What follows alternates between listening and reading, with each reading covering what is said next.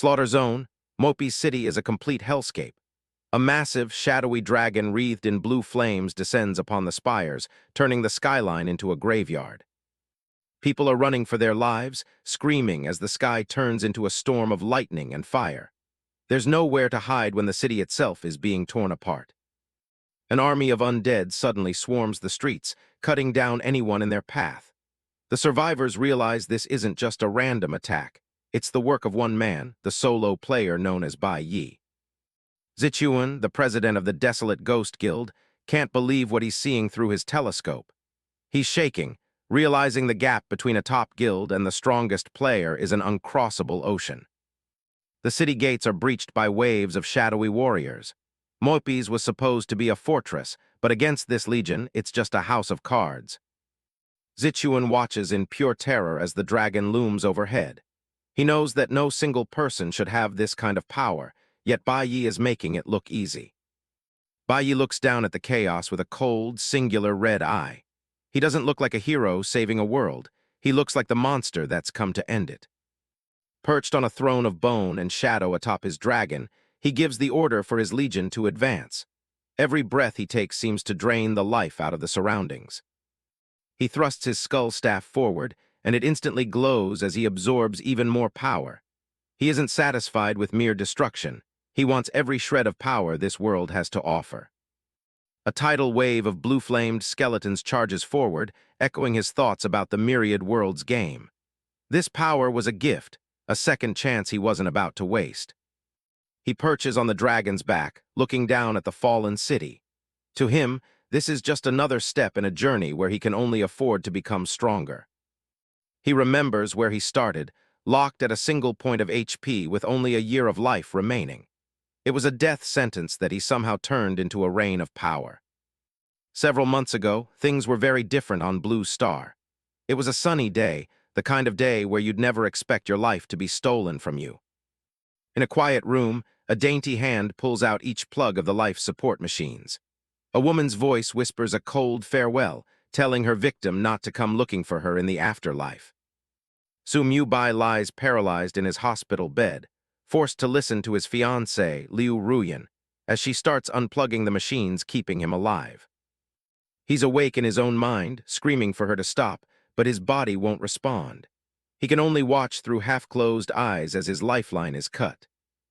Liu Ruyan stands over him like a vulture. She's supposed to be the person he trusts most, but right now, she's just his executioner. She looks down with zero remorse, telling him he's basically a corpse already. In her eyes, she's just doing him a favor by ending it early. Su Mubai was the #1 player on the planet, a man sitting on trillions in wealth until a mysterious accident turned him into a vegetable. He's trapped in a cage of his own flesh, able to hear every word but unable to even twitch a finger. The injustice of it all is burning a hole through his soul. Suddenly, the door is kicked open, and another man strides into the room. Liu Ruyan doesn't even look surprised. It's Zhao Su, one of Su Mubai's old classmates. He walks in with a smug grin, mocking Liu Ruyan for hesitating to finish the job. Su Mubai's mind races as he recognizes the voice. He wonders what his friend is doing here during his final moments.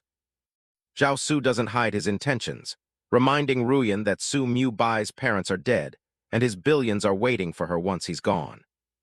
Su Mubai is seething, calling them a pair of dogs in his head. The betrayal goes deeper than he ever imagined.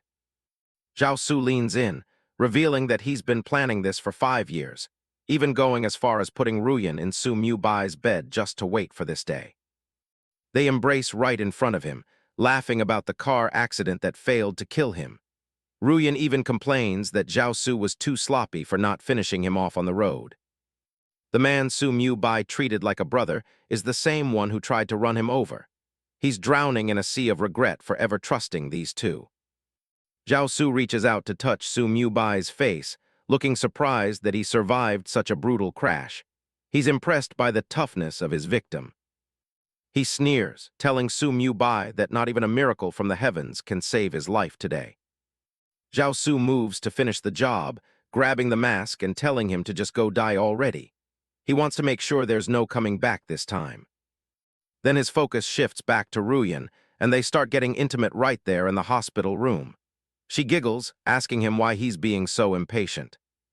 She suggests they move to another room, feeling like it's bad luck to do this in front of a man who's about to die. Zhao Su picks her up and heads for the door, promising to come back and ravage her later. They leave Su Mubai alone in the dark to suffocate. Su Mubai is drenched in sweat, unable to even open his eyes as he fights against his own paralysis. He curses the heavens, pleading for his body to move just one time. The heart rate monitor starts to beep faster and then slows down. He can feel his life slipping away, and he absolutely refuses to accept this end. His hand falls limp as the final connection is severed.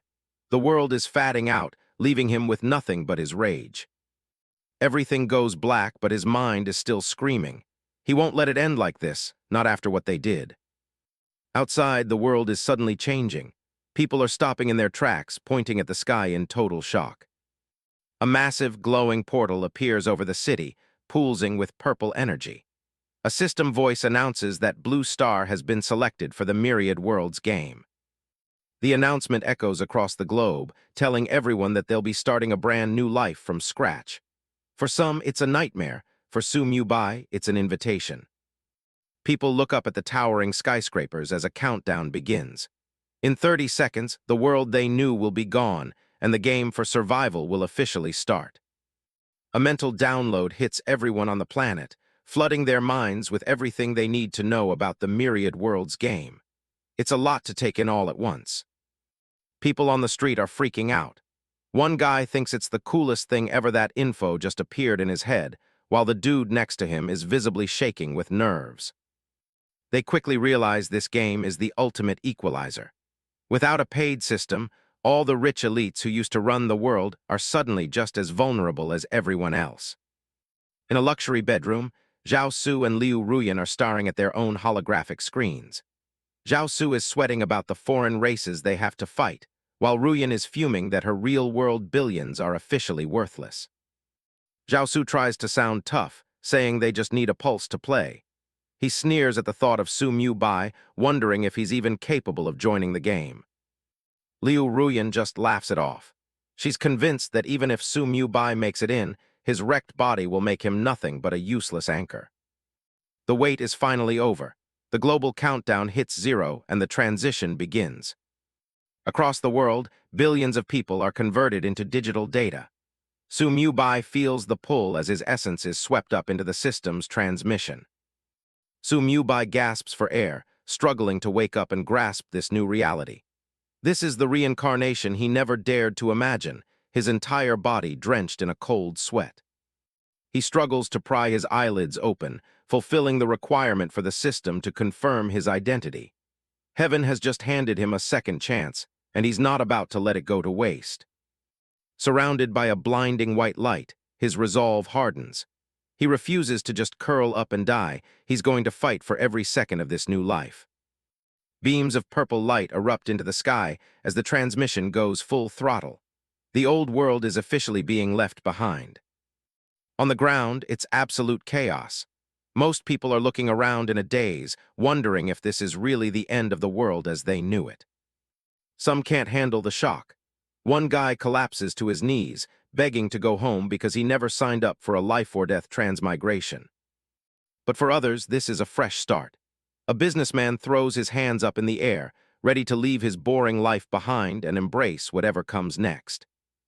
Su Mubai finds himself standing on a massive island floating in a purple void. Ahead of him sits the Descendants' Temple, a silent monument in the middle of nowhere. He slowly stands up, then realizes that he can actually stand back up. The fact that his body is working again hits him like a sledgehammer to the head. A system voice booms across the temple, welcoming the players from Blue Star. It immediately starts scanning his body data to set up his character. For Su Mubai, the feeling of being truly alive again is absolutely incredible. He doesn't hesitate when the screen asks him to pick a name for this new world. He's identified as a descendant, and the interface waits for his input. This is the moment he leaves Su Mubai behind. He types in Bai Yi and confirms it. As soon as the nomming is successful, the system moves on to the talent awakening process. The voice explains that every player gets one talent awakened in the Starry Sky Hall. It's the most important part of the start, since your talent defines your power.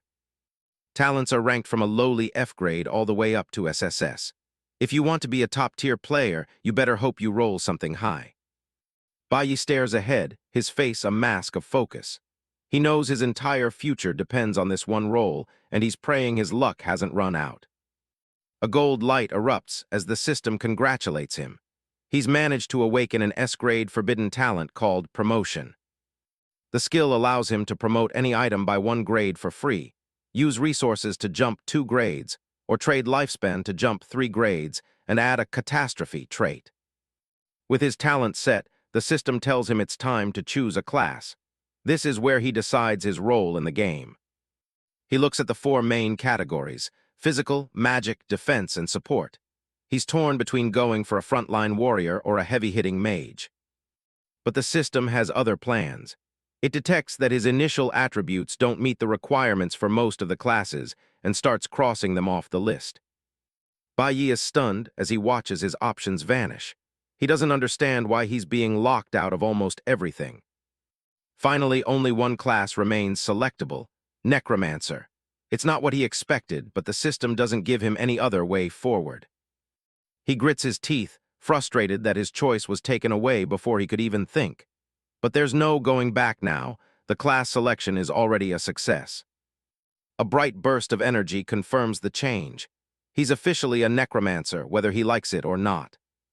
He finds himself holding a skull-topped staff, looking every bit the part of an undead summoner. He tries to look on the bright side, thinking a necromancer might actually be a decent pick. Then he looks at his health bar and his heart nearly stops. His HP is locked at 1-1. It doesn't matter how high he levels, he's always 1 hit away from death. He stares at the screen in pure disbelief. This has to be some kind of sick joke. 1 single drop of blood lost, and he's gone. To make things even worse, he checks his remaining lifespan and sees he only has 1 year left to live. He looks at his menu, the blue glow reflecting in his eyes as he realizes he's backed into a corner. Since there's no retreat, he decides he has to take the biggest gamble of his life. He remembers that S-grade talent he just pulled. Promotion is his only way out of this mess. He points his finger and decides to use the catastrophe promotion on his own class. The system warns it costs 100,000 years of life, but he's got 1 free pass, and he's using it now. He smashes the confirm button without a second thought. It's all or nothing. A massive pillar of golden light engulfs him as the promotion hits. He's no longer just a necromancer. He's evolved into the exclusive hidden class, Death Sovereign. The system notifications chime in rapid succession. Bayi has unlocked the lifelink and summon enhancement skills, along with an exclusive offhand item called the Book of Death, while his hidden class gains a mysterious catastrophe trait. A translucent window appears in front of him, starting a final 10-second countdown. The voice of the system instructs him to prepare for the official start of the Myriad Worlds Game. Bayi grits his teeth, his hand tightening around his wooden staff as the glowing red numbers tick down. He acknowledges that the promotion cost him dearly, but his focus is entirely on the immediate transition into the game world. His mind flashes with the images of Zhao Su and Liu Ruyan, their faces twisted into arrogant smirks. He vows to find them both and ensure they experience the same flavor of despair they forced upon him. The countdown reaches its final moments, 3, 2, 1, and then it finishes, marking the end of his old life. A block of text explains the harsh reality of death in this game, a loss of a level, and a full 10% of one's lifespan. Fortunately, the beginner village offers a temporary safety net, protecting players' precious remaining years from being deducted upon death. White light fades to reveal a lush, vibrant world where players are materializing by the dozens. Some are already complaining about work, while others are trying to find someone to show them the ropes. The system welcomes him to Beginner Village 9527 of the Shenlong Empire. Bayi stands amidst the crowd, his gaze steady as he ignores the enthusiastic shouts of players who believe their fantasy novel dreams are finally coming true. Around him, the air is filled with people shouting their talent tiers and looking for parties to grind with. Bayi ignores the calls for mages and healers. deciding instead to head straight for the village entrance to test his new capabilities. He opens his skill menu to inspect Summon Little Skeleton. It's a basic F-tier active skill that brings a weak skeletal warrior into existence to fight on his behalf. Wisps of ethereal blue energy begin to swirl and condense in front of him as the summoning process initiates. Bai looks on with a calm expression, nodding that he currently only has 2 F-tier skills to work with. One is for summoning his undead servants, and the other is a direct attack.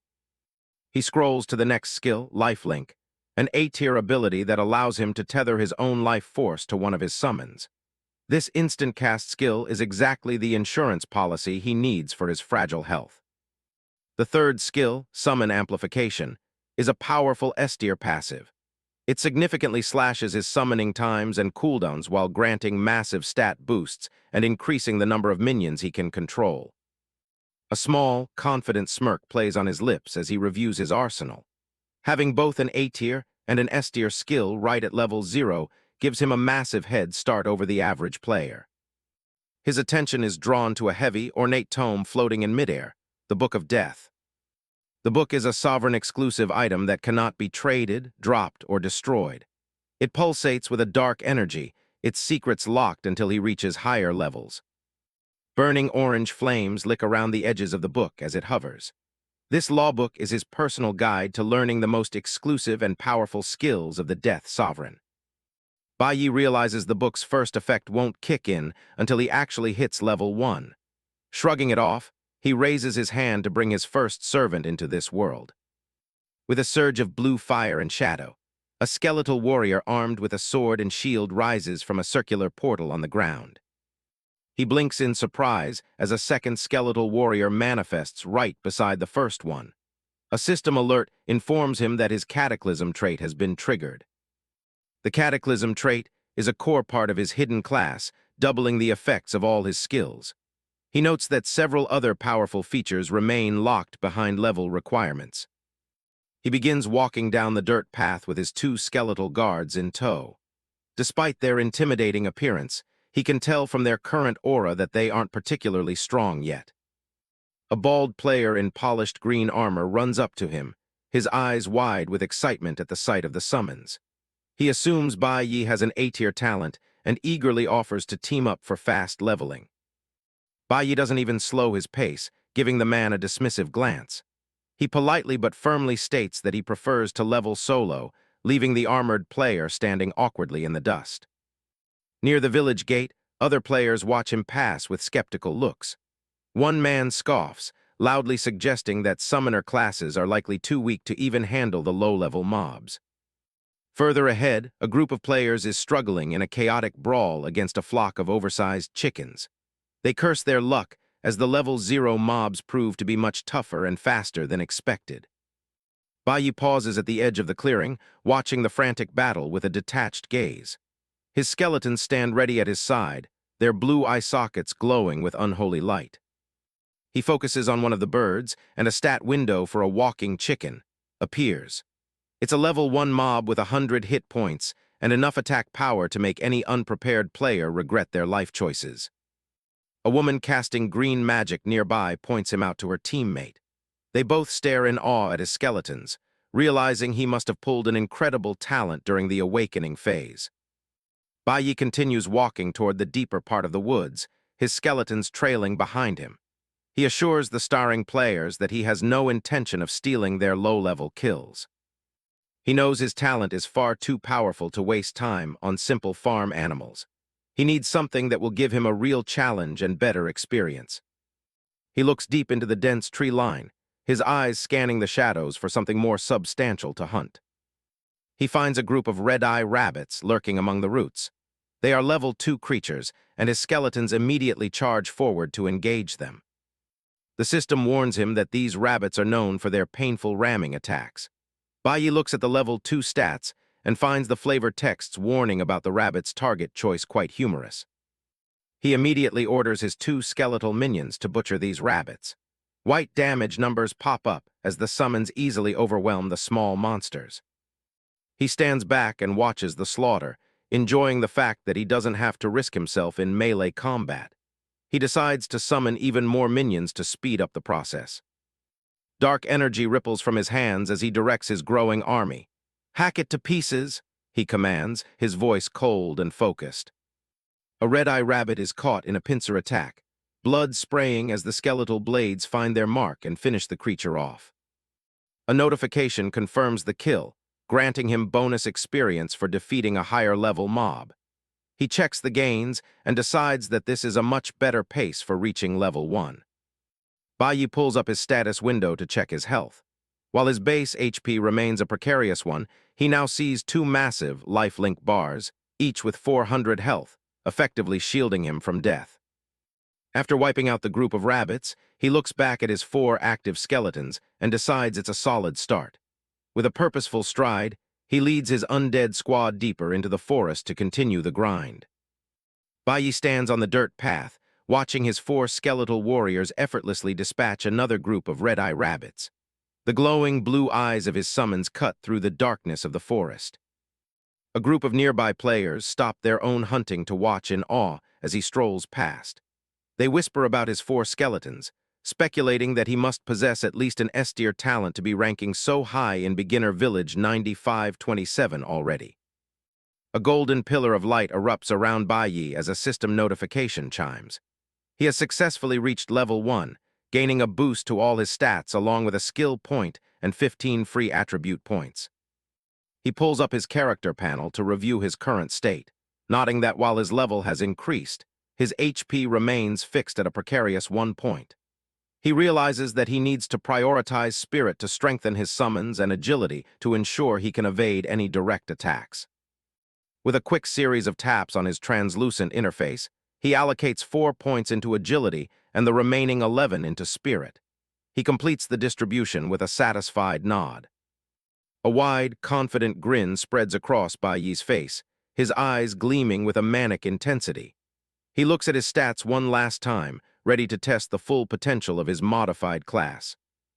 The system notifications continue to flood in as his skills undergo a massive promotion. His basic summoning and burn skills evolve to E tier, while his critical passive skills reach S and even SS tier status. He examines the new summon skeleton skill, which now requires a 3-second cast time and has a 30-second cooldown. Though it consumes more mana, the power level of the summoned warrior has significantly increased. The most dramatic change comes from the SS tier death conscript, passive. It slashes his summoning cast times and cooldowns by 75%, while doubling both the stats and the maximum number of minions he can control. Bai's eyes widen as he reads the description of his new S-tier passive, life sharing. This skill allows him to distribute any damage he takes across his entire army, effectively giving him a massive secondary health pool that negates his 1 HP weakness. He raises his skeletal staff high, and a torrential swirl of blue spectral flames erupts around him. He decides there's no longer any need to hide his strength, declaring his intent to fill his summon cap and grind with everything he has. Looking at the glowing Book of Death in his hand, he decides it's the perfect time to upgrade his exclusive class item. He channels his power into the tome, causing it to pulsate with a blinding orange light. The item evolves into the sacred Tome of Death, granting him a significant boost to his magic power. While more powerful effects are teased for level 10, the immediate upgrade is a welcome addition to his arsenal.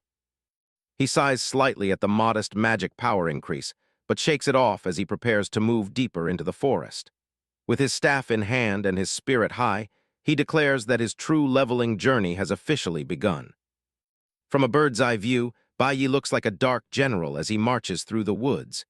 His skeletal warriors fan out around him, swarming over any monsters that dare to cross their path. A claw-cat demon with dark red fur and sharp talons lunges from the brush, letting out a ferocious roar. Its eyes are fixed on the intruder, but it has no idea what it's about to face. Bai doesn't even flinch, his face twisted into a dark, eager smirk as he begins the summoning ritual.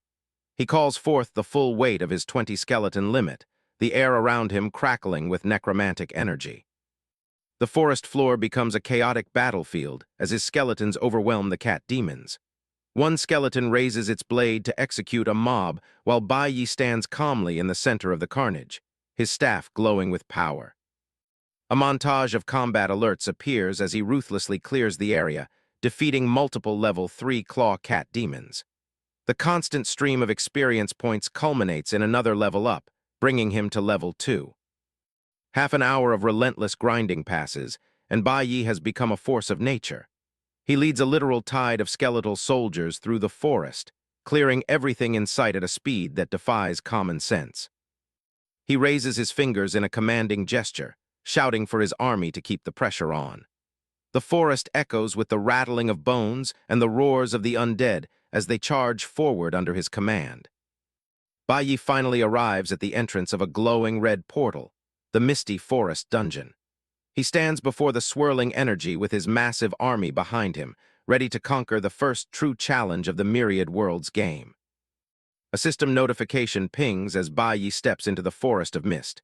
It's set to hell difficulty, the kind of place where one wrong move means game over. He's not alone, though. He's got a whole squad of armored skeletons standing ready behind him. He looks around, but the fog is so thick he can barely see his own hand in front of his face. The path ahead is completely swallowed by the white haze. It's the perfect spot for an ambush, and he knows it. Bai Yi doesn't seem worried, though. He raises his staff, glowing with blue energy, and gives the order to his skeleton crew to scout ahead. He's looking to clear the path and take out anything that breathes or doesn't. He keeps his cool, knowing he can control his summons within a 100-meter range. Without that mental link, he'd probably lose half his army in this soup. He stands tall, arms on his hips, letting the skeletons do the heavy lifting. Suddenly, a massive mist tree towers over one of his soldiers. It's a level 8 elite with over 3,000 HP and some nasty-looking branches. The skeleton looks tiny compared to this wooden titan. Instead of panicking, Bai Yi just smirks. Finding a monster this early is exactly what he wanted. He's ready to see just how much experience this overgrown tree is worth. He gives the command, and the skeletons swarm the giant. The tree fights back, lashing out with a skill called Entangle. A massive, glowing vine sweeps across the ground, trying to pin his boys down. One of the skeletons gets snatched up, thick vines wrapping around its ribcage. The monster isn't going down without a fight. It's got a surprising amount of strength for a walking pile of mulch. Bai Yi watches the struggle, calculating the risks. The elite's attack power is impressive, but he's got a secret weapon, sheer numbers. He's got more skeletons than the tree has branches. He points forward, and the rest of the squad dives into the fray. Swords and axes bite into the tree's bark from every angle. It's total chaos as they focus fire on the monster. The tree finally collapses into a pile of wood. A notification pops up confirming the kill and a sweet 50% level gap bonus. That's a 60-point X boost right there. He checks the stats and realizes the hell difficulty has buffed the mobs by 3 levels. Every single one of them is an elite, which means the experience gains are going to be massive. He's got a long road ahead, but the payoff looks worth it. Suddenly, something massive shifts in the shadows behind him. A giant snake with glowing red eyes slithers out of the mist, ready to strike. It's a mist tree boa, and it's been waiting for him to let his guard down. The snake lunges, but Bai Yi is too fast. He leaps back, blue energy sparking around his staff as he realizes he's been ambushed. This one's another level 8 elite, and it looks hungry. He doesn't let the surprise get to him. He jokes about roasting the snake for dinner as he readies a counterattack. The boa's stats pop up, showing off its strangle skill, but he isn't planning on letting it get close enough to use it. A blast of energy hits the snake square in the head. Red damage numbers fly off as it hisses in pain. He's dealing some serious damage, and he's just getting started. The skeletons don't miss a beat, jumping onto the snake's back. They hack away at its scales while Bai Yi keeps up the pressure. It's a coordinated beatdown that leaves the monster with nowhere to run. The snake goes down, and another exp notification rolls in. He's taking out these elites left and right. The hell-level difficulty doesn't seem so tough when you've got an undying army at your beck and call.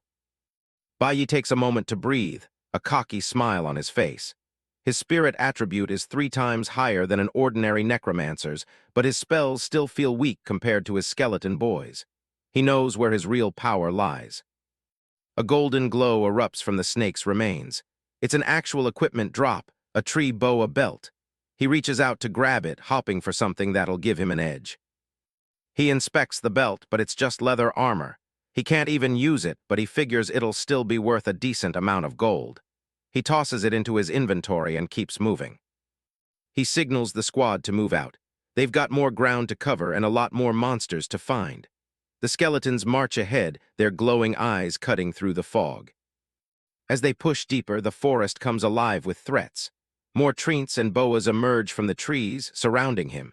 He's outnumbered now, but he doesn't look bothered at all. He slams his staff down, and a massive blue magic circle erupts beneath him. It's time for the harvest to begin. He's going all out to clear this wave in one go. The skeletons go wild, tearing into a treant with frenzied attacks. Blue flames lick off their blades as they strike. The monster groans under the weight of the assault, its wooden body splintering. Another skeleton leaps onto a snake, its sword glowing with power. It's a clean hit that sends scales flying. The dungeon is turning into a slaughterhouse as he pushes forward. From high above, you can see the scale of the battle. Dozens of skeletons are locked in combat with the forest's defenders. It's a sea of bone and mist, and Bai Yi is right in the center of it all. A massive golden pillar of light engulfs him. He's finally hit level 5, and the stat boosts are rolling in. He's getting stronger with every kill, and the system is rewarding him for the grind. He pumps a fist in the air, grinning from ear to ear.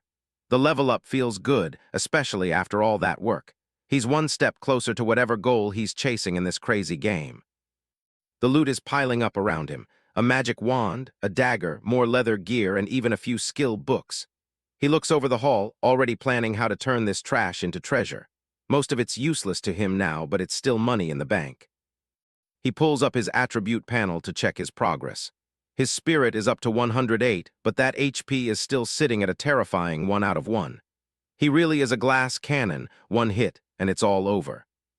He picks up the new wooden magic wand and sighs. The stats are still pretty pathetic compared to what he really needs. He knows he'll have to find something way better if he wants to survive the bosses. Something else catches his eye, his tome of death leveled up too. A new notification pops up as the book glows with an eerie orange light. It seems his growth is tied to more than just his own level. He opens the tome to check the new attributes. It's a class-exclusive item that grows with him, and the buffs it's giving his summons are insane.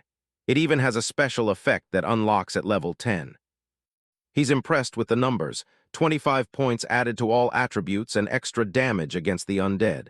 It's exactly the kind of edge he needs. He laughs to himself, feeling like he's finally getting somewhere. He rallies his skeletons, pointing his glowing staff toward the heart of the forest. With his new gear and boosted stats, he's ready for the big one. It's time to face the boss of this place. He marches forward, his boots crunching on the dead leaves. He's eager to see just how tough the boss really is on hell difficulty. He isn't holding anything back now. He rounds a corner and stops in his tracks.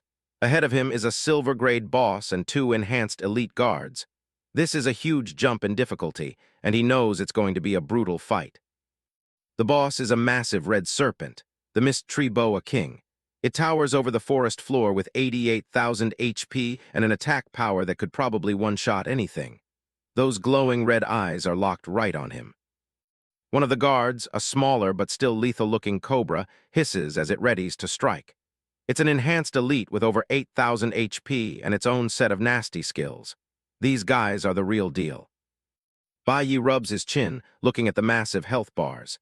He's wondering if his skeleton crew can actually hold out against 80,000 HP. He decides there's only one way to find out and shrugs off the doubt. He gives the final command, and the skeletons charge forward into the clearing. They don't show any fear as they rush toward the massive serpent. The boss fight is officially on, and it's going to be legendary. The Mist Tree Boa King doesn't waste any time. It lunges forward and wipes out one of Bai Yi's skeletons in a single, brutal bite. He's genuinely shaken. That kind of raw attack power is absolutely terrifying. But the shock doesn't last long. Bai Yi grins, his eyes narrowing with a sharp, dangerous glint. Sure, the boss hits hard, but he's got a plan that doesn't rely on being tougher, just more numerous. He raises his staff, calling out for his Skeleton C tactic. If the snake wants to kill them, it's going to have to bite through an endless wave of bone. He's betting his entire strategy on overwhelming the boss with sheer volume. He gives the order to hack away, and the skeletons swarm the massive serpent. They're climbing all over it, swords and axes swinging wildly. It's a messy, chaotic brawl in the middle of the mist. The battle notifications start rolling in as his boys take down the guards. Killing those level 8 enhanced elites nets him a nice extra X bonus. It's a good start, but the main prize is still very much alive and angry. With the guards out of the way, Bai Yi focuses everything on the boss. He stands back, blue energy swirling around his hand as he directs the focus fire. It's all or nothing now. The Boa King lunges again, its massive body coiling and striking with incredible speed. It's a flurry of scales and fangs, trying to clear the skeletons off its back. The forest floor is being torn up by the sheer force of its movement. A close-up of the beast reveals its jagged fangs and dripping maw. It lets out a deafening roar that echoes through the trees. This isn't just a monster, it's a force of nature. Bai Yi looks a bit sheepish as he checks the damage numbers. His own attacks aren't doing nearly as much as he'd hoped. He's starting to realize he might be a bit of a lightweight in the direct combat department. The Boa King towers over the skeletons, looking down at them like they're nothing more than annoying bugs. It's a massive, intimidating silhouette against the purple sky. The scale of the boss is truly sinking in now. It strikes again, sweeping through the skeleton ranks and smashing them into pieces. The ground shakes with every impact. It's a one-sided slaughter as the boss clears the area. Bai Yi watches in horror as the boss literally starts eating his soldiers. One by one, they're getting swallowed whole. He's losing his army fast, and he needs to do something before he's the only one left. The serpent begins to glow with an intense blue light, stars and sparks flying off its scales. It's charging up for something big. Bai Yi braces himself, knowing a major skill is about to drop. He watches the boss closely, sweat beading on his forehead. This is the moment where everything could fall apart. He's waiting for the strike, ready to react if he can. The Boa King opens its mouth and spits out a massive cloud of glowing green poison. It's a disgusting, corrosive mess that covers the entire area. The air itself seems to sizzle as the toxin spreads. Bai Yi realizes the boss isn't just mindless, it's targeting him directly. The poison cloud is heading straight his way, and there's no time to dodge. He grits his teeth, bracing for the impact. The green toxic mist completely engulfs him, hiding him from view. It looks like it's over, but the boss is in for a surprise. The poison swirls around him, but he's still standing. He steps out of the smoke with a smug grin, completely unharmed. He reveals his secret, life-sharing. With over 100,000 health points shared across his army, that lethal attack was barely a scratch. He laughs, readying another spell with his staff. He tells the boss it's time to give up and die already. The tide has turned, and he's feeling more confident than ever. The fight enters its final stage as the skeletons deliver the finishing blows. You can see the magic flying and the boss thrashing in its death throes. It's a total group effort led by a very smart strategist. The notification finally pings. Silver-grade boss Mist Tree Boa King is dead. Bai Yi earns a massive 14,000 X points. He's done it, the first solo kill of a silver boss in the entire village. He throws his arms up in victory, basking in the success.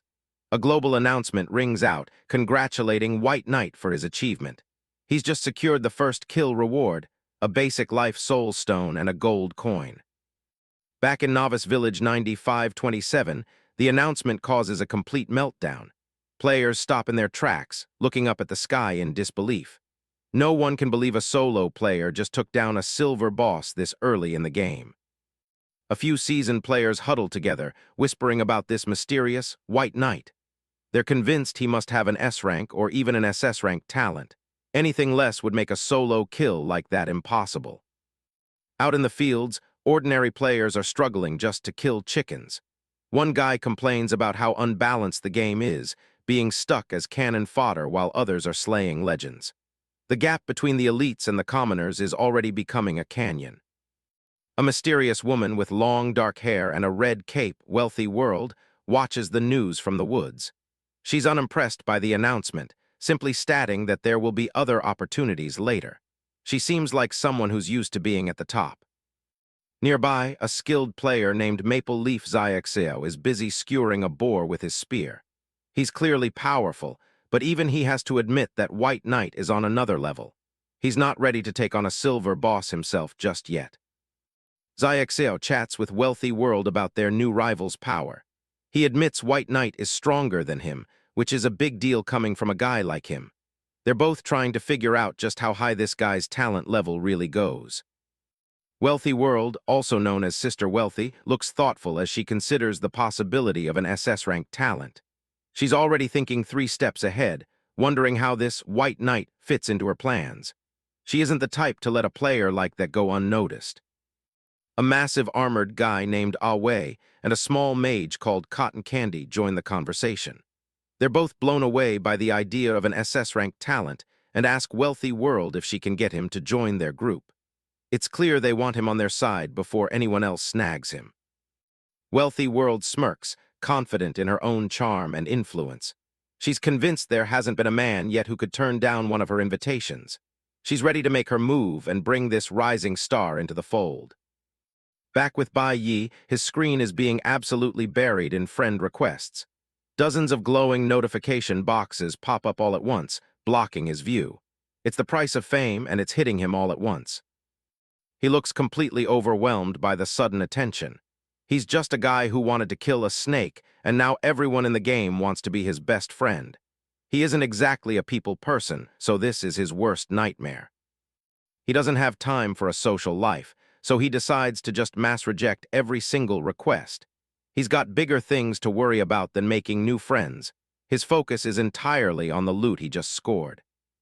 He holds up the basic life soul stones he just received, a look of curiosity on his face. He realizes these are the items that can actually increase his lifespan. It's a literal second chance at life, right in the palm of his hand. Each stone adds 30 days of life, and his eyes light up at the possibility. He realizes he can extend his time on this planet indefinitely if he keeps finding these. He immediately decides to use his promotion skill to see what happens. A notification confirms he successfully upgraded a stone to an intermediate life soul stone. It's a glowing magenta crystal that pulses with energy. The power of his promotion skill is really starting to show its worth. He's ecstatic as he realizes the upgrade quadrupled the lifespan bonus. 6 of these stones now equal almost 2 years of life. He's addicted to the feeling of getting something so valuable for absolutely nothing. He turns his attention to the rest of the loot, 2 skill books and a bunch of gear. None of the books are for his class, so he'll probably just sell them. But he spots a glowing ring that looks like it might have some potential. He picks up the venomous ring, which has a cool green gemstone. It's somewhat useful as it is, but he's curious to see what it becomes after a little upgrade. He's already planning how to maximize its potential. He activates the promotion, and the ring transforms into a gold-grade item. The stats are incredible: extra spell power, agility, and spirit. It's exactly the kind of boost he needs to keep his solo streak going. He's thrilled with the new venomous ring, especially the poison attribute. If his direct magic doesn't finish the job, the poison will definitely do the trick. He slips it on, feeling more powerful with every new piece of gear he promotes. Bai Yi stands over the remains of the battle, watching his surviving skeletons. He realizes that while they got the job done, a lot of them were wiped out by just a beginner boss. They're going to need a serious upgrade if he wants to survive what's coming next. He glances at the pile of gold coins he just earned. It's a small fortune for a level 1 player, and he's already thinking of the best way to spend it.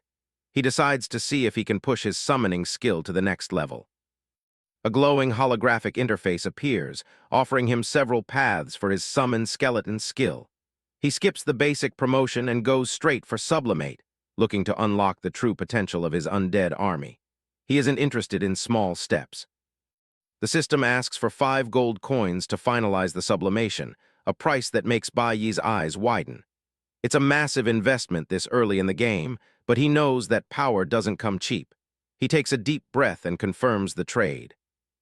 A brilliant flash of blue light signals the success of the upgrade. His summoned small skeleton has evolved into the D-rank Summoned Skeleton Soldier.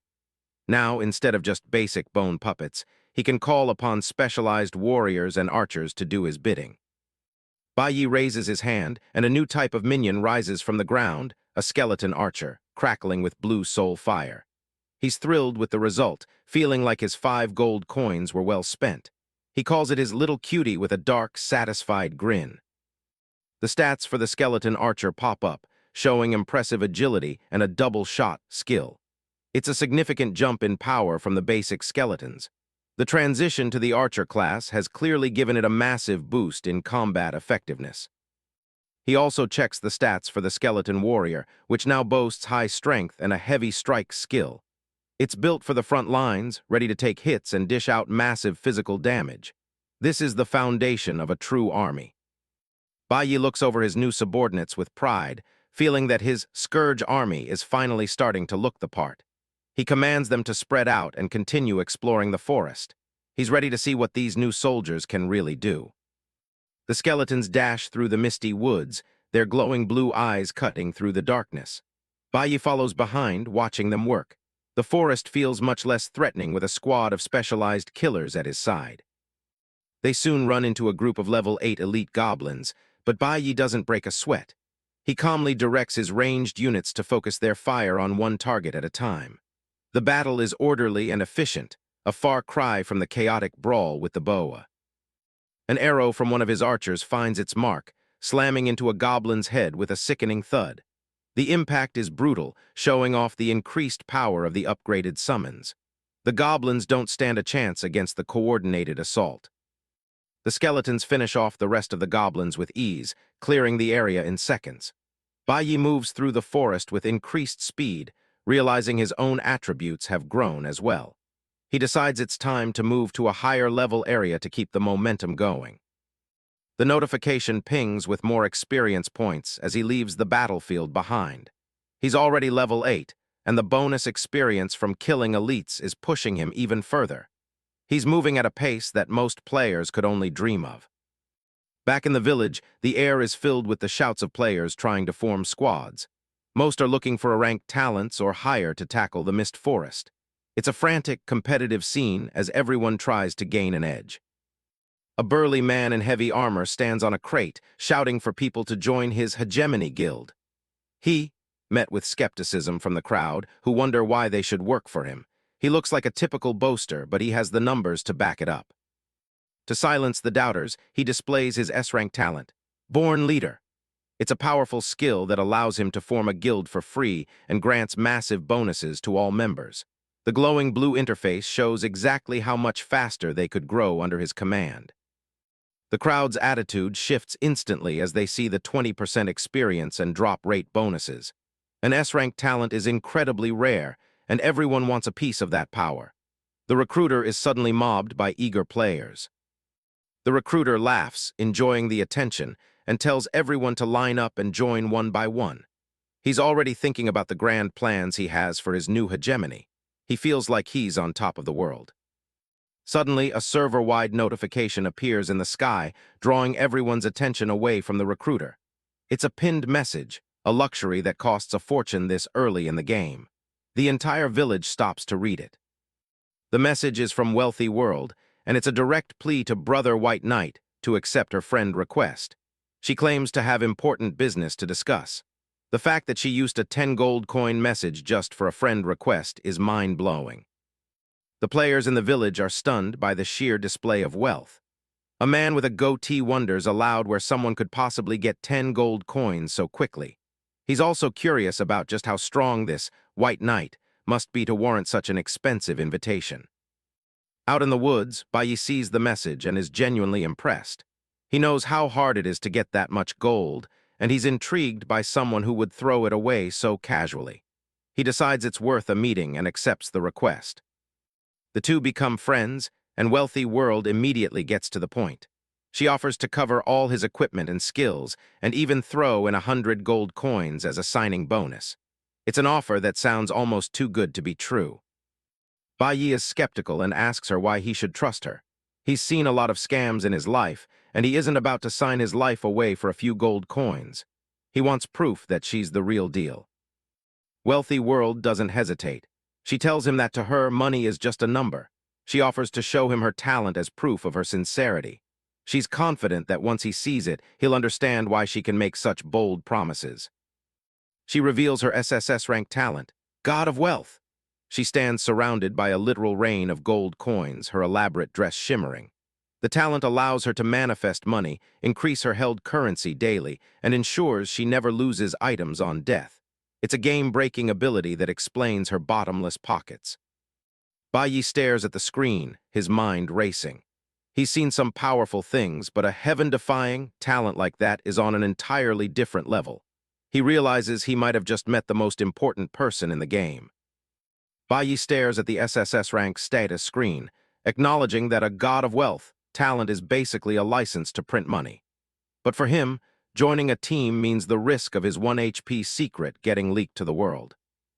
He flatly rejects the offer, telling the girl he prefers to solo during these early stages.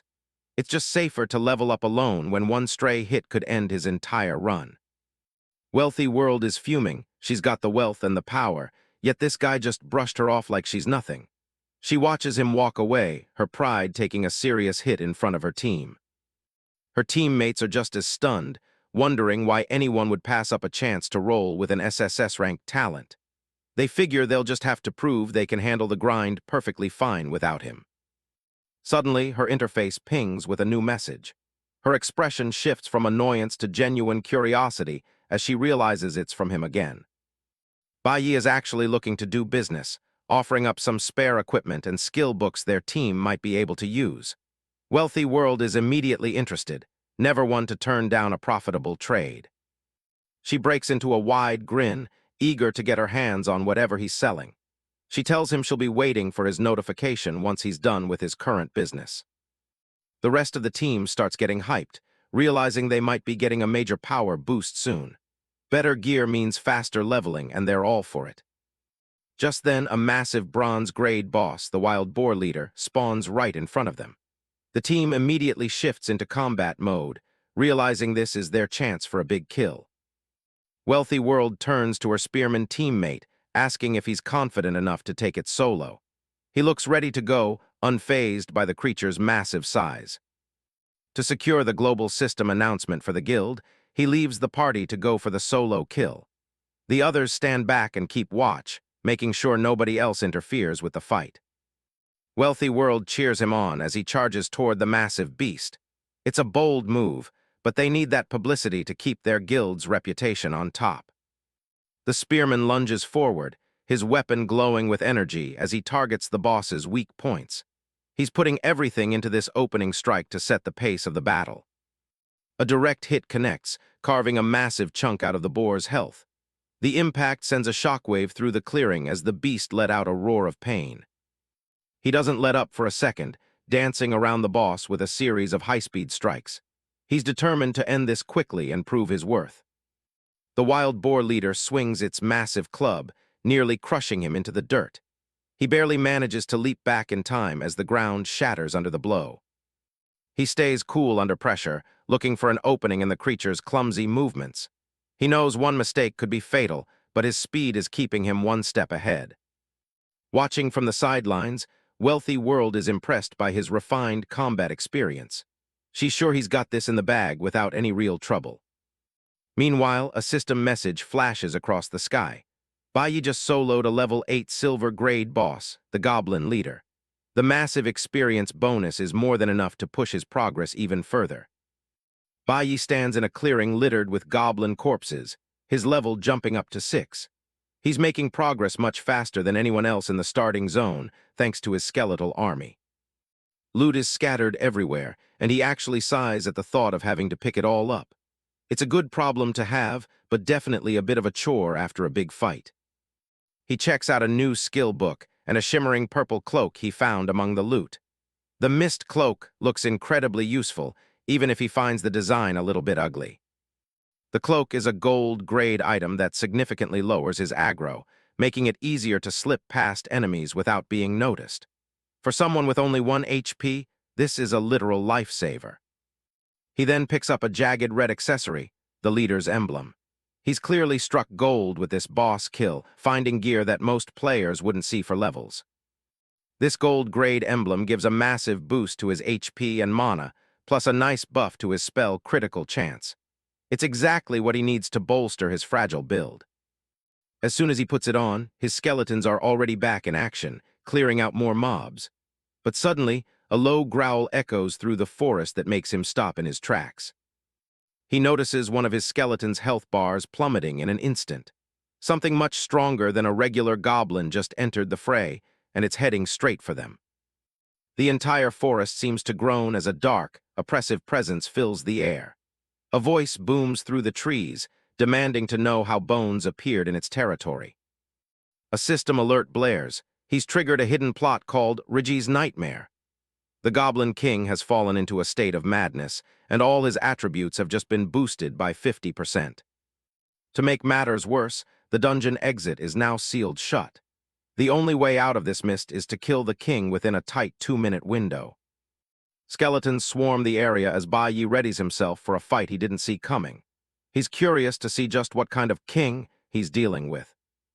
A massive goblin in royal robes crashes into the clearing, swinging a heavy weapon with terrifying force. The ground buckles under the sheer weight of his explosive entrance. The Goblin King roars, his eyes glowing with a murderous red light as he stares down the skeletal invaders. He's clearly not happy about these rotten bones trespassing in his territory. The status screen reveals a grim reality. King Ragu is a gold-grade boss with over 300,000 HP. In his madness state, he's practically an unstoppable tank with lethal attack power. And what's even creepier is that this guy can actually talk. Bai Yi's eyes widen at the massive health pool he has to chip away at. Taking this guy down in under 2 minutes for the hidden plot objective is going to be a hell of a challenge. He doesn't hesitate, commanding his skeletal army to swarm the king. He's banking on his numbers to overwhelm the beast's raw power while he stays safely in the back. The skeletons pile on, their arrows and blades chipping away at the king's massive HP bar.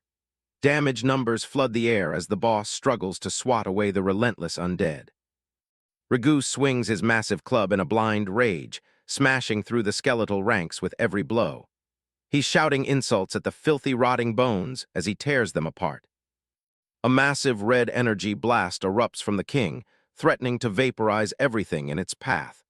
The sheer intensity of the attack is enough to make anyone rethink their chances of winning. Bai Yi narrows his eyes, focusing intently as the battle reaches its peak. He's calculating his next move, knowing he needs to finish this right now before the timer runs out. He steps forward, his hand glowing with a bright blue magical aura as a complex circle forms on the ground.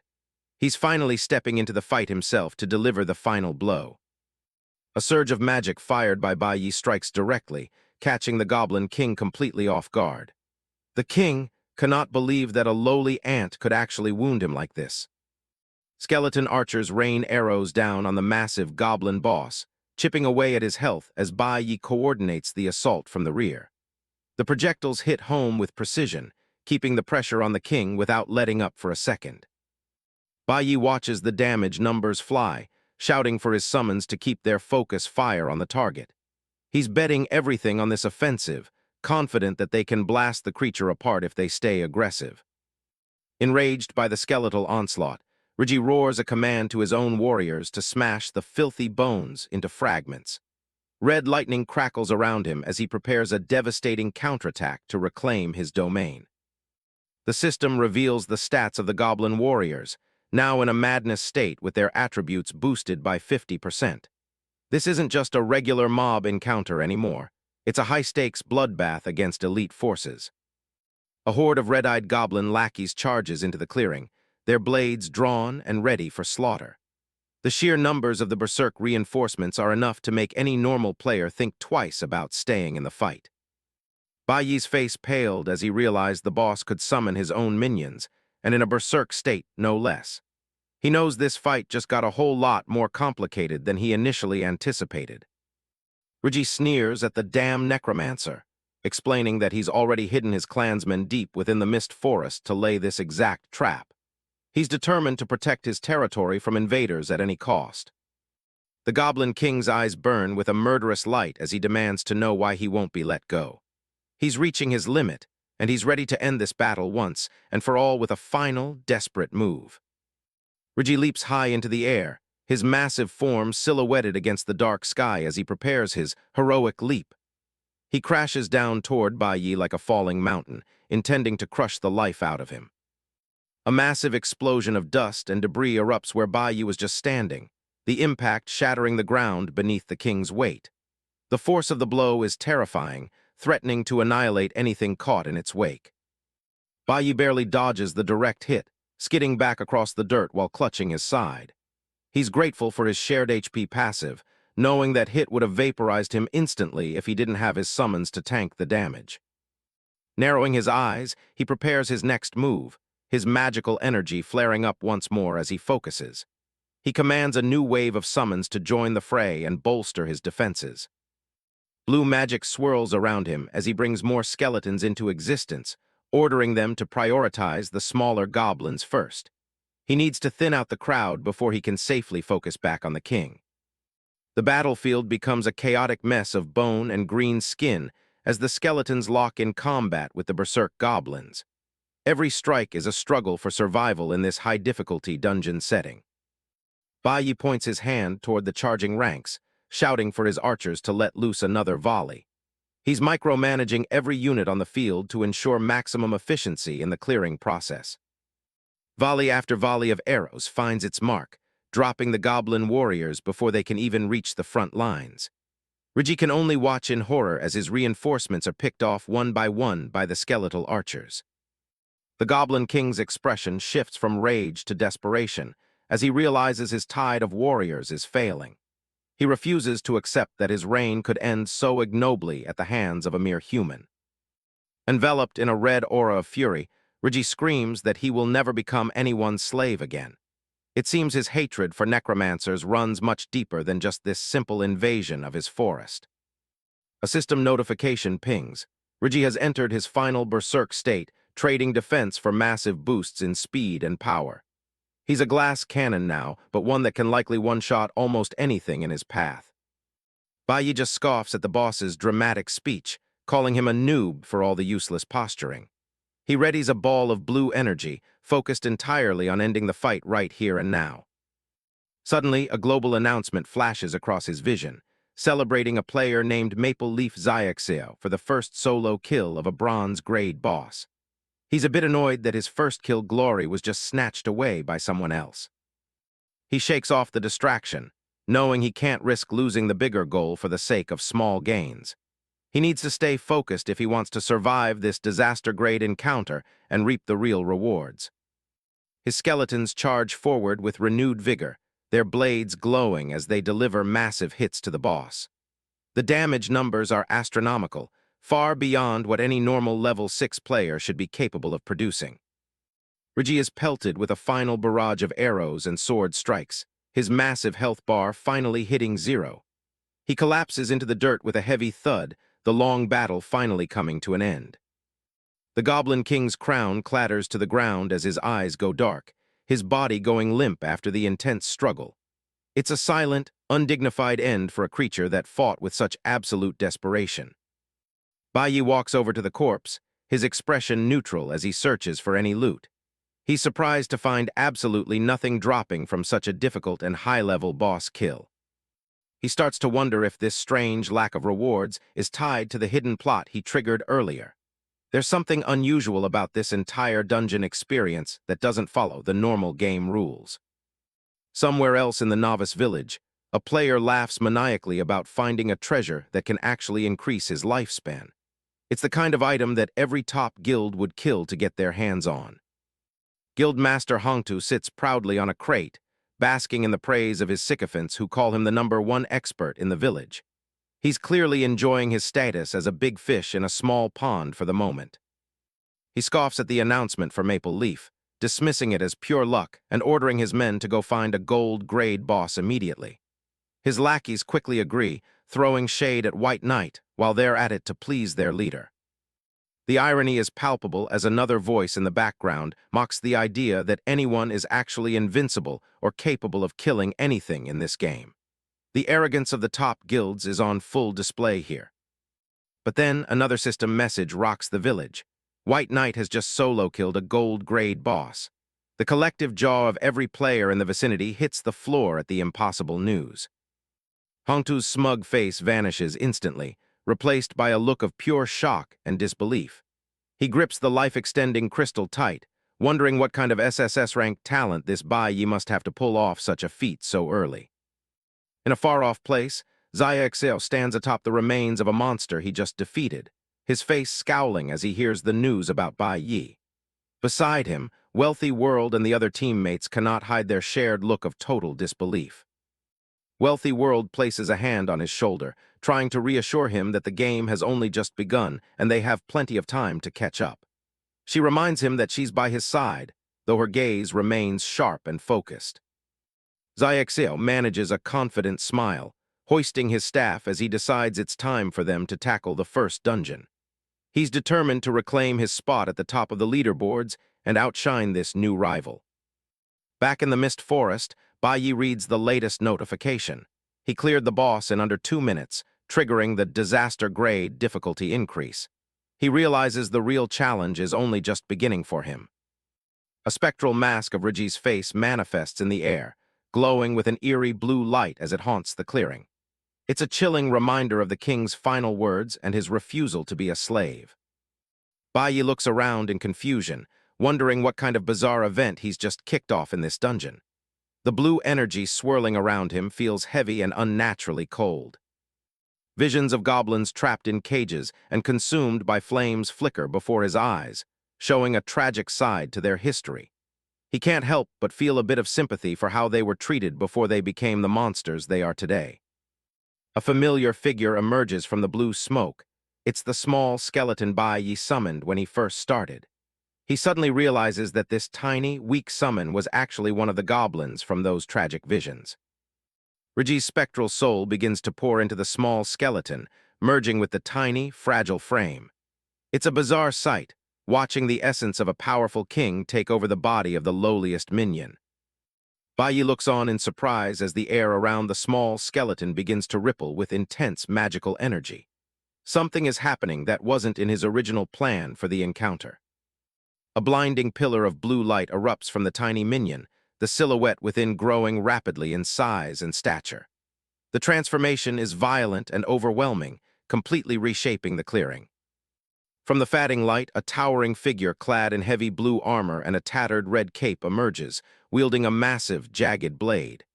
This isn't just a simple summon anymore, it's a monarch of the dead.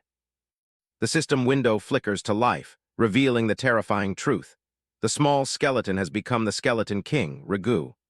At level 10 and in an insane state, his attributes have skyrocketed, making him a formidable dark gold grade boss.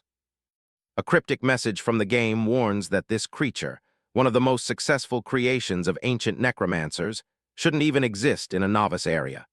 The balance of the world is being tested by this unexpected anomaly. The newly born Skeleton King looks down at his bony hands, his voice a rasping echo of his former self.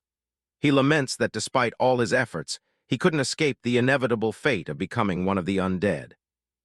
Rigu raises his sword, commanding a legion of skeletal warriors to rise and fight in his name. The ground bursts open as his loyal subjects crawl out of the earth to serve their king once more in the mortal realm. He swings his massive black sword, the blade wreathed in dark blue energy that hums with destructive power. He's ready to turn this entire forest into a graveyard for anyone who dares to stand in his way. Bai Yi breaks into a cold sweat as he takes in the sight of a dark gold boss in a novice zone. He can't believe the game would throw something so overwhelmingly powerful at players who are just starting their journey. The Skeleton King stands tall amidst a storm of blue lightning, his presence alone warping the environment around him. He is a literal god of death in this small corner of the Myriad Worlds, radiating pure menace. The stats for the king's summoned warriors appear, showing them to be level 10 with 60,000 HP each. These aren't just fodder, they're elite soldiers boosted by a terrifying aura that enhances all their attributes. Even more windows pop up, detailing the skeleton mages and archers that have joined the fray.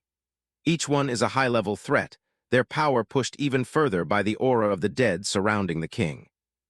Rigu's blade carves through the air, sending out shockwaves as he declares that all enemies shall join the ranks of the undead. Bai Yi realizes with a sinking feeling that his own minions are barely keeping up with just a few of these new threats. The protagonist grits his teeth, his mind racing to find a way out of this nightmare. The sheer attack power of the boss is so high that he knows a single direct hit would likely end his journey before it even truly began. To make matters worse, a system tip announces that novice village protection has been disabled for this hidden plot. Death now carries a permanent penalty of at least 10 years of his actual lifespan, a price he absolutely cannot afford. The thunder-heavy strike comes down with a deafening roar, numbers in the thousands popping up as the ground is scorched by magical lightning. The sheer scale of the damage is enough to wipe out an entire party. Bai Yi is sent tumbling backward as the shockwave of the blast hits him, his body crackling with residual electricity. He's barely clinging to life, the terrifying reality of the stakes finally hitting home. Pushed to the brink, he points his staff forward and commands his remaining little ones to focus all their fire on the scums. He knows he has to take down the boss's minions first if he wants any chance at the king himself. Another massive strike from the king tears through the battlefield, the damage output remaining consistently lethal. The air is thick with the smell of ozone and the sound of clashing steel as the fight rages on.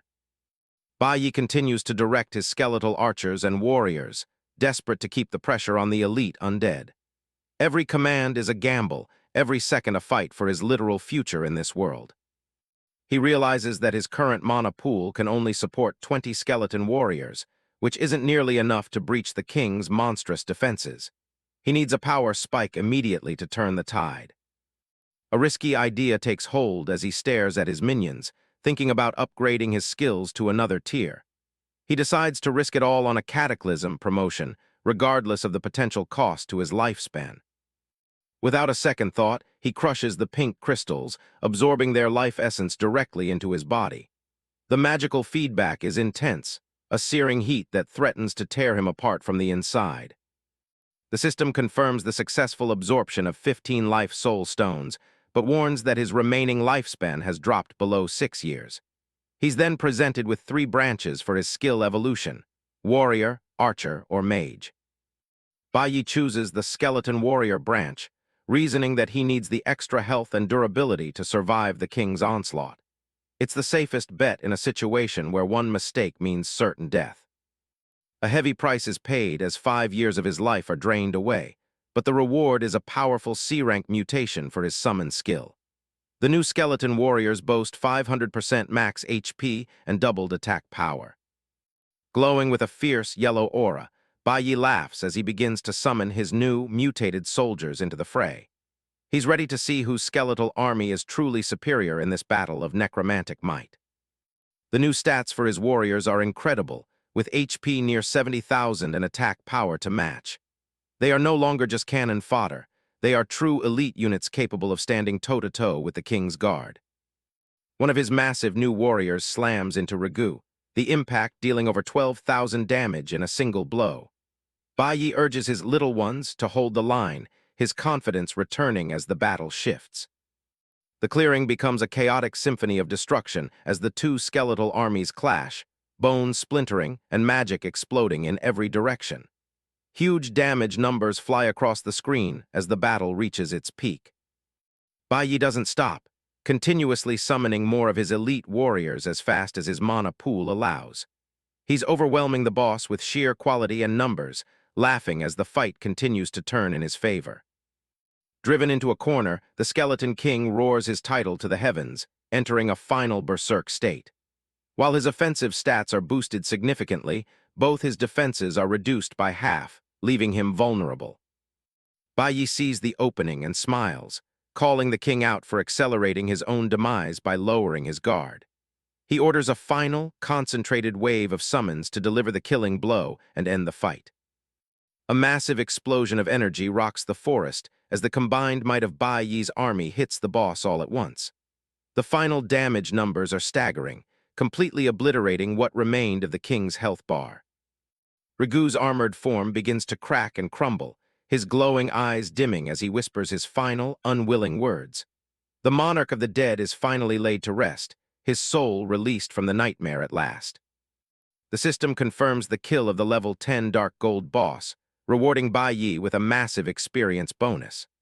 A shower of golden light descends on him as he reaches level 8 in a single, massive jump. Bai stands in the center of the level-up pillar, his face lit with a mix of exhaustion and triumph. He can hardly believe he managed to jump multiple levels from just a single high-stakes encounter. His eyes widen as he sees the loot, 40 intermediate life soul stones and a mountain of gold coins. It's a literal fortune that makes all the life-threatening risks he took feel entirely worth it.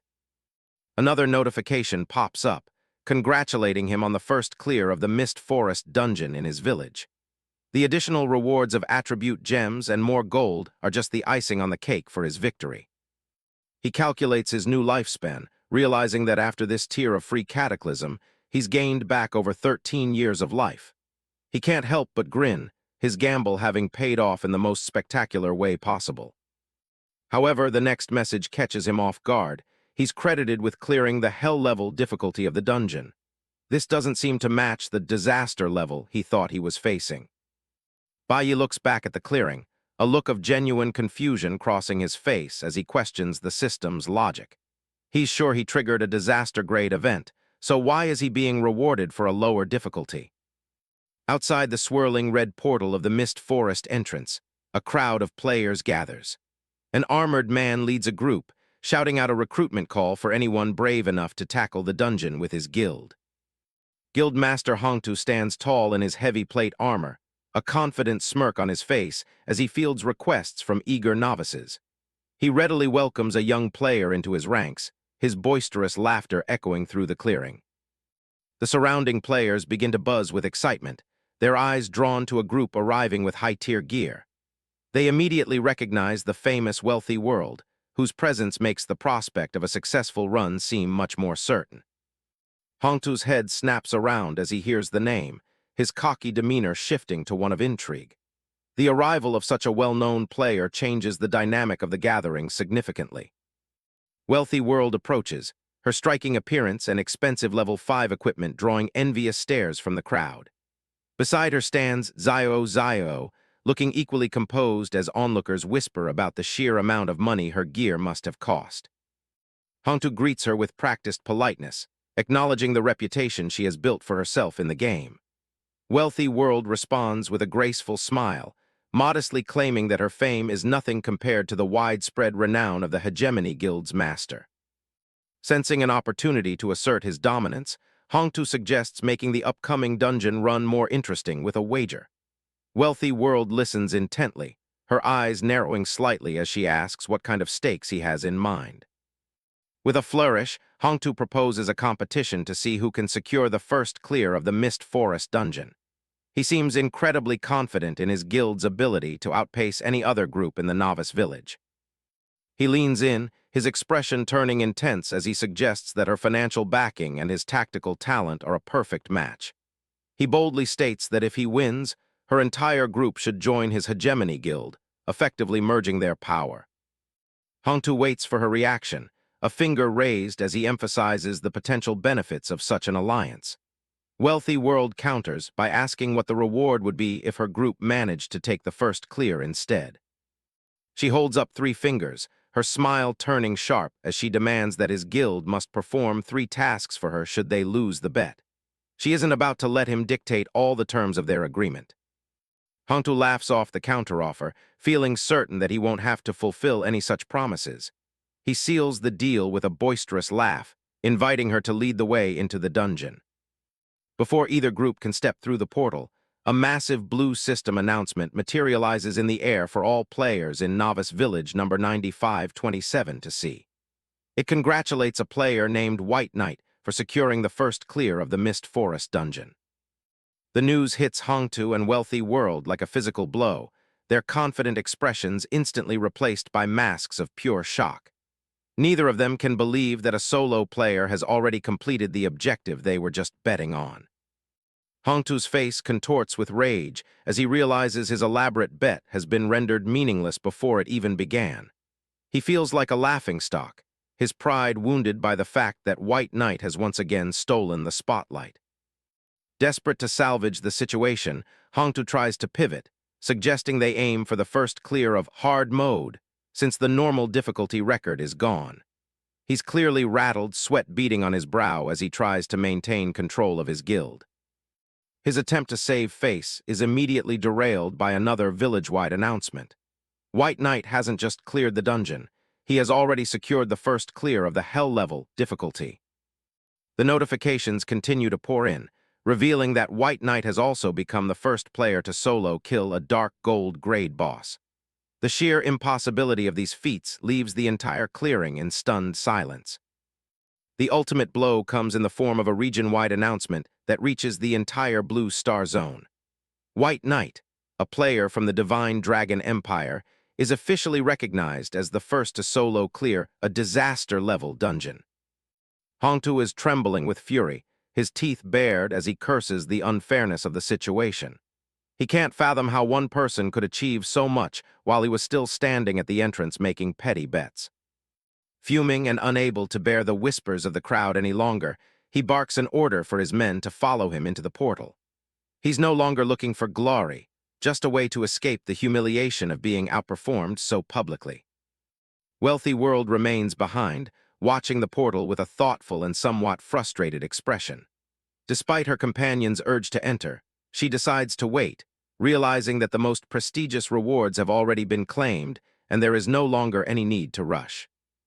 In Novice Village 8888, a powerful warrior in a red coat faces off against a massive goblin king in the Mist Forest. The area is a hell-level zone, and the beast is a formidable opponent even for a top-tier player. He lunges forward, his blade clashing violently against the monster's muscular arm. The impact creates a massive shockwave, but the beast stands its ground, barely bothered by the assault. The swordsman, breathing hard, glares at his foe in frustration. He's annoyed that someone named White Knight is already making global headlines while he's still struggling to take down this single boss. Meanwhile, in Village 9526, a blonde knight named Zhao Su stares at the global announcement with a look of suspicion. The name, White Knight, feels incredibly familiar to him, and it's starting to get under his skin. He turns to his companion, Liu Ruyan, and mockingly asks if this is one of her old boyfriends trying to make a comeback. She ignores his taunt, her gaze locked on the glowing text as a sense of dread sets in. Zhao Su pulls her close, reminding her of the wealth she enjoyed while she was with Su Mubai. He laughs at the irony, saying he'd be even more successful if this game hadn't started and changed the world's rules. Liu Ruyan's eyes widen as she finally makes the connection. She whispers that White Knight was the exact handle Su Mubai used whenever he played games in the past. The image of the man they betrayed flashes in her mind, his presence suddenly looming over them once more. If he's still alive, their lives are about to get a lot more complicated. Zhao Su scoffs, refusing to believe it could be him since he personally pulled the life support plug in the hospital. He's convinced the name is just a common one and that it's all a big coincidence. He tells Liu Ruyan that if it really is him, it just saves them the trouble of finding him. He suggests she simply seduce him again to lure him into a trap so they can finish the job once and for all. Liu Ruyan regains her confidence, a cold, calculating smile crossing her face. She's certain that her charms are irresistible and that she can handle whatever this White Knight turns out to be. Far away, the real White Knight, Bai Yi, stands triumphantly over the corpse of a disaster-level boss. The system rewards him with an S-rank skill and epic gear for his world-first solo clear. He quickly pulls up his inventory to see exactly what he's earned from this massive victory. He finds a new skill called Siphon, which allows him to absorb death energy from corpses and store it. It has no cost and a massive range, making it the perfect tool for a necromancer. Bai Yi activates the skill, and dark, swirling energy begins to drain from a nearby skeleton. The ability feeds directly into him, replenishing his mana and strengthening his connection to the undead. He lets out a satisfied laugh, realizing his mana consumption issues are finally a thing of the past. As long as there are bodies on the battlefield, he can keep his army going forever. He doesn't waste any time and uses his promotion talent to upgrade the Death Siphon Feedback skill book. The system confirms the cost-free promotion, pushing the ability to Tier 1.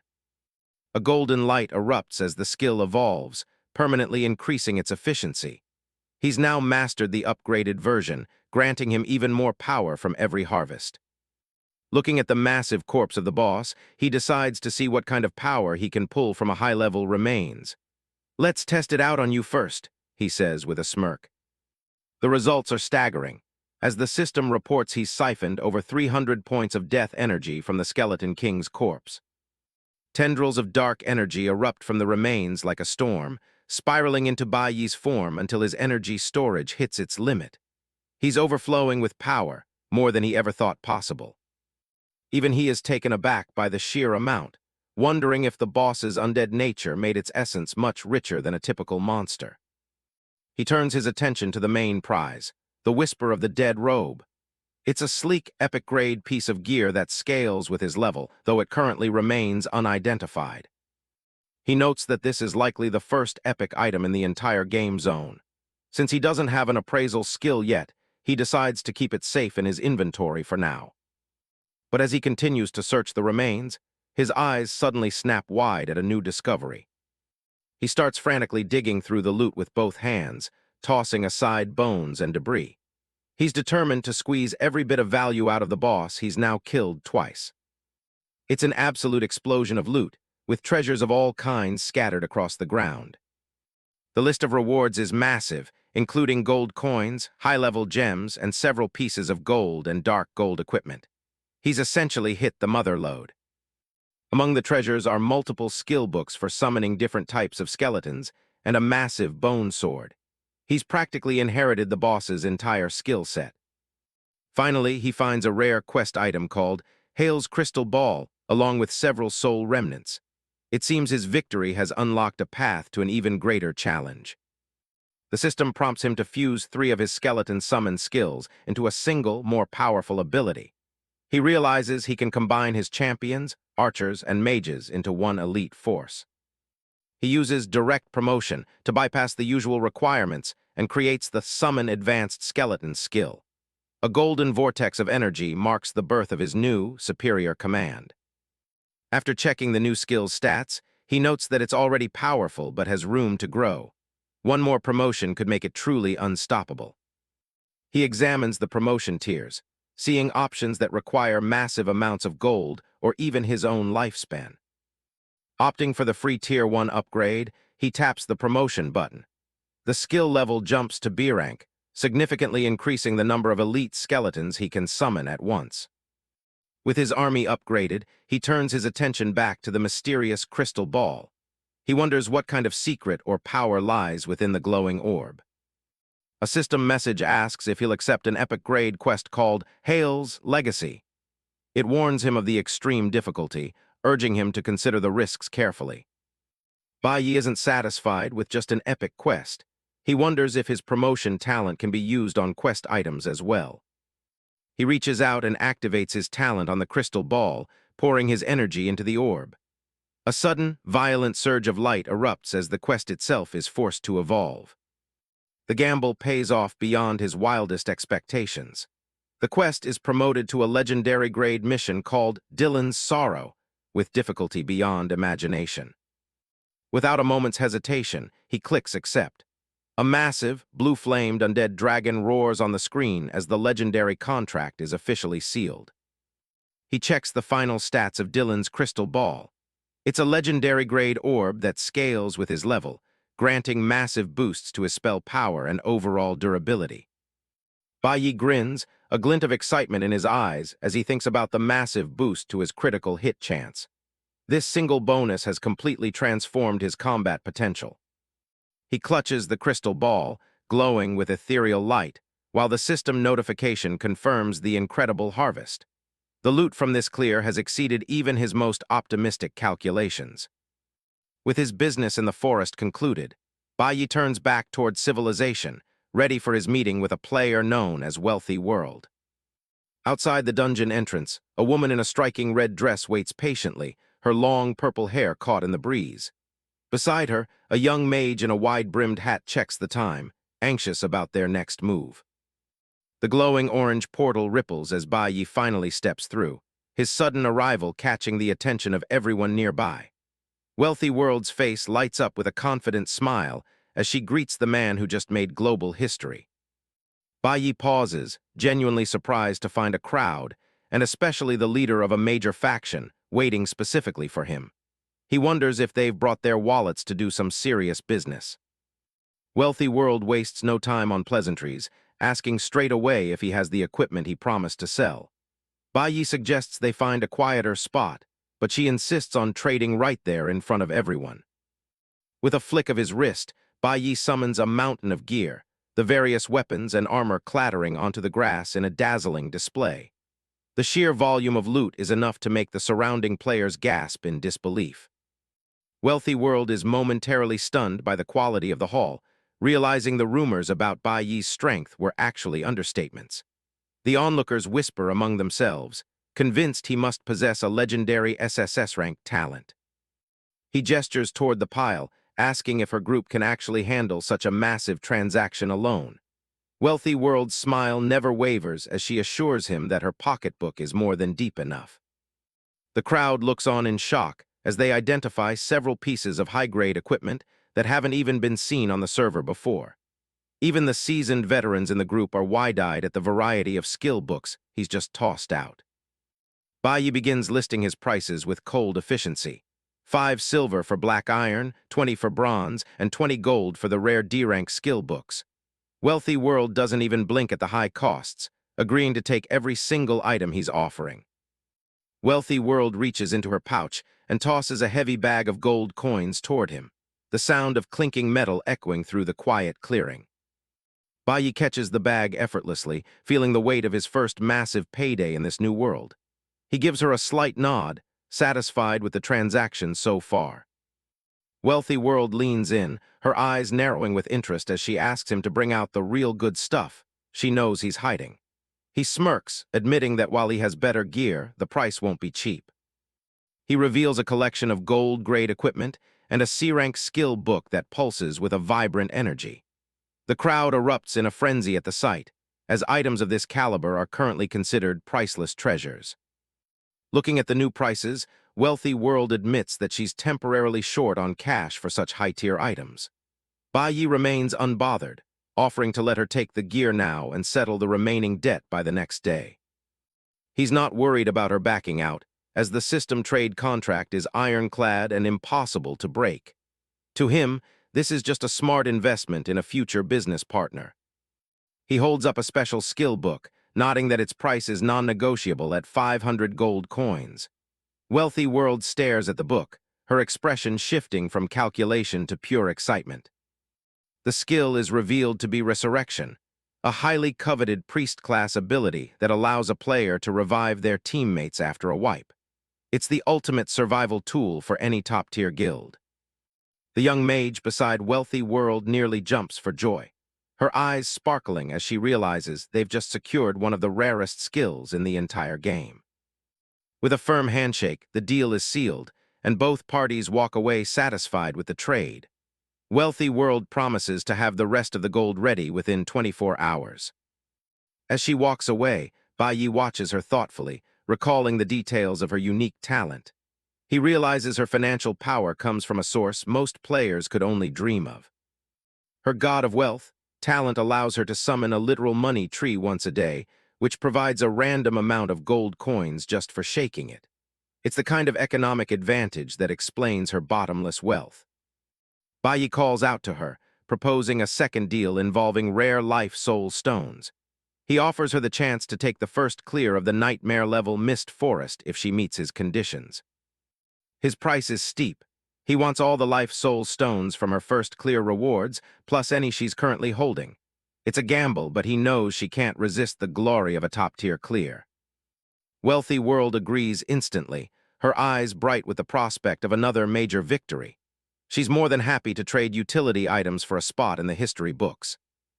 Sometime later, Bai Yi is out in the open grasslands, the system notifications pinging constantly as he wipes out level 10 monsters. His experience bar is climbing steadily as he hunts down wild bison and grassland wolves. While most players would be struggling against such powerful beasts, Bai Yi is casually lying in the grass, letting his skeletons do all the heavy lifting. He watches the clouds drift by while the death toll rises around him. He thinks to himself that life is pretty sweet, even if he's technically only one hit away from permanent death. His progress is faster than anyone else's, and the rewards are piling up. A golden light envelops him as he hits level 9, granting him another batch of attribute points to distribute. He stretches lazily, wondering where that elusive appraiser NPC could have wandered off to. Bai Yi has been running for what feels like miles, searching every corner of the grasslands for a sign of the missing NPC. He scans the horizon, his frustration mounting as the trail goes cold. He mutters to himself about the strange priorities of this master appraiser, who apparently prefers the peace of the prairie over making a profit in the village. It's a long walk for a simple identify job. Suddenly, a system message flashes in his vision. His skeleton champion has been destroyed. Before he can even react, his cataclysm trait triggers, reviving the summon instantly back in its home space. Bai Yi freezes, his mind racing as he looks at the massive health pool his summon had. He can't believe something out here managed to one-shot a creature with nearly 150,000 HP. He realizes that if the local NPCs are this dangerous, he needs to be much more careful with his own limited lifespan. He watches from a distance, trying to gauge the strength of the invisible attacker. He scans the horizon again, his annoyance growing as he still hasn't spotted a single soul in this vast, green expanse. The silence of the plains is starting to feel ominous. A chill runs down his spine as another skeleton is snuffed out in a single blow, its essence flickering before the resurrection trait kicks in once more. The speed of the attack is almost impossible to follow. It turns out that Bai Yi has been wandering around this area for a while because he's looking for an NPC. He scans left and right in search of his target while leaving his skeletal warriors to farm for him. Finally, he spots a man sitting calmly on a stool, his back to the chaos as he focuses entirely on a canvas. Bai Yi approaches with caution, realizing this is the person he's been hunting for. The system finally confirms the identity of the man before him, Huajian, the legendary appraiser of the region. Bai Yi is stunned, realizing that the terrifying power he just witnessed came from this unassuming painter. Huajian sighs, clearly miffed that his peaceful sketching session was interrupted by a wave of undead. Bai Yi quickly offers a bag of gold coins as compensation, hopping to get back on the NPC's good side. As soon as he saw the bag of gold, Huajian snatched it in a flash. Yet he still bluffed to the kid, "Do I look like someone who's desperately short on cash to you?" before reaching into his coat to pull out something else. With a flick of his wrist, he tosses a rolled-up scroll toward Bai Yi, claiming his work is a rare treasure. He sets a steep price of 100 gold coins, telling the kid he should consider himself lucky to even see it. Bai Yi catches the scroll and unfurls it, only to find a crude drawing of stick figures that looks like it was done by a toddler. A system prompt appears, confirming he's officially obtained Huajian's painting. A dark, oppressive aura suddenly flares around the old man, his eyes glowing a menacing red as he stares down the young warrior. Bai Yi breaks into a cold sweat, quickly stuttering that he only meant he needed to wash his hands before touching such a masterpiece. The heavy pressure vanishes instantly as Huajian bursts into a hearty laugh, slapping Bai Yi on the shoulder with surprising force. Pleasantly surprised by the flattery, he offers to appraise a few items for free as a reward for the entertainment. A brilliant, golden light erupts from Huajian's hands as he begins the identification process, the intensity of the glow reflecting his hidden power. He examines the gear with a practiced eye, remarking that the boy has both incredible skill and even better luck to have found such treasures. He admits that at 100 gold for 4 appraisals, he's taking a massive loss on the deal. Closing his eyes, the master appraiser begins a low incantation, swirling magical energy around the pile of equipment to strip away the fog of the unknown. The first item to be revealed is a pair of dark gold shadow boots, crackling with dark energy. These plate armor boots provide massive boosts to health and speed, granting the wearer the legendary Shadow Step ability. Next is the bone-heavy armor, a formidable chest piece that can be upgraded 3 times to increase its power. Its active skill, bone armor, can triple the item's defensive capabilities, making the wearer nearly untouchable in close combat. The third treasure is a massive bone greatsword, a 2-handed weapon designed for pure destruction. With nearly 300 attack power and a passive splash damage effect, it turns every swing into a lethal area of effect strike. Finally, the Necklace of the Dead is identified, a dark gold accessory that massively boosts spell power and mana. It carries a curse that reduces enemy defenses on hit, an effect that even the wearer's summons can trigger. Huajian waves him off, reminding him that this service would normally cost a fortune and telling him to keep his piles of bones away in the future. He turns back toward his canvas, clearly ready to get back to his sketching. He pauses, his expression souring as he realizes Bai Yi has even more high-level gear waiting to be identified. He curses his own generosity, feeling like he's just been swindled into a mountain of free labor. Bai Yi pulls out a final, shimmering robe, and the old man's eyes go wide as he senses the power radiating from it. He asks in disbelief if the kid actually managed to find an epic-tier item. Knowing that an epic appraisal would normally be beyond his current means, Bai Yi tries to play it cool, though he's determined to make the most of this free opportunity. Huajian shakes his head, explaining that while he said he'd work for free, his current appraisal rank simply isn't high enough to identify an item of this magnitude. Bai Yi's jaw drops in genuine shock, having assumed that a master like Huajian would be able to handle anything he threw at him. Sensing the boy's disappointment, Huajian offers a compromise. He'll teach the kid the appraisal skill himself so he can do his own dirty work. Bai Yi's face lights up at the prospect of saving a fortune on future identification fees. Of course, there's a catch. The old man demands a tuition fee before he'll share his secrets. Bai Yi cautiously asks how much this education is going to cost him. Huajian flashes a cunning grin and holds up 3 fingers, demanding 500 of a very specific currency as payment. He produces a shimmering gold coin from thin air, explaining that he doesn't want regular currency, but the rare and out-of-circulation, ancient gold coins that collectors crave. Bai Yi looks at the coin thoughtfully, remembering his own unique ability to upgrade items. He realizes that if he applies a promotion to a standard gold coin, it will transform into the very antique the old man is looking for. A hidden quest window appears, tasking Bai Yi with collecting 500 of these coins in exchange for the basic appraisal skill. Huajian adds him to his friend list, telling him to return once the payment is ready. But after he had only taken a few steps, Bai Yi called him back. He turned around with an annoyed expression, wondering what else this kid was going to pull out to bother him again. Without a word, Bai Yi reaches into his inventory and slams a heavy sack of jingling metal onto the ground. He asks with a smirk if the old man thinks this will be enough to cover the bill. Huajian's composure completely shatters as he peers into the bag, his mouth hanging open at the sight of hundreds of perfectly preserved ancient coins. Seizing the moment, Bai Yi asks if the master is ready to start the lesson now that the tuition has been paid in full. Huajian accepts the payment, but immediately tosses out a follow-up challenge. If Bai Yi can bring him 10,000 more coins, he'll have an even bigger surprise waiting. A second hidden quest pops up, though the reward is currently listed as unknown. Bai Yi watches the eccentric NPC walk away, thinking that the old man is full of surprises. He's eager to see what other secrets he can unlock from this mysterious painter. Realizing that basic appraisal won't be enough to identify his epic robe, Bai Yi focuses his energy on the skill book in his hands.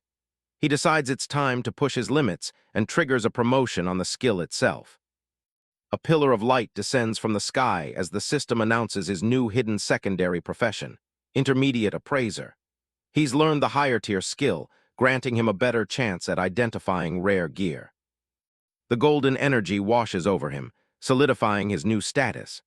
His success rate for dark gold items has jumped to 60%, though the epic robe still only has a 10% chance of success. Clad in his new gear, Bai Yi holds the mysterious red robe, praying that his improved skills will be enough to finally reveal its secrets.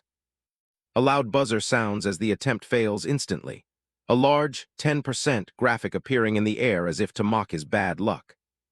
He refuses to give up, slamming his hands down as one failure notification after another pings in his vision. He grits his teeth, determined to break through that low success rate. After a dozen more failed attempts, Bai Yi collapses onto the grass in frustration, admitting defeat to the sheer stubbornness of the item's enchantment. Just as he's about to move on, a high-pitched chime rings out, announcing that he's discovered a wild treasure chest nearby. He shades his eyes and looks toward the horizon, spotting a distant flash of light on a mountain peak. He thinks that if it's a high-level chest, this could be his chance to strike it rich again. He approaches the edge of a valley and looks down, seeing a group of wolves prowling around a weathered tree stump. Resting right on top of the wood is a glowing silver chest, just waiting to be claimed. He focuses on the chest, a silver-trimmed box with a golden star at its center, sitting precariously on the old stump. He chuckles to himself, glad his instincts brought him this way. With a sharp command, Bai Yi summons his blue-flamed skeletons from the ground, the undead warriors ready to clear the path. He tells them it's time to get to work and claim the prize. The skeletal warriors strike with surgical precision, their blades carving through the wolves and dealing thousands of damage in single hits. High damage indicators flash over the beasts as they are systematically dismantled. The largest wolf in the pack throws its head back in a final, desperate howl, but the sheer power of the summons is overwhelming. Its cry is cut short as the skeletal warriors press their advantage. Dozens of wolves swarm around the weathered stump, snarling as they move to protect the silver treasure chest. Bai Yi watches from a distance, amused by the pack's attempt to gang up on him when he has his own small army. One of the skeletons, wreathed in flickering blue flames, stands ready for the slaughter. It seems to pulse with malevolent energy as Bai Yi challenges the pack to see who truly has the numerical advantage. With every swing of their heavy blades, the summons send wolves flying across the grass like ragdolls. The battle is one-sided, the elite predators of the prairie proving no match for the undead warriors. A wolf yelps in agony as a skeleton's fist connects, the impact spraying blood across the battlefield. The relentless assault leaves no room for the beasts to retaliate. The massive carcass of the prairie wolf king hits the dirt with a heavy thud, its life extinguished in a matter of seconds. The threat is neutralized before the rest of the pack can even coordinate an attack. A pillar of golden light descends upon Bai Yi as he levels up, his expression one of casual boredom.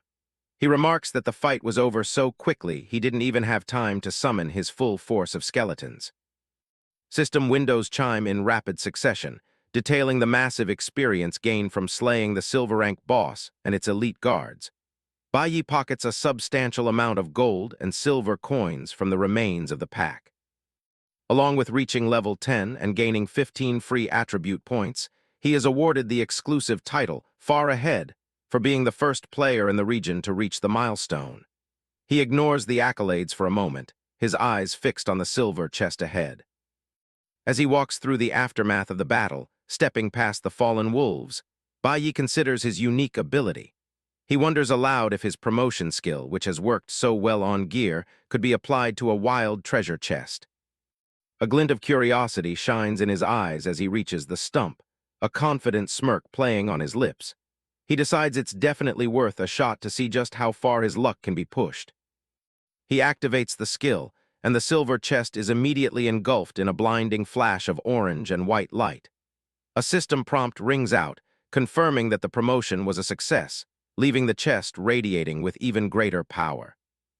Chap 10, Bai Yi finds a gold-grade treasure chest and decides to see what's inside. A flash of golden light reveals a withered wood staff and a treasure map. He picks up the map, noticing it leads to another gold chest outside the novice village. A system alert chimes in. Since he's reached level 10, he has to leave the novice village or he won't be able to gain more experience. He decides to head for the village chief to leave, but first, he figures he might as well use his talent on the map. Promotion activates, turning it into a dark gold map for Jingli City. He realizes it's a long journey, so he'll have to save it for later. Somewhere else, Guildmaster Hongtu strikes a pose as his team returns from a dungeon run. An announcement echoes through the area, declaring the Hegemony Guild as the first to clear the hard difficulty dungeon. Hongtu is feeling high and mighty, immediately ordering his squad to gear up for nightmare difficulty. His celebration is cut short by a second announcement. Wealthy World's team has already snatched the first clear for nightmare difficulty. Hongtu is left speechless as Wealthy World walks by, laughing it off as just being lucky. His guildmates are frustrated. They can't believe White Knight is only selling his top-tier items to their rival. Hantu clenches his fist, his face turning red with anger. He vows to make White Knight pay for ignoring them. Wealthy World isn't wasting any time. She tells her group to take a quick break because they're going for Hell Level next. A global announcement suddenly fills the air, catching everyone's attention across the entire zone. It's a massive shout-out to White Knight for being the very first player in the Blue Star Zone to reach level 10. The system unlocks the local leaderboard early, showing White Knight in a league of his own while everyone else trails behind at level 5. Hantu can only stare at the floating screen in shock, his rage boiling over at the sheer gap in their levels. Over in Wealthy World's camp, her teammates are freaking out. They can't wrap their heads around how he's leveling so fast. Wealthy World knows she made the right call. Now that they have the stones they needed, she's determined to stay on his good side. She tears a teleportation scroll, telling her crew to stay put while she handles some business. She catches up with Bai Yi in town, calling out to him with a big smile. She hands over the 10 life soul stones she promised from their first clear. She reminds him to keep her in mind the next time he gets his hands on something good. They shake on it, and the system confirms their trade deal is complete. Bai Yi tells her as long as she has the cash, he's got the gear. Wealthy World watches him leave, clearly pleased with how the partnership is going. Bai Yi gives a casual wave as he walks away, telling her to look him up again once she makes it out of the village. She's more certain than ever that building a relationship with him was her best move yet. The sky is clear as Bai Yi makes his way through the bustling village streets. He walks with purpose, ignoring the other players as he heads toward the center of town. He stops in front of a modest-looking building and confirms it's the place he was looking for. Inside, the novice village chief looks up, genuinely impressed. He didn't think any of the descenders would hit level 10 this early. Bai Yi doesn't waste any time. He tells the old man he's ready to leave the village and head to the city. The chief stands up, leaning on his cane. He tells Bai Yi to follow him, nodding that this land will belong to his kind soon enough. He opens a massive blue portal right in the middle of the room. He explains that their village is tied to East Sea City and tells Bai Yi to step through. He pulls up a map, showing that East Sea City is one of the 10 great main cities of the Divine Dragon Empire. Bai Yi steps into the portal as it begins to whisk him away. He thanks the chief and promises to return the favor if they ever cross paths again. Once the portal closes, the chief lets out a heavy sigh and slowly walks back to his chair. He looks out at the peaceful village, feeling a sense of dread. He knows that chaotic times are coming and many will likely perish. Meanwhile, Zhao Su and Lin Ruyan are on the move far away, keeping an eye on the latest global news. Zhao Su is skeptical. He asks Ruyan if she thinks this White Knight person could actually be the Su Mubai they thought they killed. Lin Ruyan just scoffs, a wicked smile playing on her lips. She doesn't care who he is. If he's strong, she's going to make sure he ends up in the palm of her hand. Zhao Su laughs along with her as the scene shifts to the towering walls of East Sea City, the next stage of Bai Yi's journey. Bai Yi steps out of the teleportation circle, taking in the bustling atmosphere of the city. He's impressed by how realistic everything feels, from the stone ground to the surrounding buildings. He wanders through the streets of East Sea City, noticing that leaving the novice village didn't come with any special rewards. It's just a transition into a much larger playground. Suddenly, his death scripture begins to glow, signaling a level increase. He's shocked to see that the book itself has kept pace with him, reaching level 10 alongside his character. He checks the updated stats of the scripture. It now provides a massive boost of 300 spell power and 100 to all attributes, while also doubling the damage dealt by his undead summons. The book's passive effects have evolved as well, including Soul Siphon, which allows him to absorb soul power from anything he or his minions kill. Even more terrifying, any player he kills will now suffer double death penalties, including a loss of lifespan. Bai Yi finds the new terms quite interesting. Having exclusive skills and the ability to impose double penalties makes his role as the Death Sovereign feel truly formidable. A system message flashes as he masters a new SSS rank skill called Death Gaze. Glowing golden runes erupt from the pages of the scripture, swirling around him as the power settles. He suddenly clutches his head, a sharp pain shooting through his mind. He describes it as a damnable, suffocating feeling of impending death pressing down on him. He quickly scans the skill details. Death Gaze deals massive true damage every second based on his spell power and inflicts a continuous fear effect on anyone caught in his stare. The sheer scale of the power leaves him breathless. He realizes that with his promotion trait, he's effectively become a walking executioner. Anyone he looks at is basically already dead. "Little guy, you are very lucky, but also very unlucky," a voice booms from behind. Bai spins around to see a towering figure with long, flowing hair enveloped in a warm, golden light. The man is Su Mubai, the city lord of East Sea City and an elder of the divine Dragon Hall. He's so powerful that Bai can't even begin to gauge his level. Bai offers a respectful greeting, and Su Mubai immediately notes the heavy presence of death energy around him. He's surprised to find a sovereign-class profession in this forbidden land. Bai is taken aback that the city lord was able to see through his hidden profession so easily. He keeps his guard up as the powerful NPC continues to study him. Su Mubai presents him with a challenge, offering more information about the Death Sovereign if he can pass. A glowing green medal, the Medal of the Forgotten, appears between them as the test begins. A system prompt confirms he's accepted an epic grade mission called Su Mubai's Test. His objective is to clear out a place known as the Land of the Forgotten. He catches the medal as a dark portal of energy tears open nearby. He wonders if he just accidentally signed up for a suicide mission for free. A 5-minute countdown timer suddenly appears in his vision. Bai panics, cursing the system for not giving him any time to prepare or socket gems into his equipment. With the clock ticking, he sprints toward the source of the teleportation. He shouts out into the open air, desperately asking where the teleportation array for the mission is located. He barely makes it through before the timer hits 0, finding himself in a desolate wasteland.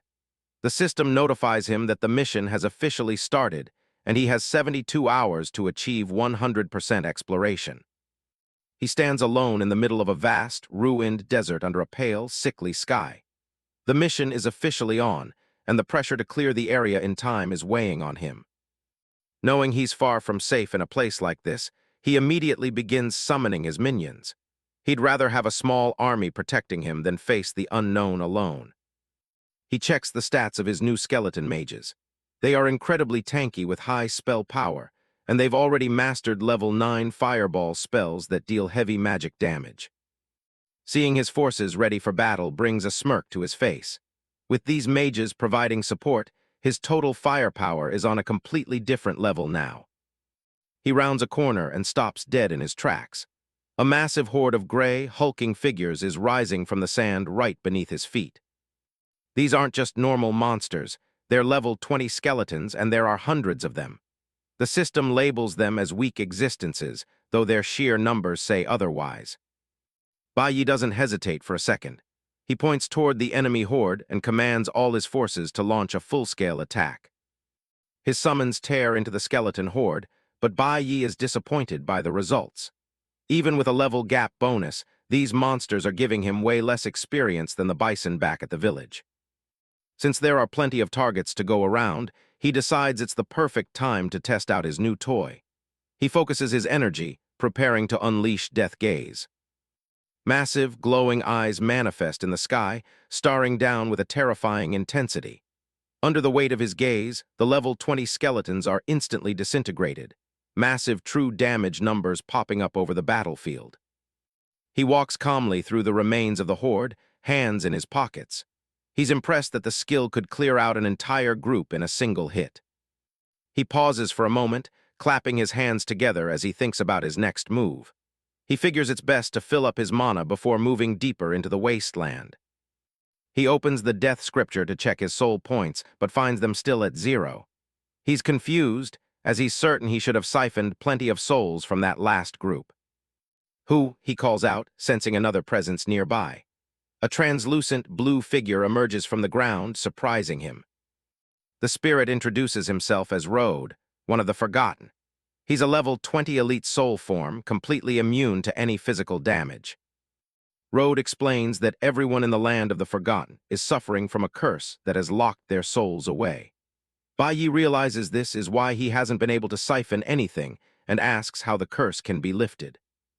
Road points a finger toward a glowing green pillar in the distance. He tells Bai Yi that the source of the curse lies right over there. As they get closer, a massive wooden coffin appears, wrapped in heavy chains and radiating an eerie green aura. A ghostly face peeks out from the top, looking absolutely terrifying. Bai Yi and his minions approach the site, but he notices something strange. Even his undead summons seem to be shaking in fear as they get close to the chained box. The system identifies the object as a soul-locking coffin with a staggering 1 million health points. A warning hint advises him that destroying it will release a terrifying existence. Road urges him on, telling him that this is the key to everything. Bai Yi looks at the chains, curious just how terrifying the creature inside could actually be. He doesn't hold back, pointing his finger at the coffin and ordering his minions to smash it to pieces. His summons lunge forward, unleashing their magic on the cursed container. Explosions rock the massive, soul-locking coffin as Bai Yi's minions unleash their attacks. The heavy chains rattle and snap under the pressure of the magic blasts. Through the smoke and debris, a pair of glowing yellow eyes stares out from within the shattered remains. A skeletal figure begins to pull itself free from the wreckage. Road's ghostly face contorts in terror as he realizes what they've unleashed. Bai Yi stands his ground, looking on with a calm, analytical expression as the dust settles. The entity fully emerges, a towering half-frost-lick named Neil. He's a level 20 dark gold grade boss with over 1.5 million health and devastating spell power. Neil floats in the air, surrounded by a swirling vortex of energy. He stares down at Bai Yi, his voice a rasping growl as he accuses the outsider of ruining his transformation. Road is in a full-blown panic, his translucent form shrugging with fear. He shouts at Bai Yi to run immediately, terrified by the overwhelming power radiating from the boss. Neil ignores the ghost, his focus entirely on the thick death aura surrounding Bai Yi. He believes that by absorbing the energy from Bai Yi's body, he can finally complete his lick transformation. Bai Yi isn't intimidated in the slightest, a confident smirk playing on his lips. He points a finger forward, commanding his skeleton squad to charge and take down the oversized lick. Neil scoffs at the attempt, blocking the skeleton's strikes with his heavy chains. The impact causes sparks to fly, but the boss remains unmoved by the initial assault. With a single, powerful swing of his arm, Neil sends several of Bai Yi's skeletons flying across the wasteland. He mocks the quality of the summons, unimpressed by their lack of defense. Neil leaps into the air, his chains trailing behind him like whips. He roars with laughter, promising to smash every single one of the weak undead minions. But he never expected Bai Yi's troops to be so numerous, as arrows continued to rain down on him incessantly. Neil lands firmly, his skeletal face set in a grimace of annoyance. He can't understand how a mere mortal is capable of summoning so many undead. Explosions continue to bloom around him, but he remains protected behind a shimmering frost shield. He demands to know exactly who Bai Yi is and why he can summon such powerful creatures. His green eye fire flares with intensity as he prepares to escalate the fight. He's done playing around with the outsider's pawns. Neil raises his hands, summoning his own twisted servants from the earth. A thick greenish mist begins to seep from the ground as the reinforcements arrive. A massive horde of stitched-together abominations and a pack of ravenous ghouls crawl out of the sand. Their attributes are formidable, and their very presence seems to corrupt the surrounding air. Bai Yi pinches his nose as a foul, rotting stench washes over him. He complains about the terrible smell while his skeletons shift their focus to the new threats. Deciding he's seen enough, Bai Yi activates his new skill. His eyes glow with a piercing red light as he prepares to subject the lick to his death gaze. Neil's eyes go wide with shock as he feels his strength being drained away. Huge damage numbers pop up over his head, and a system prompt confirms that all his attributes have been slashed by 40%. Bai Yi watches the boss struggle, wondering if his death-sovereign profession has naturally elevated his life level above the creatures of this world. Weakened and desperate, Neil falls to one knee, clutching at his chest as his health bar plummets into the red. He can't believe he's being overwhelmed by someone so much lower in level. Seizing the opportunity, Bai Yi's skeletons lunge forward, hacking away at the stunned abomination. The battlefield is a chaotic mess of bone and steel as they press the advantage. Bai Yi points toward the remaining ghouls, his expression cold and ruthless.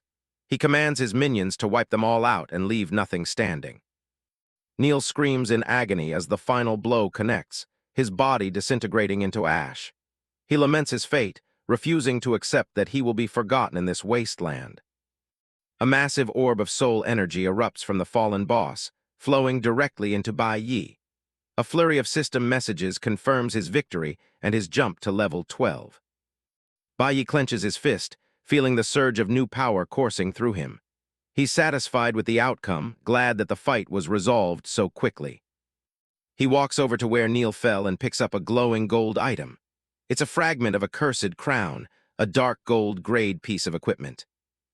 The item is only 1/7 of the complete crown, and it carries a heavy penalty of constant death energy erosion. He examines the jagged, golden shard with a critical eye. He sighs, annoyed that the boss was so stingy with the loot. Still, he knows that a repaired epic-grade item will be worth the effort, so he tucks the fragment away for later. Road is practically bouncing with excitement, his eyes shining with admiration. He praises Bai Yi for granting Neil release and urges him to go save the next person trapped in the wasteland. The ghost points the way, mentioning that the next trial might not be as easy as the last. Bai Yi follows along, his interest piqued by the prospect of more experience points. He gives Road a skeptical look, questioning what the ghost means by not easy. He's confident that whatever is ahead won't be much of a match for his power. Road smiles and tells him not to worry, revealing that he has a special reward for their success. He pulls out an old, weathered scroll from his spectral robes. He hands the skill book over to Bai Yi as a token of gratitude. Bai Yi takes it, asking why the ghost didn't just give it to him earlier if he had it the whole time. It's a manual for corpse explosion, an area of effect damage skill. Bai Yi grins, immediately seeing the potential for mass destruction and deciding to promote it right away. A system prompt announces the successful promotion of the skill to Advanced Corpse Explosion, now a B-rank ability. It deals massive magic damage based on the target corpse's maximum health. Spotting a nearby carcass, Bai Yi decides to give the new skill a test run. He points at the body as the air begins to hum with volatile energy. A colossal explosion erupts from the remains, sending a pillar of fire and smoke high into the sky. The blast area is enormous, far exceeding his expectations for a B-rank skill. Bai Yi laughs heartily, thrilled by the raw power of the explosion. He's impressed that the range and damage are both so significantly boosted. Road continues to shower him with praise, calling him the strongest and most invincible man he's ever seen. Bai Yi just dismisses the flattery, eager to get back to grinding now that he has a proper AoE skill. 1 hour later, Bai Yi has cleared a significant portion of the map with his army of skeletons trailing behind. They eventually come across another, forgotten, entity named Walter, who is bound in chains within a deep crater. Bai Yi stands over the massive crater, looking down at his next target with a calm, calculating gaze. He notes that including this one, he has found exactly 7 of the forgotten entities. He reaches out a hand, activating his advanced corpse explosion skill on the bound boss below. A volatile red energy begins to swirl around the chained figure of Walter. Walter's skeletal face contorts in a scream of agony as the explosion erupts, engulfing him in a pillar of dark fire. He rails against the impossibility of his death, warning Bai Yi that a terrible price will eventually be paid for this deed. As the smoke clears, a golden glow catches Bai Yi's eye among the remains of the crater. He walks toward the center, where a small, jagged shard of metal lies on the scorched ground. He picks up the final fragment, a satisfied smirk crossing his face. With all 7 fragments finally in his possession, he decides it's time to see what kind of powerful equipment they can create when synthesized together. Road's ghostly form flickers with intense fear as he shouts a desperate warning. He begs Bai Yi not to forge the cursed object, terrified that the pure death energy within it will erode his very soul. Bai Yi ignores the ghost's pleas and initiates the synthesis, causing a blinding explosion of golden light to erupt from his palms. The fragments merge and reshape themselves into a completed, ornate crown. The newly formed cursed crown floats in the air, radiating a dark and ancient power. A system notification confirms that Bai Yi has successfully repaired the legendary grade item, though the overall exploration of the area has only reached 50%. Rhodes stares at the crown with wide, trembling eyes, muttering that everything is over. Bai Yi remains focused, observing the item's level increase and realizing that more monsters must still be lurking in the unexplored parts of the wasteland. Rhodes rushes forward, his voice cracking as he implores Bai Yi to throw the crown away immediately. He warns that the lingering death energy will consume him, turning him into nothing more than a mindless, walking corpse.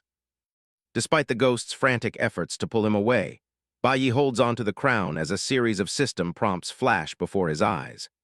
While the artifact attempts to erode him with death energy, his unique constitution allows him to safely store the excess power, rendering the curse completely harmless to him. Bai Yi stands ready with his skeleton squad. Rhodes is already panicking, wondering if an even more terrifying enemy is about to show up. The ground splits open as thick, white soul energy starts pouring out of a dark abyss. Something huge is definitely trying to claw its way back to the surface. Rhodes' eyes widen in pure terror as he recognizes the energy. He's completely losing his mind over whatever is coming out of that hole. A massive, ornate coffin decorated with gold and purple rises from the cracked earth. A system message flashes. The aura of the cursed crown has awakened the Lick Franklin.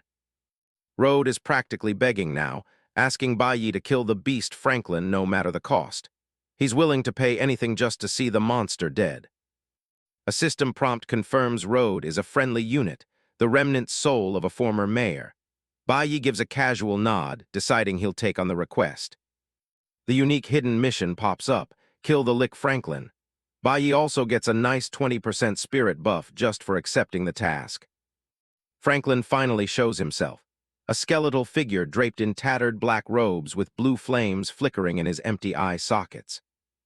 The Lick is an epic grade boss at level 20 with 15 million HP. Even in a serious injury state, he's still putting off a massive amount of pressure. Franklin towers over the battlefield, sensing the power of his repaired crown. He looks down at Bai Yi, surprised a mere human actually managed to survive this long. The Lick reaches out a skeletal hand, commanding his crown to return to its rightful master immediately. Bai Yi just stares him down with a smug look on his face. He isn't planning on letting go of his new legendary loot anytime soon. The stats for the cursed crown are insane. It's a legendary grade item that Bai Yi can forcefully equip as the Death Sovereign. He slides the crown onto his head, grinning as he feels the massive boost to his mana and defense. It fits like it was made for him. Enraged, Franklin summons his own legion. Portals tear open as shadow knights on undead horses charge out to meet Bai Yi's skeletons. Bai Yi realizes an epic boss's minions are on a whole different level than what he's used to. He doesn't back down, though, ordering his skeleton squad to charge right back. The front lines collide in a spray of bone and shadow. One of Bai Yi's skeletons swings its blade, shattering a knight's shield with a heavy blow. Bai Yi raises his staff and activates his curse aura. A wave of dark energy pulses out, putting a massive speed debuff on everything nearby. His skeleton mages follow up with a barrage of white fireballs that rain down on the enemy cavalry from above. The field erupts into chaos as spells fly everywhere. Bai Yi mocks the Shadow Knights, telling them they're crawling like snails under his curse. Franklin is starting to lose his cool. He stares at the battlefield, unable to believe his elite knights are being pushed back so easily. Bai Yi checks his status and realizes his attributes have nearly doubled since he entered this area. The cursed crown is doing wonders for his power level. Franklin has seen enough and decides to handle things himself, diving through the air with his staff raised high. Bai Yi doesn't even flinch as the Lick closes in. He just looks up and tells the monster to give it his best shot. He triggers his Death Gaze skill, and a massive seal appears under Franklin. The Lick is suddenly hit with an agony curse, draining his health every second. A massive explosion of energy sends Franklin crashing back into the dirt. The impact is so hard it leaves a crater in the wasteland. The Lick struggles to push himself up, his skeletal jaw hanging open in shock. He can't wrap his head around how a human is doing this to him. Bai stands over him, cold and detached. He tells the monster he doesn't need to know his name before he dies.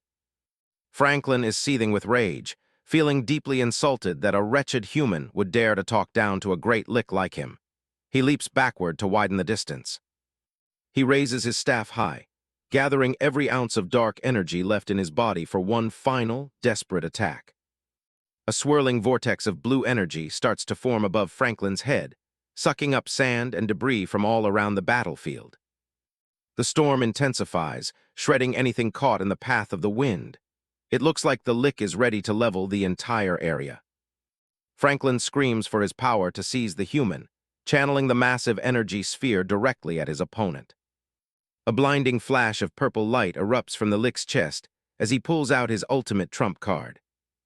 The name KACUS flashes across the screen in blood-red text. The ground trembles as something massive starts to emerge from the shadows. A giant undead bone dragon pulls itself out of the earth, its massive ribcage glowing with eerie blue light as it lets out a silent roar. Even Bai Yi has to admit the difficulty of this trial is hitting a new peak.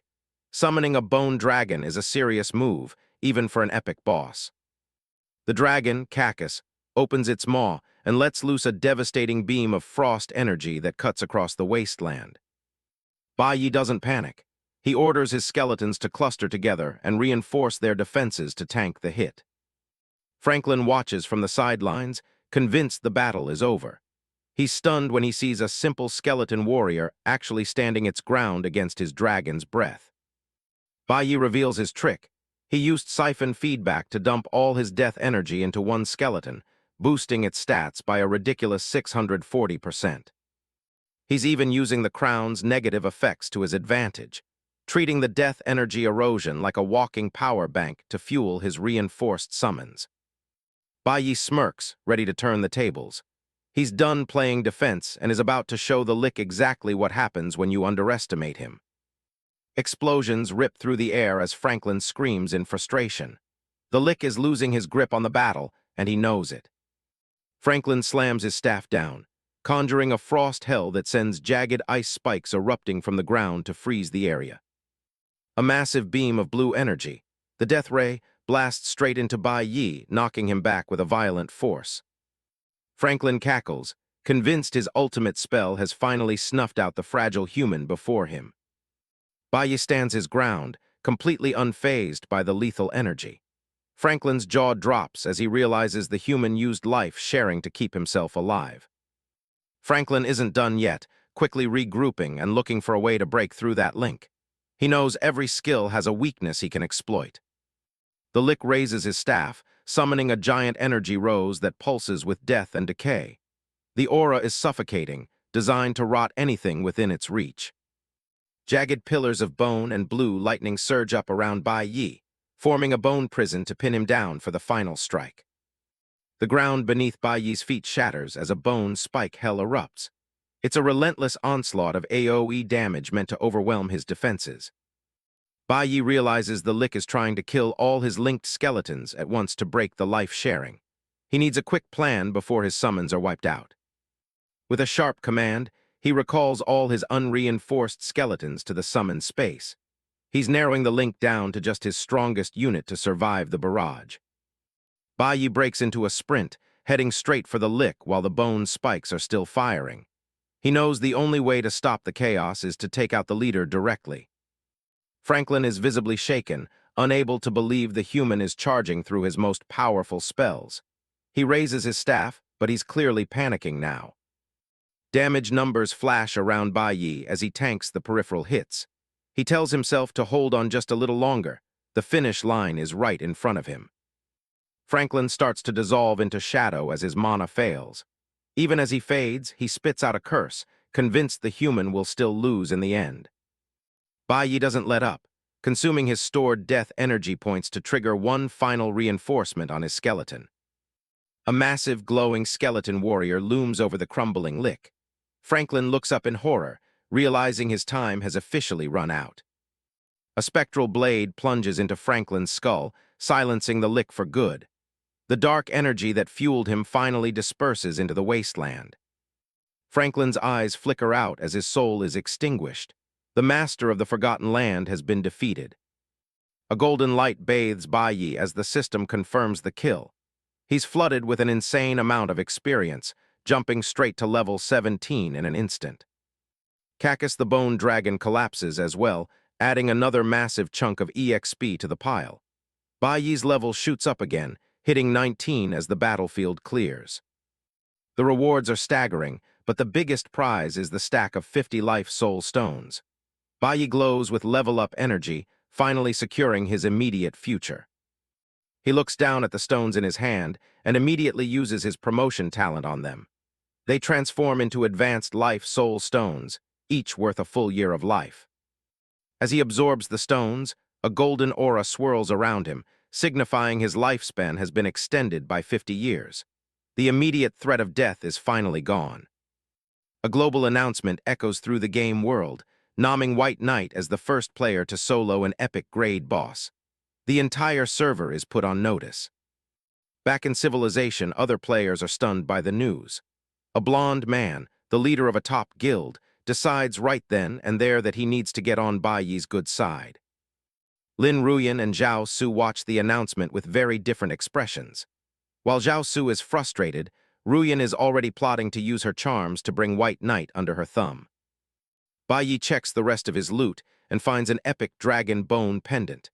It's a rare mount item that allows him to summon an undead bone dragon of his own. He reads over the description, noting that the mount is epicrank. It's powerful, but he's already thinking about how to make it even better. Without hesitation, he triggers his promotion skill on the pendant. The golden light flares, and the system confirms the upgrade was a success. The pendant has been transformed into a legendary Frost War Horn.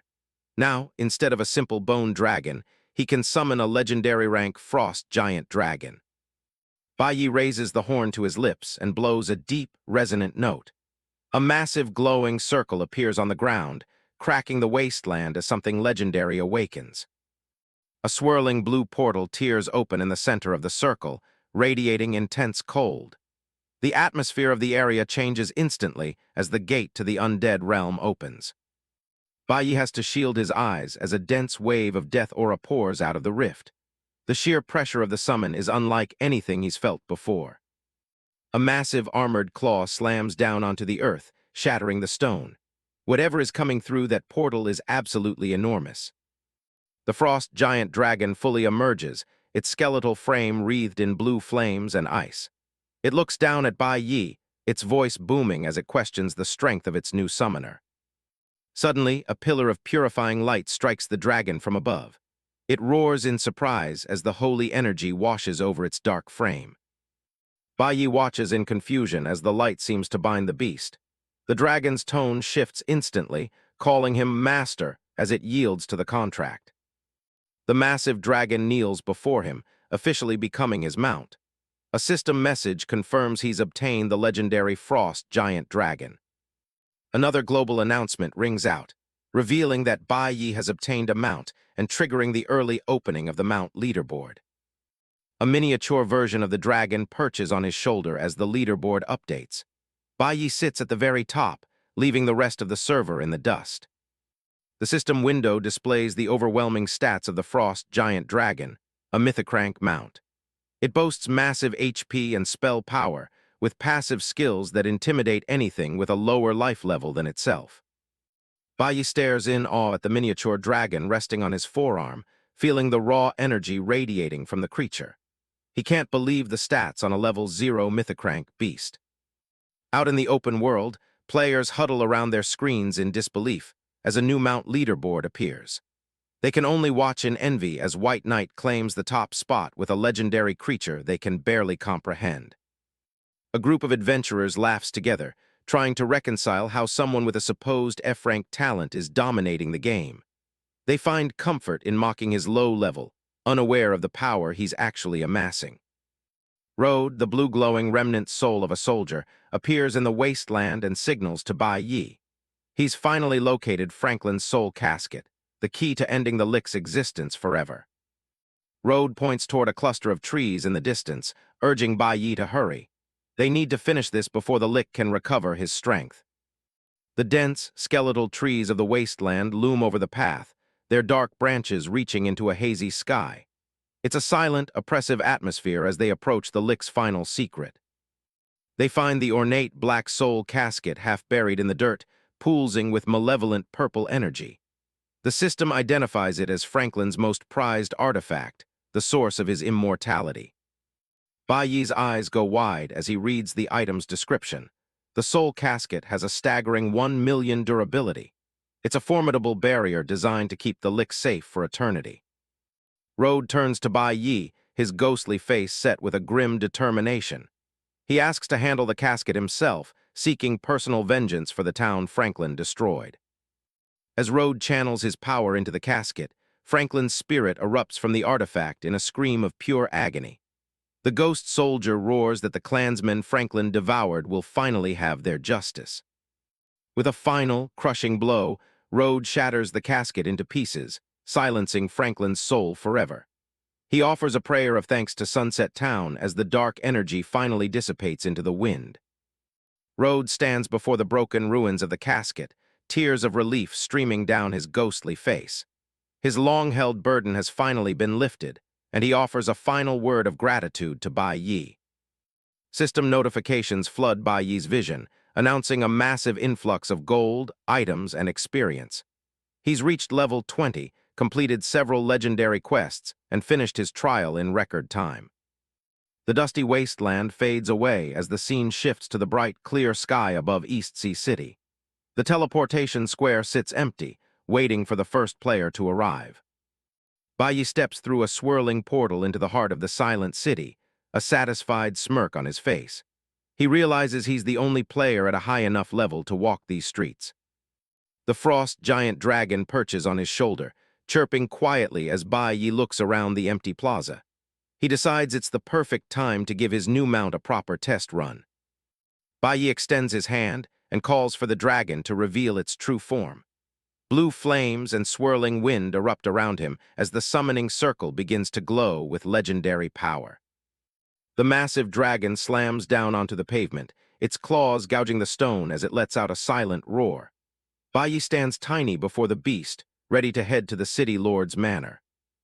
With a powerful beat of its wings, the frost giant dragon takes to the air, casting a huge shadow over the pristine buildings of East Sea City.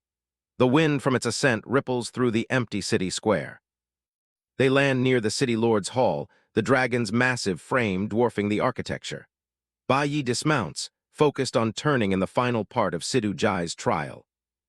High on a balcony, Sidhu Jai, an ancient city lord with long silver hair and beard, watches the dragon's approach. He wears noble purple robes and admits to himself that the young adventurer has far exceeded his expectations. Bai Yi walks across the stone terrace towards the city lord, his footsteps echoing in the quiet air.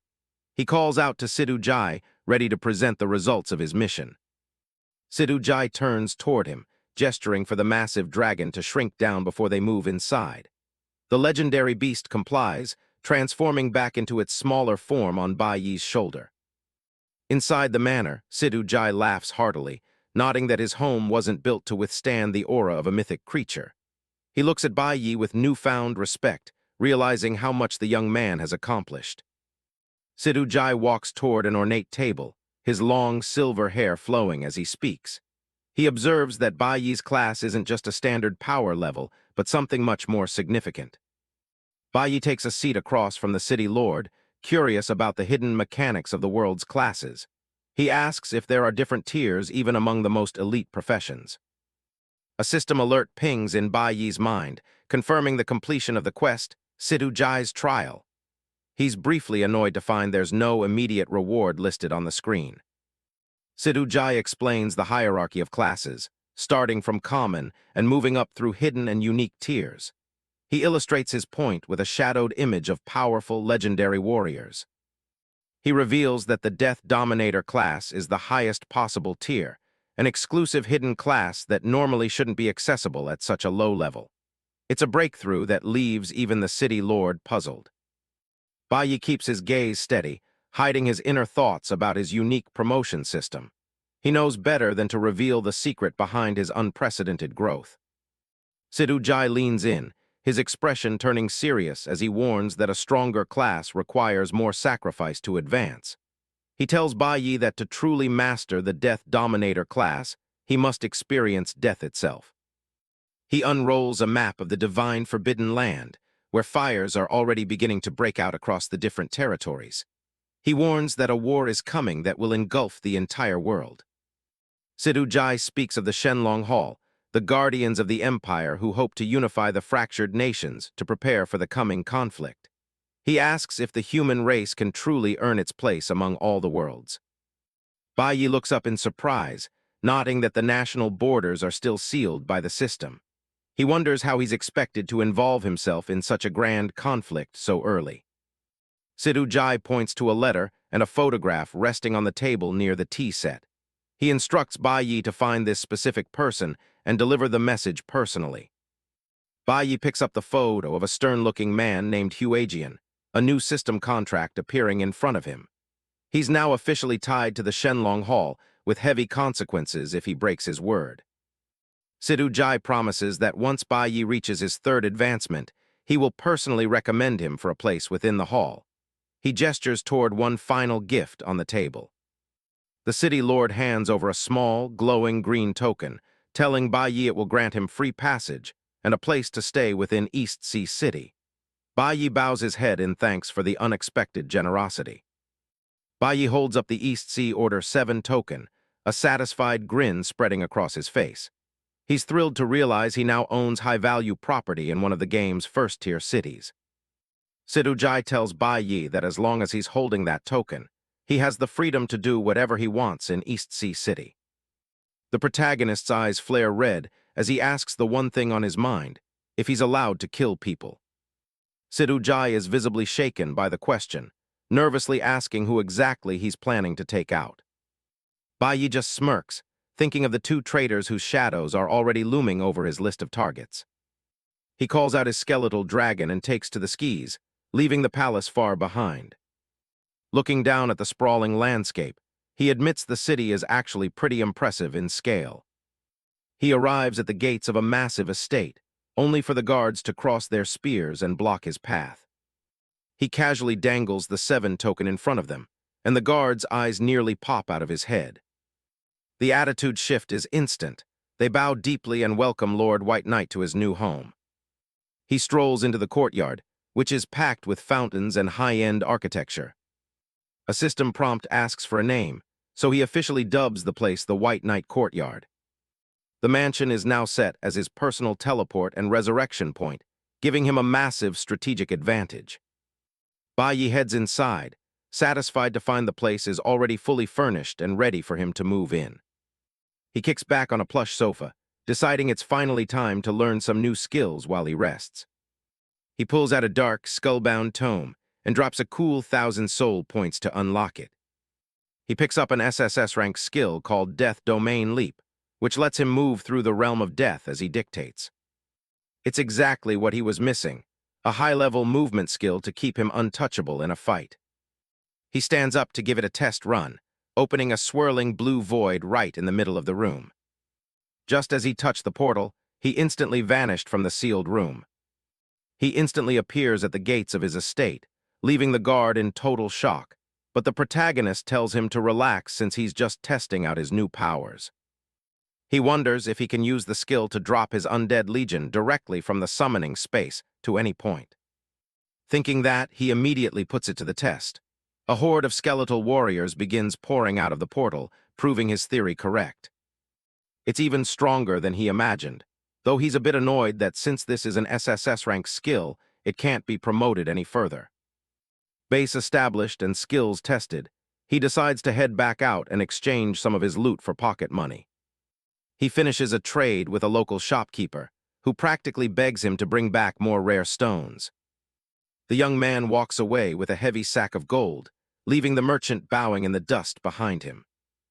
Flipping a few mid-tier stones banked him over 200,000 gold, and his next stop is the auction house, He strolls through the city, passing the high-end commercial district as he heads toward his destination. The interior of the auction house is dripping with gold and luxury, a clear sign that only the elite hang out here. A receptionist in a sharp suit stops him at the red carpet, explaining that the second floor is a restricted area.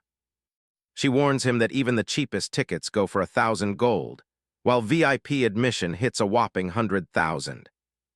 He just holds up his City Lord token, and she immediately recognizes him as a distinguished guest.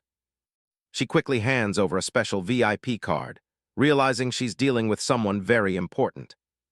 Bai Yi is surprised to find out that because of his token, the premium treatment here is completely free. She mentions he gets a 50% discount on all fees, and even a massive interest-free loan of 10,000 soul coins.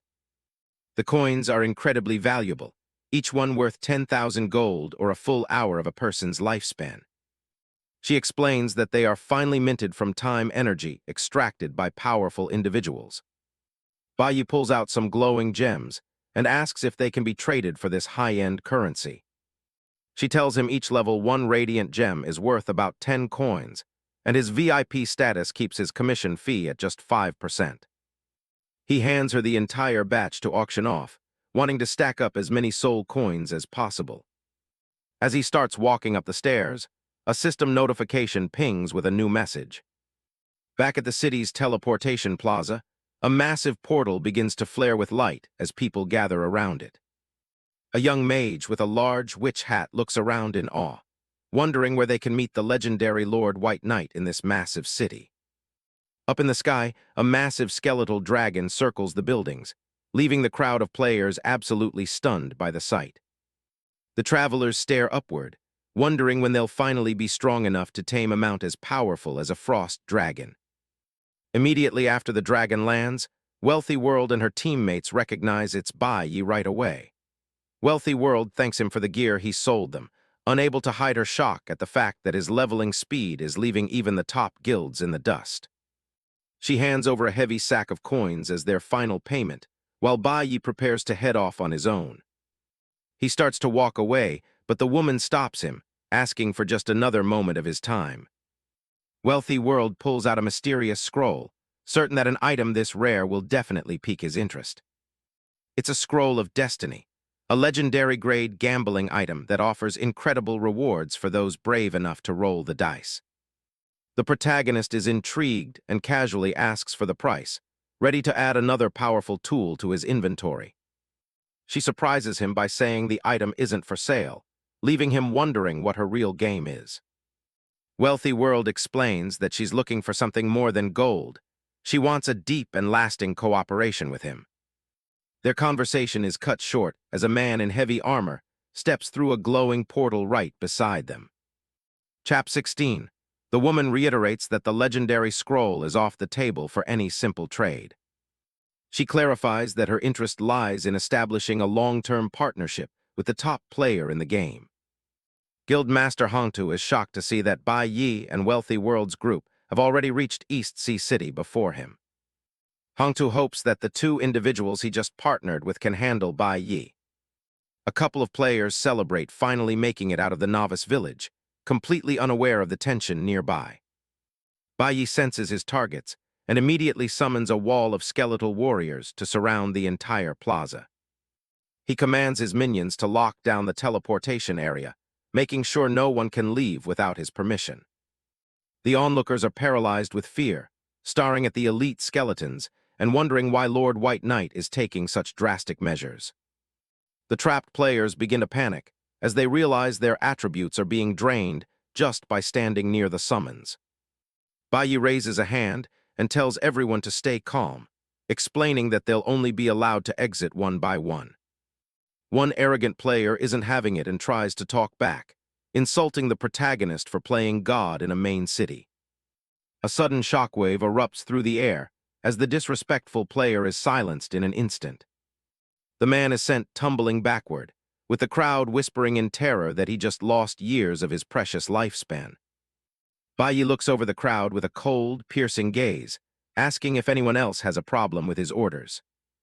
With the frost dragon circling overhead and skeletons on the ground, The lockdown of the plaza is absolute.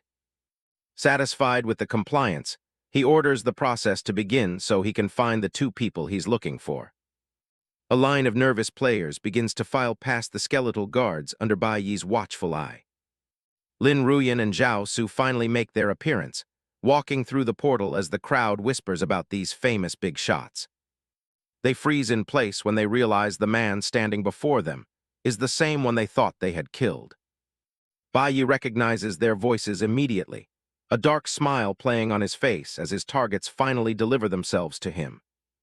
Zhao Su leans in and tells Lin Ruyan that their future in the game depends entirely on her handling this situation.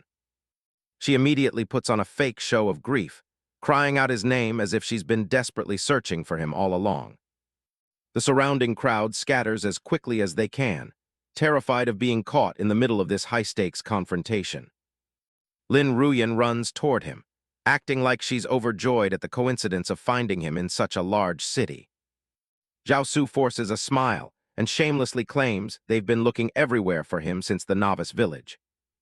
He tries to sound sincere, completely unaware that Bai Yi is remembering the cold moment Zhao Su betrayed him.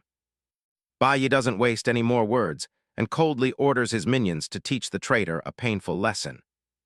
Zhao Su's face turns pale as he realizes his fake pleasantries won't save him from the looming skeleton. The skeletal warriors hack into him mercilessly, as Bai Yi tells him this is the proper way to repay his loyalty. Lin Ruyan is left speechless with horror as she watches her partner being slaughtered right in front of her eyes. Bai Yi stands over a terrified Zhao Su, his voice cold as he asks how it felt to experience death for the first time. Zhao Su stammers, trying to claim everything was just a huge misunderstanding. A dark, swirling blue aura erupts from Bai Yi as his eyes glow a murderous red. He stares down at his former friend, asking if he's ready to experience that feeling all over again. With a single, blinding flash of energy, Zhao Su is obliterated once more. The force of the strike leaves only a fatting silhouette where the man once stood. A system notification pings, confirming that Zhao Su has been wiped out by White Knight. Bai Yi slowly turns his gaze toward Lin Ruyan, telling her that she is next. Lin Ruyan trembles, her face pale as she tries to play the victim, claiming she was just a little scared. Internally, she wonders in panic just how much Bai Yi truly knows about their betrayal. Wealthy World approaches Bai Yi and urges him to finish up quickly before the city guards arrive to investigate the massive commotion. A heavy squad of armored city guards marches into the plaza, their leader remarking that Lord White Knight's little demonstration has been a bit too loud for the public's comfort. Bai Yi looks over his shoulder and tells Wealthy World and the others to head out first, promising to contact them later once he finishes his personal business. Wealthy World gives a quick nod and prepares to depart. He offers a brief apology to the guards for the trouble he's caused in the plaza. He assures them that he has already found the targets he was looking for and that the disturbance is coming to an end. Bai Yi raises his hand toward the sky, summoning a massive portal that crackles with magical energy. Behind him, the colossal wings of his skeletal dragon dominate the horizon. He grabs Lin Ruyan and drags her along, telling her that they aren't done playing yet. He forces her toward the city's resurrection hall, determined to continue his revenge. A high-ranking city guard watches the skeletal dragon fly away, sighing as he realizes the young man is about to cause even more chaos at the resurrection hall. The commander orders his men to follow Bai Yi to the downtown area to maintain order, warning them not to interfere unless absolutely necessary. Inside the hall, Zhao Su gasps as he successfully resurrects, his body trembling from the loss of 10 years of his lifespan. He clutches his chest, coughing and cursing Bai Yi's name with every breath. Bai Yi strides into the resurrection hall, dragging a pleading Lin Ruyan behind him. He coldly tells her that she'll have plenty of time to explain herself very soon. Zhao Su is horrified to find Bai Yi waiting for him the moment he returns to life. Bai Yi mockingly asks him how it felt to die, while Zhao Su can only stammer in absolute terror. Lin Ruyan drops to her knees and begins to cry, shamelessly blaming Zhao Su for everything that happened. She begs Bai Yi to remember their 5 years together, hoping to spark some mercy in his heart. Bai Yi looks down at her with pure disgust, agreeing that it's time to return everything from those 5 years. He points a finger at the woman and orders his skeletal warriors to kill her. Lin Ruyan screams for mercy as a skeletal warrior's blade swings down toward her. The sound of her desperate pleas is cut short by the cold, sharp strike of the undead. Standing with his back to her, Bai Yi remains unmoved by her suffering. The weight of his revenge begins to settle as the air in the resurrection hall grows thick with the scent of death. He repeats his cold command, calling her a snake-hearted woman as he returns all the pain she caused him. The cycle of death continues as he shows no sign of slowing down. Lin Ruyan is struck again, her screams echoing through the hall as she faces the consequences of her betrayal. Bai Yi watches with a detached, freezing gaze. Zhao Su watches the slaughter with wide, unblinking eyes, realizing that his turn is coming up next. He can only watch in silence as the woman he conspired with falls again. Zhao Su collapses into a full kowtow, begging for his life and admitting he was wrong. He pleads with Bai Yi for a shred of mercy, tears streaming down his face. Bai Yi tilts his head slightly, his expression devoid of any sympathy as he asks if that's all the man has to say. He looks down at the pathetic sight of his former friend with utter contempt. He commands Zhao Su to trust in fate as a pillar of dark energy descends upon him. The force of the attack crushes the man into the floor, ending his life yet again. Lin Ruyan's body lies motionless on the ground nearby, a reminder of the price of betrayal.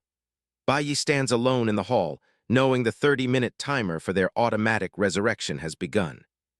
The two corpses of the traitors lie side by side on the cold tiles. Bai Yi remarks that this adulterous couple is finally getting exactly what they deserve for what they did to him. Half an hour later, Lin Ruyan gasps back to life, another 10 years of her lifespan stripped away. She crawls toward Bai Yi, begging for her life and claiming she will truly die if she's killed one more time. Bai Yi's face is a mask of pure rage as he looms over her. He asks her if she looked this pathetic when she pulled his oxygen tube out in the real world. With a powerful kick, he sends her flying across the room, telling her that even killing her would dirty his hands. He calls her a snake and a scorpion before telling her to get out of his sight forever. Bai Yi takes a deep, steadying breath as he feels the weight of his grudge finally lift. He stands tall in the center of the hall, ready to finally begin his journey into the Myriad Worlds. The city guards approach him cautiously, asking if he is finished with his business. Bai Yi confirms that the punishment is over and apologizes for the trouble before the guards begin to withdraw. He looks up at the bright blue sky, a faint smile of relief touching his lips as he exhales. He sets his sights on the future, planning to gather enough gold to upgrade his equipment and truly make a name for himself. Bai Yi steps out of a massive blue portal in the middle of a bustling city square. He walks with a calm, confident stride as citizens mill about in the background. He looks over a list while holding a heavy sack of gold. Running between 10 different cities for trade is starting to feel like a massive waste of his time. A message pops up from Wealthy World asking for a meeting. He grins, figuring she's exactly the solution he needs for his time management problem. He heads to a massive, ornate estate that looks more like a palace than a residence. The architecture is grand, dripping with wealth and status. Inside, he joins Wealthy World for a high-end dinner at a table that's definitely overkill for just 2 people. She doesn't waste time and says she wants to be straightforward. She knows her combat skills are lacking, but she's confident that no one can touch her when it comes to turning a profit. She wants to set up a chamber of commerce with his backing. She pours more wine, emphasizing that with his raw power and her financial sense, they'll be unstoppable in this world. The ambition in her eyes is clear. He leans back and declines a standard partnership, but offers a different deal.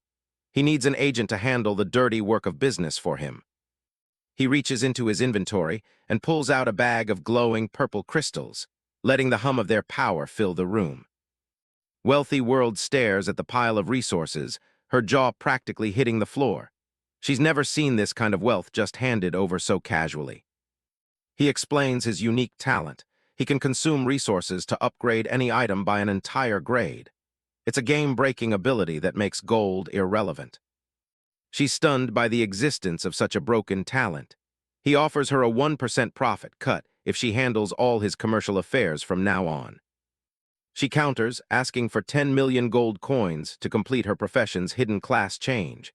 It's a staggering amount that almost sounds like a joke. To prove her loyalty, she offers to sign a soul contract where she only keeps 5% of all future profits. She's betting everything on this one move. Her God of Wealth talent is an SSS rank powerhouse that activates once her personal wealth crosses that 10 million gold mark. It's the ultimate merchant class. He realizes that if she tried to grind for that much gold on her own, it would take her lifetimes to reach it. He's her only shortcut. He asks one last time if she's serious about the contract. She stares him down, her resolve completely unshakable. They shake hands over the table, sealing the deal. A system prompt confirms that the soul contract is officially signed. The system notification spells out the brutal terms. He now owns 95% of her future wealth. Any violation of this contract means literal soul obliteration. He holds out his hand and transfers the 10 million gold coins without batting an eye. She stands there, ready to embrace the transformation. Golden light erupts around her as the class change begins.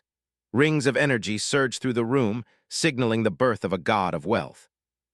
Once the light fades, he asks if she picked up any interesting new skills. She looks a bit overwhelmed by the sheer power she just unlocked. She shows off a passive skill called Money Shield, which gives her shield points based on every single gold coin in her backpack. It's the perfect defense for someone this rich. She also gained a profession-exclusive item, the God of Wealth's Ingot. It scales with her level and provides massive stat boosts to her health and mana. He observes the item, noting how its profession-exclusive nature is very similar to his own death scripture. It's clear she's now on a different level than other players. She points out that her fortune tree has suddenly exploded in size. The growth is massive, fueled by the influx of gold he provided. The tree glows with a brilliant golden light, its leaves practically shimmering with the promise of more wealth to come. She gleefully displays her haul of 680 soul coins and a rare advanced life soul stone. She's practically vibrating with excitement over the treasures. She hands the soul stone over, asking him to work his magic and upgrade it using his talent. She's eager to see just how far he can push it. He activates his promotion talent on the purple crystal. Energy arcs between his fingers as the item begins to evolve into something much more potent. The result is a life soul crystal, a rare treasure that increases the user's lifespan by a full century. It's a literal lifeline in a world where time is a currency. She lets out a shout of joy, completely floored by the 100-year increase. For her, this is more valuable than all the gold in the world. Suddenly, a global announcement interrupts them. The Myriad Worlds Game has officially launched, and all remaining players are being moved to their respective cities. The level leaderboard updates, showing White Knight sitting comfortably at the top at level 20. He's nearly double the level of the guy in second place. Players everywhere are freaking out as the protection period ends and the rankings go public. The gap between him and the rest of the world is massive.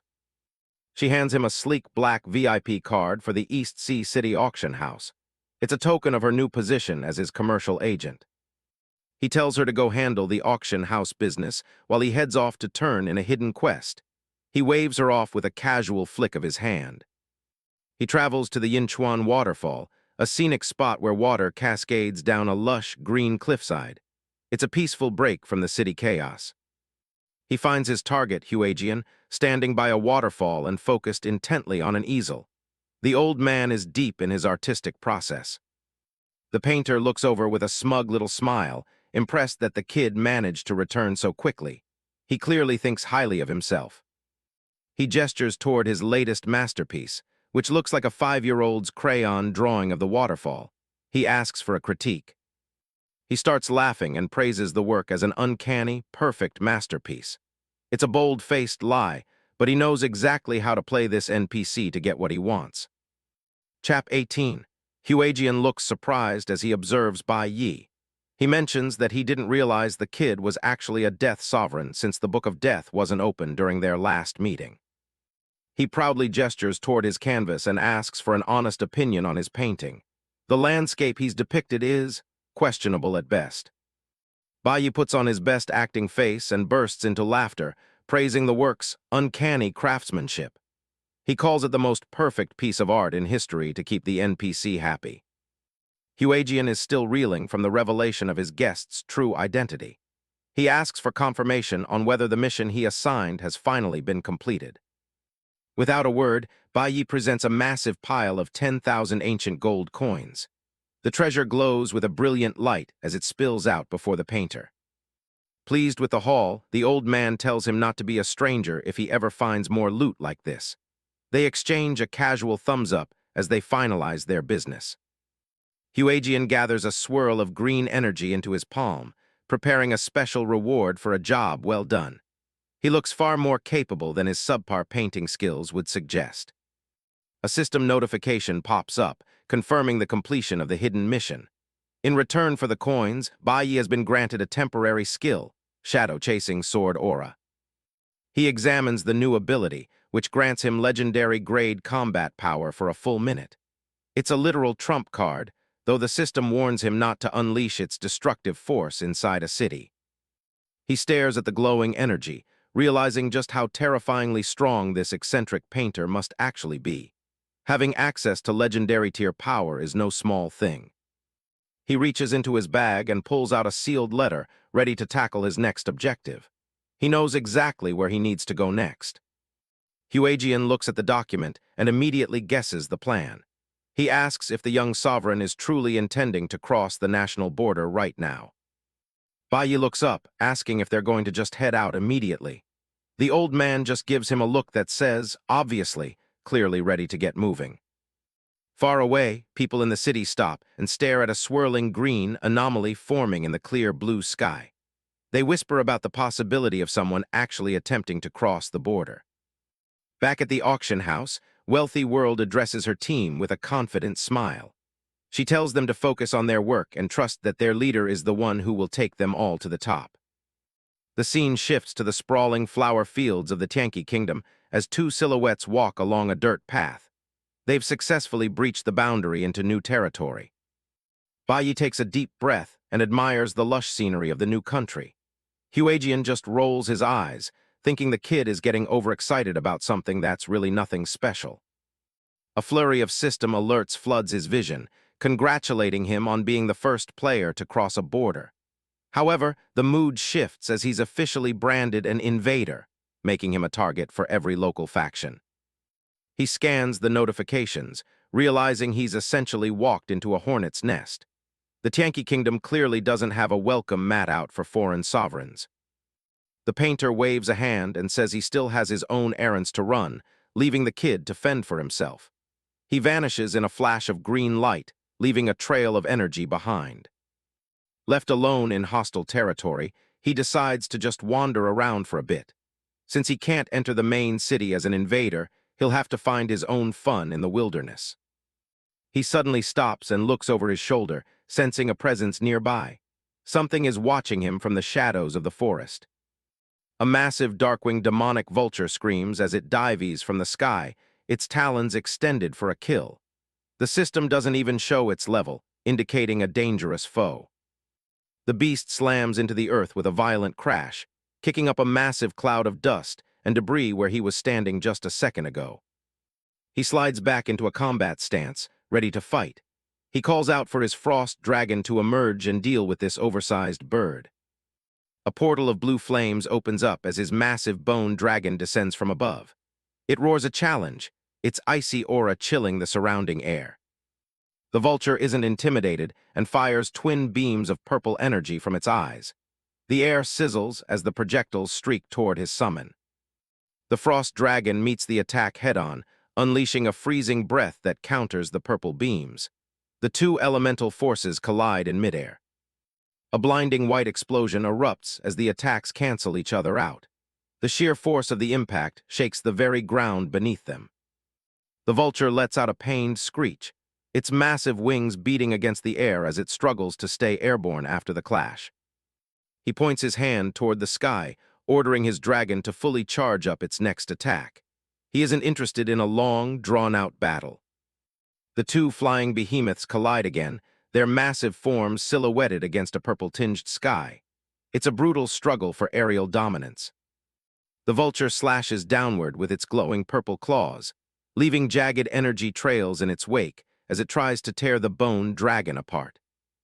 Just as the energy slashes were about to strike, Bai instantly summoned a portal, making both his massive pet and himself vanish in a split second. He looks back at the vulture and sees it completely bewildered, frantically searching for its target. Through this use, he realizes that the upgraded Death Domain Leap allows him to cover massive distances if the situation ever becomes too intense. That recent miss only made the vulture even more aggressive, its red eyes glowing with feral rage as it prepares for another strike.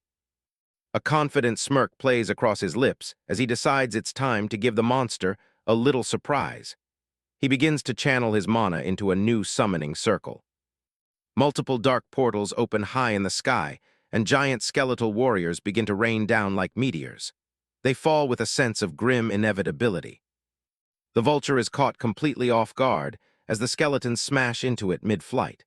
The sheer weight and numbers are enough to drag the beast toward the earth. With the monster pinned, he hops onto the back of his dragon and decides he's done playing around. They bank away, leaving the vulture to deal with his ground forces. Deep in the suburbs of Lijiang City, a group of armed men stops by the riverside. They're searching for the White Knight they heard about in the announcements, eager for a fight. They boast about their strength, promising to show this foreign invader exactly what the Tianqi regiment is capable of. They have no idea what's coming for them. Bai smirks, his gaze cold as he looks down at the group of players. He dismissively calls them trash and decides to let his little brothers handle them first. 3 massive, armor-clad skeletal warriors plummet from the sky, landing heavily in the midst of the startled Tianqi regiment members. The players reel back, shocked by the sudden appearance of multiple elite bosses in the suburbs. One of the skeletons raises a glowing blue blade high above its head, its hollow eyes burning with spectral fire. Dark energy swirls around its form as it prepares to strike. With a brutal downward swing, the skeleton's blade cleaves through a player, the impact so violent it's censored by a jagged red danger seal. The surrounding players can only watch in horror as their comrade is instantly overwhelmed. Despite the carnage, some players are still blinded by greed, shouting about the massive bounty on White Knight's head. They frantically ask for his description, desperate to be the one to claim the prize. Amidst the chaos, an older man in a blue vest and spectacles stands calmly, watching the lopsided battle. A player reports to him that 3 huge skeleton warriors attacked, and they aren't sure if it was White Knight himself. The older man with glasses adjusts his spectacles, acknowledging that anyone capable of a one-hit kill is certainly not weak. He instructs his subordinate to notify nearby players and bring them back to confront the intruder together. He watches the battle with a calculating gaze, his eyes sharp behind his lenses. He thinks to himself that rushing in recklessly is a fool's errand. He'll wait for the crowd to do the work and then aim for the killing blow.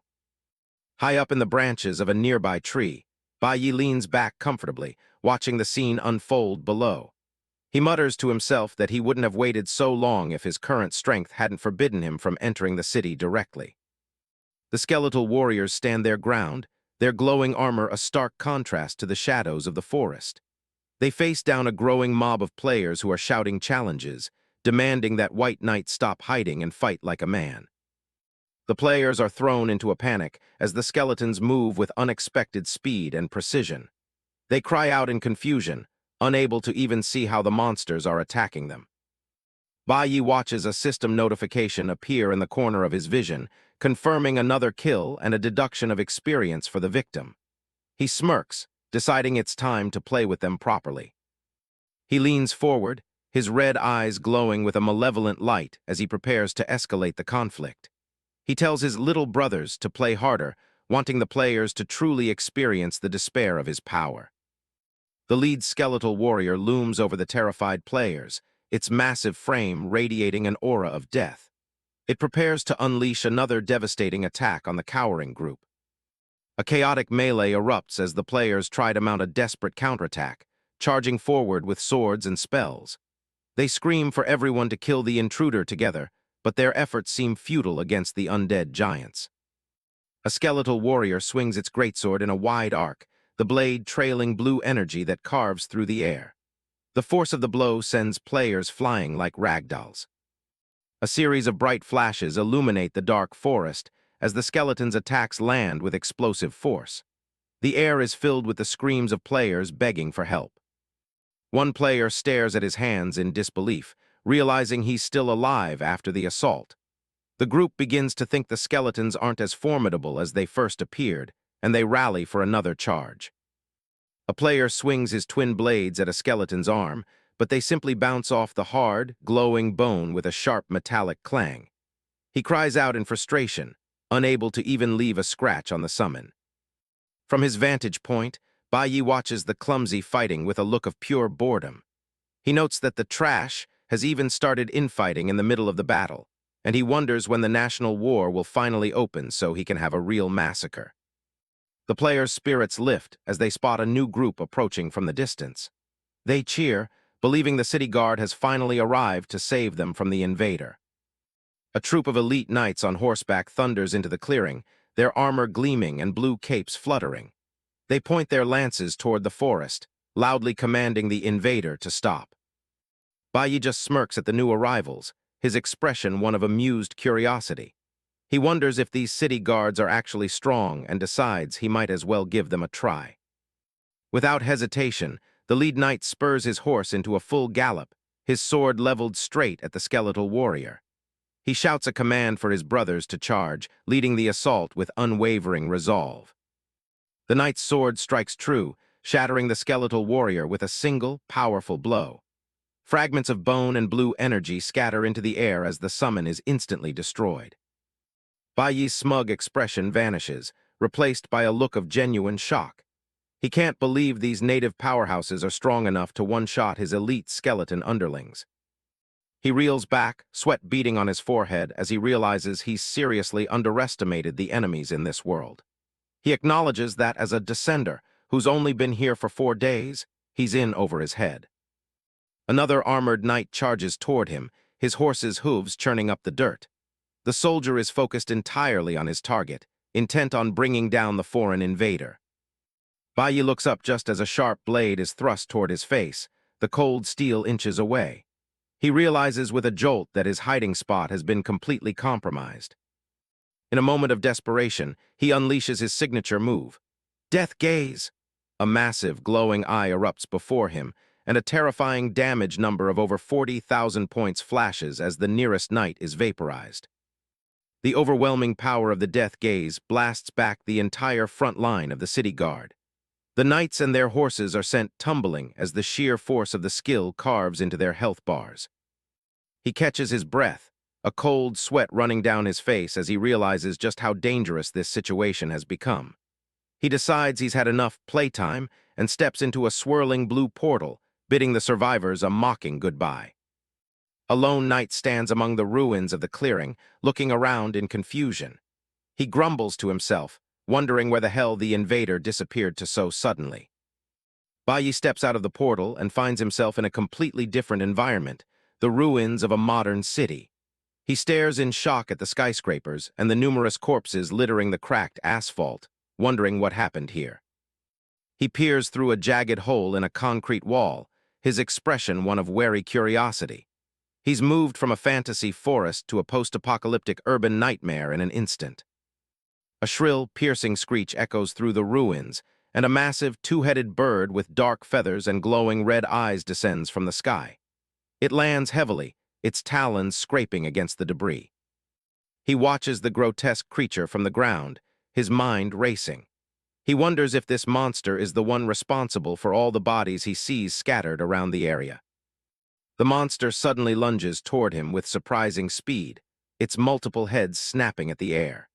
He barely manages to throw himself out of the way as a blast of energy erupts from a blue portal behind him. A massive wave of blue energy crashes through the street, adding to the chaos of the ruined cityscape. He's caught in the middle of a battle he doesn't fully understand. The two-headed vulture lets out another deafening roar, its wings beating against the air as it prepares for another attack. It seems completely focused on its prey. From above, more of the demonic birds appear, but these ones are being ridden by armored knights. They shout out a warning, identifying the creature as a dark-feathered demonic heron and calling for everyone to be on full alert. Taking advantage of the opportunity, Bai Yi hides behind a gnarled tree at the edge of the ruins, watching as the knights engage the heron. He lets out a sigh of relief, glad that someone has finally drawn the monster's aggro so he can observe safely. A massive impact sends shockwaves through the air, signaling the start of a violent clash in the heart of the ruins. The force of the strike creates a brilliant flash that momentarily blinds those nearby. Mounted on their avian steeds, the knights of the city guard scramble to regroup as the battle turns against them. One of them shouts a desperate warning to their leader, urging him to call for immediate backup before they are overwhelmed. The captain's face is etched with disbelief as he grips his sword, sweat beading on his brow from the sheer pressure of the encounter. He looks at the escalating chaos, questioning who could have possibly triggered the seal again and released such power. From the shadows of the wreckage, Bai Yi, Su Mubai, watches the knights struggle with a calculating smirk. He decides that this massive mess is the perfect opportunity to see if his promotion skill works as effectively on monsters as it does on his own summons. On the ground below, Bai Yi, Su Mubai, stands out clearly against the gray ruins, immediately drawing the attention of the airborne guards. One of the knights points him out to the captain, his voice laced with confusion as he wonders what the mysterious invader is planning to do. Raising his hand, Bai Yi, Su Mubai unleashes a surge of brilliant blue energy toward the dark feather demonic condor. He calls out his skill, promotion, as a target lock-on display appears over the screeching beast, sealing its fate. A blinding pillar of golden light shoots directly down at the monster as Bai Yi tests his talent on the ownerless beast. The condor's form begins to shift and grow, its power expanding exponentially under the influence of the skill. Bai Yi, Su Mubai, looks on with a dark, satisfied glint in his eyes as the transformation takes hold. Beside him, the captain stammers in pure horror, realizing that the monster has not only leveled up but has evolved into a legendary grade boss. Paralyzed by the sight of the unfolding nightmare, the captain can only watch in silence as the creature's aura becomes stifling. The air grows heavy with the presence of a legendary predator that was never meant to walk this world. Confusion and fear ripple through the remaining guards as they struggle to understand the source of the monster's sudden growth. They frantically call for backup, realizing far too late that the situation has spiraled beyond their ability to contain it. The transformed monster now looms as a colossal, multi-headed shadow, its many eyes glowing with a malevolent red light. It towers over the knights, its sheer size and terrifying energy casting a literal and metaphorical shadow over the battlefield. Realizing the futility of their position, the captain orders an immediate retreat to save what's left of his squad. He acknowledges with gritted teeth that they are no match for the monster in its current, godlike state. A stray bird flees through the smoke-filled sky as a secondary explosion rocks the area, scattering debris into the wind. The sound of destruction echoes through the canyons of the ruined city. Another concussive blast punctuates the chaos, tearing through the air where the knights were positioned only moments before. The shockwave rattles the remaining structures, threatening to bring them all down. With a final, desperate cry, the captain commands his surviving men to lure the beast away to minimize further casualties. He screams for a rescue team at the top of his lungs, his voice full of the urgency of a man facing certain death. A squad of aerial knights scrambles in the sky as a massive, dark shadow looms over them. The commander shouts for a retreat, realizing their mounts are completely outmatched by the sheer strength of the beast above. A blinding flash of white energy erupts through the clouds, signaling a direct and devastating hit.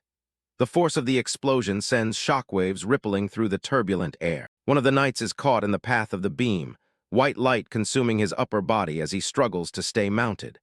The energy tears through the sky, leaving a trail of destructive power in its wake. The Ascension captain screams for his men to lure the creature away while they call for reinforcements.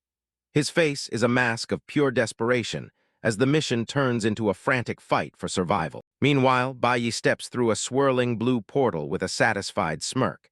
He's clearly pleased with himself for leaving such a massive mess for the local defenders to clean up. The Ascension captain glares at the spot where the portal vanished, cursing the name of the invader. He's left frustrated and helpless, unable to even touch the man who decimated his squad. Deep within the Tianqi kingdom, Mount Shifeng sits silent under the afternoon sun. The narrow rocky canyons are steep and desolate, hiding secrets in their shadows. Bai Yi stands in a sun-drenched pass, double-checking a weathered map in his hands.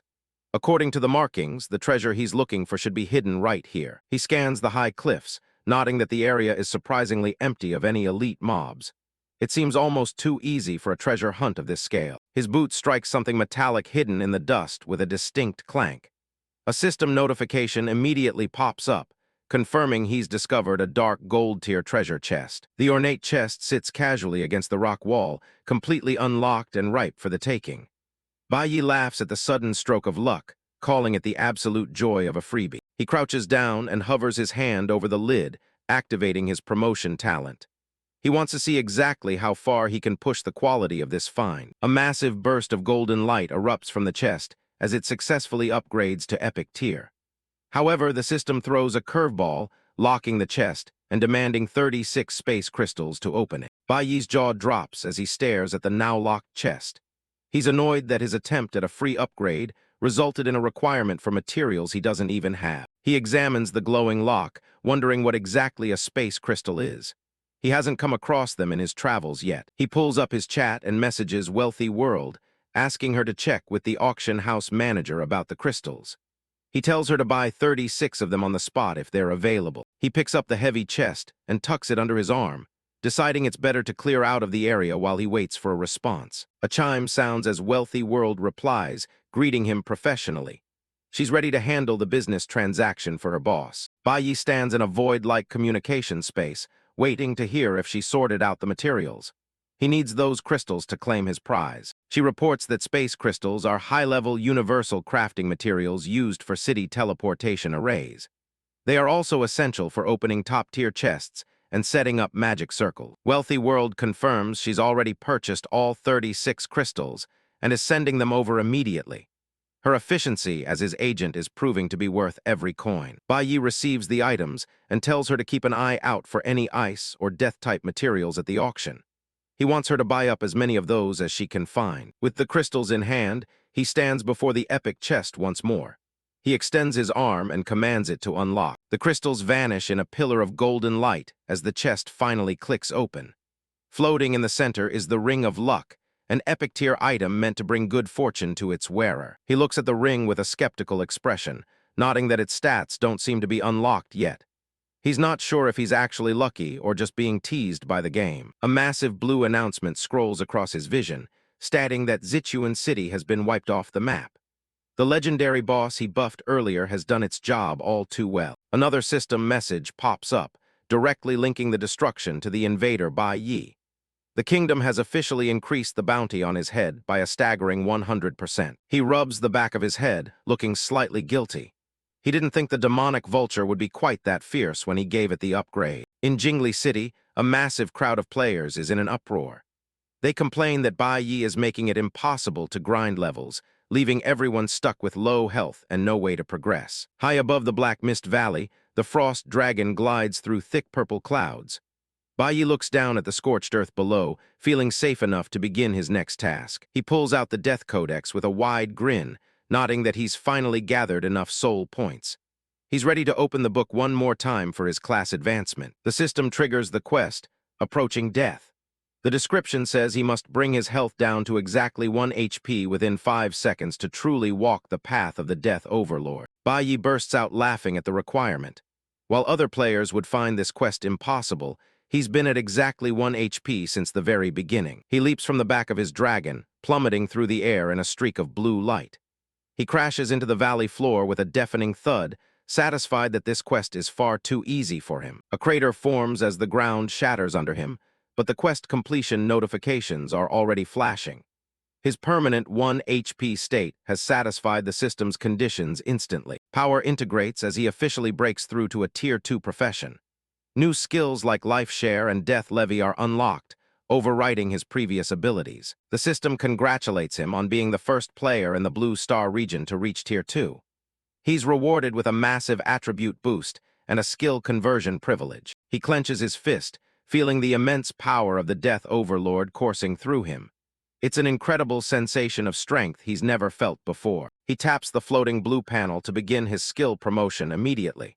He's not wasting any time in mastering his new capabilities. The S-rank life share promotes to the SS rank death contract.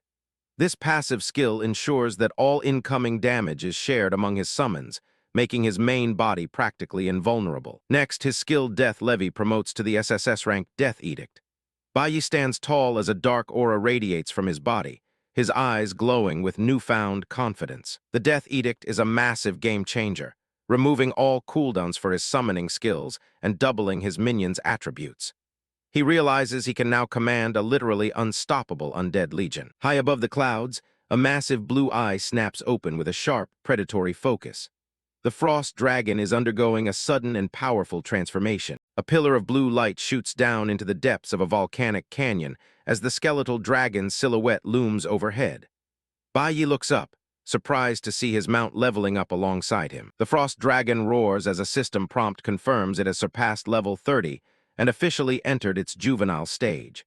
Its black skeletal frame pulses with an intense, ethereal blue energy. Baiyi watches the display with a confident grin, enjoying how well things are progressing. With his mount's new power, his options for chaos have expanded significantly. He hops onto the dragon's back and takes to the skis, leaving the volcanic peaks behind. He's determined to track down the bald bird that's been causing trouble in the area. They glide over the vast landscape toward a distant, fortified castle sitting near a wide river. The frost dragon's shadow sweeps across the plains like a dark omen. Baiyi spots a group of Tianqi players gathered near the city gates, clearly planning their next move. He watches them from above, noting how suspicious they look as they huddle together. He deduces that the boss he's looking for must have gone into hiding to avoid the local guilds. It's clear these players are plotting something to secure the kill for themselves. A dark look crosses Baiyi's face as he points down at the crowd, suggesting to his mount that they should stir up some trouble. He's in the mood to crash their little party. Down on the ground, the players are rushing to grind as much as possible under the cover of night. They discuss the rumors of Baiyi being a demon capable of summoning thousands of undead, terrified he might show up. Suddenly, someone points at the sky and screams in terror as a massive shape appears out of the darkness. The players are frozen in shock, wondering what kind of nightmare is descending upon them. The frost dragon roars, its terrifying face looming over the panicked crowd of players. Its jaws hang open, glowing with a frigid blue light as it prepares to strike. A beam of concentrated frost energy blasts from the dragon's mouth, shattering the ground and sending players flying. Panic erupts as the base is torn apart by the unexpected aerial assault. Far away in the desolate Black Mist Valley, Baiyi steps through a swirling portal. He looks around the jagged, purple-tinged cliffs, ready to find a new testing ground for his skills. He declares that this valley will be the stage for the official debut of his Scourge army. His eyes flare with a sinister light as he prepares to summon his forces. The frost dragon lands beside him, its huge wings creating a gust of wind in the narrow pass. Baiyi tells it to go off and play on its own for a while. Baiyi wanders deeper into the valley, trailed by a handful of glowing blue skeletons. He's satisfied with the density of mobs in the area, calling it a perfect spot for grinding. A group of his skeletal warriors stands ready as a dark energy pulses against a nearby rock wall. Something powerful is lurking just ahead in the shadows. A massive, shadowy wolf with glowing orange eyes lunges out of the mist, snarling at the intruders. Its fur is wreathed in purple flames, and it looks far more dangerous than the typical local mobs. Baiyi looks surprised, questioning if this is actually supposed to be a beginner zone. The mobs here are significantly tougher than he expected. His skeletons engage the beast, but their initial attacks only chip away at its massive health pool. Damage numbers fly as the wolf retaliates with surprising strength. Baiyi holds up a glowing sphere of light, deciding it's time to show the local wildlife what true power looks like. He's done playing around with the smaller summons. He chants the command to bring forth the Headless Horseman. A massive surge of blue energy erupts from the ground as the powerful spirit begins to manifest. The spirit asks who has summoned it, and Baiyi simply points at the enemy, telling it to quit talking and start killing. He has no patience for pleasantries during a hunt. With a single devastating swing of its blade, the Headless Horseman unleashes a death cloud slash. The attack tears through the air, instantly cleaving the massive wolf in two. The wolf's body dissolves into a cloud of black smoke as it's completely erased from existence. Baiyi watches the destruction, admitting he didn't expect the horsemen to be quite this wild. A cascade of system rewards floods the screen as the level 55 bronze tier boss, the Black Wind Wolf Chieftain, falls. Bai Yi has officially reached level 31, gaining a massive boost in experience and attributes. Suddenly, his standard skeletons are engulfed in a brilliant golden light. They begin to grow in size and complexity, shedding their basic forms. The skeletons evolve into skeleton kings, their stats leaping to incredible heights. These new sovereigns possess triple the attributes of elite units, making them true masters of the battlefield. The Skeleton King Mage manifests with a massive horned skull and glowing blue eyes. Its arsenal is now packed with devastating spells like Sea of Fire and Fireball. A Skeleton King Warrior towers over the valley, its armor wreathed in spectral flames. It's a powerful sovereign of bone, ready to lead the charge with crushing physical attacks. Bai Yi looks up at his new giants, thrilled by the sheer scale of the upgrade. He realizes he can finally start building a true skeleton legion that no one can stand against. He notes that the promotion of his Death Levy skill to the SSS rank Death Edict has given all his summons a massive attribute boost. He plans to organize them into specialized squads for maximum efficiency. Bai Yi laughs hysterically, declaring his intention to sweep across these lands and leave nothing behind. He's ready to claim every resource in the valley for himself. He leads the charge as his skeleton kings barrel through the valley floor. He commands them to kill every mob they see, leaving absolutely nothing for any other players to farm. System alerts continue to chime as his army systematically wipes out boss after boss. He's racking up hundreds of thousands of experience points in a matter of minutes. One of the skeleton kings stops in front of a rock wall and points into the distance. Bai Yi notices the gesture and wonders if they've stumbled upon something important. He looks toward a shimmering golden portal tucked away in the shadows of the canyon. It looks like a secret entrance that hasn't been discovered by any other players. System messages confirm he's discovered a level 60 secret dungeon instance, the Myriad Poison Snake Den. The maximum difficulty is set to Hell Tier, and Bai Yi is eager to dive straight in. Bai Yi steps into the swirling golden light of the secret dungeon entrance, deciding to test the waters on normal difficulty first.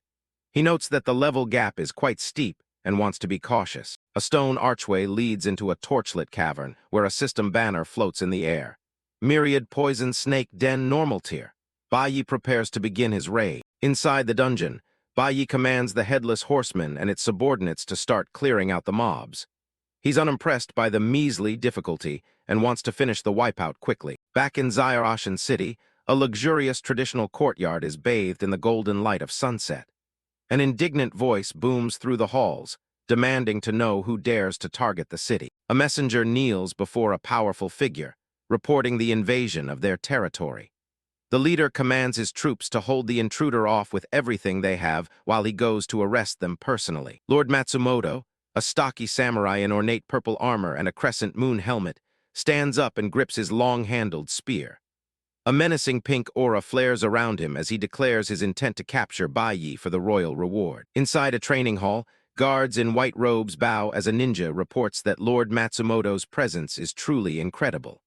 The power shift in the room is palpable as the leader prepares for battle. High above Ascension City, the frost dragon roars as it soars through the darkening sky.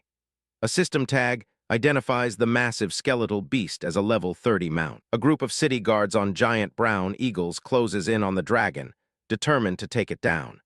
One of them scoffs, believing Bai Yi is simply digging his own grave by challenging the city's defenses. The eagle riders dive toward their target, one guard shouting for everyone to focus their fire. He aims his rifle and pulls the trigger, sending a shot toward the skeletal dragon. On the city walls, a player gleefully activates his A-rank broadcast talent. He plans to livestream the entire capture of the infamous Bai Yi to every corner of the Tianqi Kingdom. The frost dragon is buffeted by explosions as more guards join the fray, its massive wings beating against the smoke. The livestreamer encourages his audience to witness the live arrest of the necromancer. The skeletal dragon roars through a cloud of debris as a chat log on the screen shows fans cheering for the capture. Below, a player is trapped in a jagged pillar of ice as the chaos intensifies. Inside the dungeon, Bai Yi receives a system notification that his mount is under attack. He pauses, looking slightly annoyed that anyone would actually dare to harm his dragon. He taps a floating screen with a smirk, nodding that his timing is perfect since he's mostly cleared out the dungeon anyway. He's ready to show those fools exactly who they're messing with. Bai Yi's body is suddenly enveloped in swirling golden flames as he prepares to teleport. His expression is dark and confident as he readies his counterattack. Above the city, the Frost Dragon is surrounded by a ring of blue energy as the Eagle Riders continue their assault. The sky is filled with the sounds of battle and the roars of the mount. A guard's spear is shown in close-up, its sharp point glinting as it's thrust toward a target. On the ground, soldiers wait for the dragon to be brought down by their aerial forces. Lord Matsumoto stands atop a tower, his spear raised high as he shouts for Bai Yi to show himself. He begins a countdown, threatening to turn the Frost Dragon into a corpse if Bai Yi doesn't surrender. The samurai leader's face is twisted in a furious snarl as he reaches the first number of his countdown.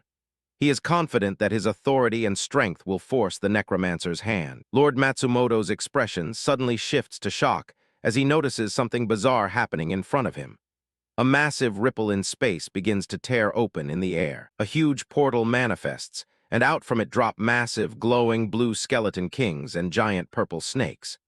The summons from the Myriad poison snake den have been brought directly into the heart of the city. The city guards are thrown into a panic, staring up at the terrifying creatures appearing out of nowhere. They can't understand why poisonous snakes are suddenly falling from the sky. One guard falls back in terror, his eyes wide as he realizes the sheer scale of the counterattack. The peaceful sunset has turned into a scene from a nightmare. Bai Yi emerges from the portal with a casual, mocking grin, his hand outstretched toward the defenders. He tells them he's tossed in some little mobs for them to play with. The Frost Dragon roars above as the massive skeleton kings land on the city walls, dwarfing the human guards. They look like ancient gods of destruction compared to the panicked soldiers. The headless horseman charges through the air on its spectral mount, leaving a trail of blue fire behind it. It thunders out of a portal, ready to join the slaughter. A system tag for Death Charge appears as the spectral spirit barrels toward the city guards. Its presence alone is enough to shatter the morale of the defenders. The Zairoshan captain, a man with spiky brown hair and a blue cape, scoffs as he looks down from his eagle mount. He tells his brothers not to be afraid, dismissing the massive summons as mere level 30 grunts. Bai Yi's face is shown in close-up, a dark and knowing smirk playing on his lips. He whispers that this is a gift he's painstakingly prepared for all of them. The captain lunges forward with a heavy strike, his spear glowing with energy. At the same time, system prompts appear for Death Siphon feedback and Skeleton King Warrior attribute enhancement. The captain is confident, believing that even if the skeletons are massive, they can't possibly withstand a full-powered strike from a level 60 warrior like himself. As his spear connects, a massive beam of white light erupts upward. A damage number of negative 90,000 flashes over the captain's head as he's hit by his own power's reflection. The headless horseman looms behind the captain, its flaming blade raised and ready. The Eagle Rider is completely at the mercy of the spectral knight. A close-up of the captain shows his eyes wide with pure terror. He realizes too late that his higher level means nothing against the dark powers he's facing. A close-up of the captain's eye shows the reflection of a massive projectile flying toward him. A sharp sound effect accompanies the final blow. A massive black bolt from a fatal snipe pierces through the captain's chest. A devastating damage number of 452,400 appears, completely obliterating what was left of his life. The captain stared in sheer agony and disbelief as he watched his HP melt away like that. He let out a final, desperate scream as he plummeted from his eagle mount toward the ground, all while frantically trying to counterattack the summoned horde. A silhouette of a massive skeleton king towers over a smaller warrior, delivering a blow that only deals a meager 461 points of damage. The attack seems almost laughable given the size of the undead giant. On the city walls, the guards are gripped by a paralyzing terror. They realize that their captain, a high-level warrior, only managed to deal 3 digits of damage to these monstrosities. Bai Yi smirks as he explains the secret of his survival. His death contract shares all incoming damage equally among his contracted creatures and summons. With over 20 undead sharing the burden, even the strongest attacks are reduced to nothing. The Zairoshan captain lets out one final, blood-curdling scream as the counterattack from the summons completely obliterates him.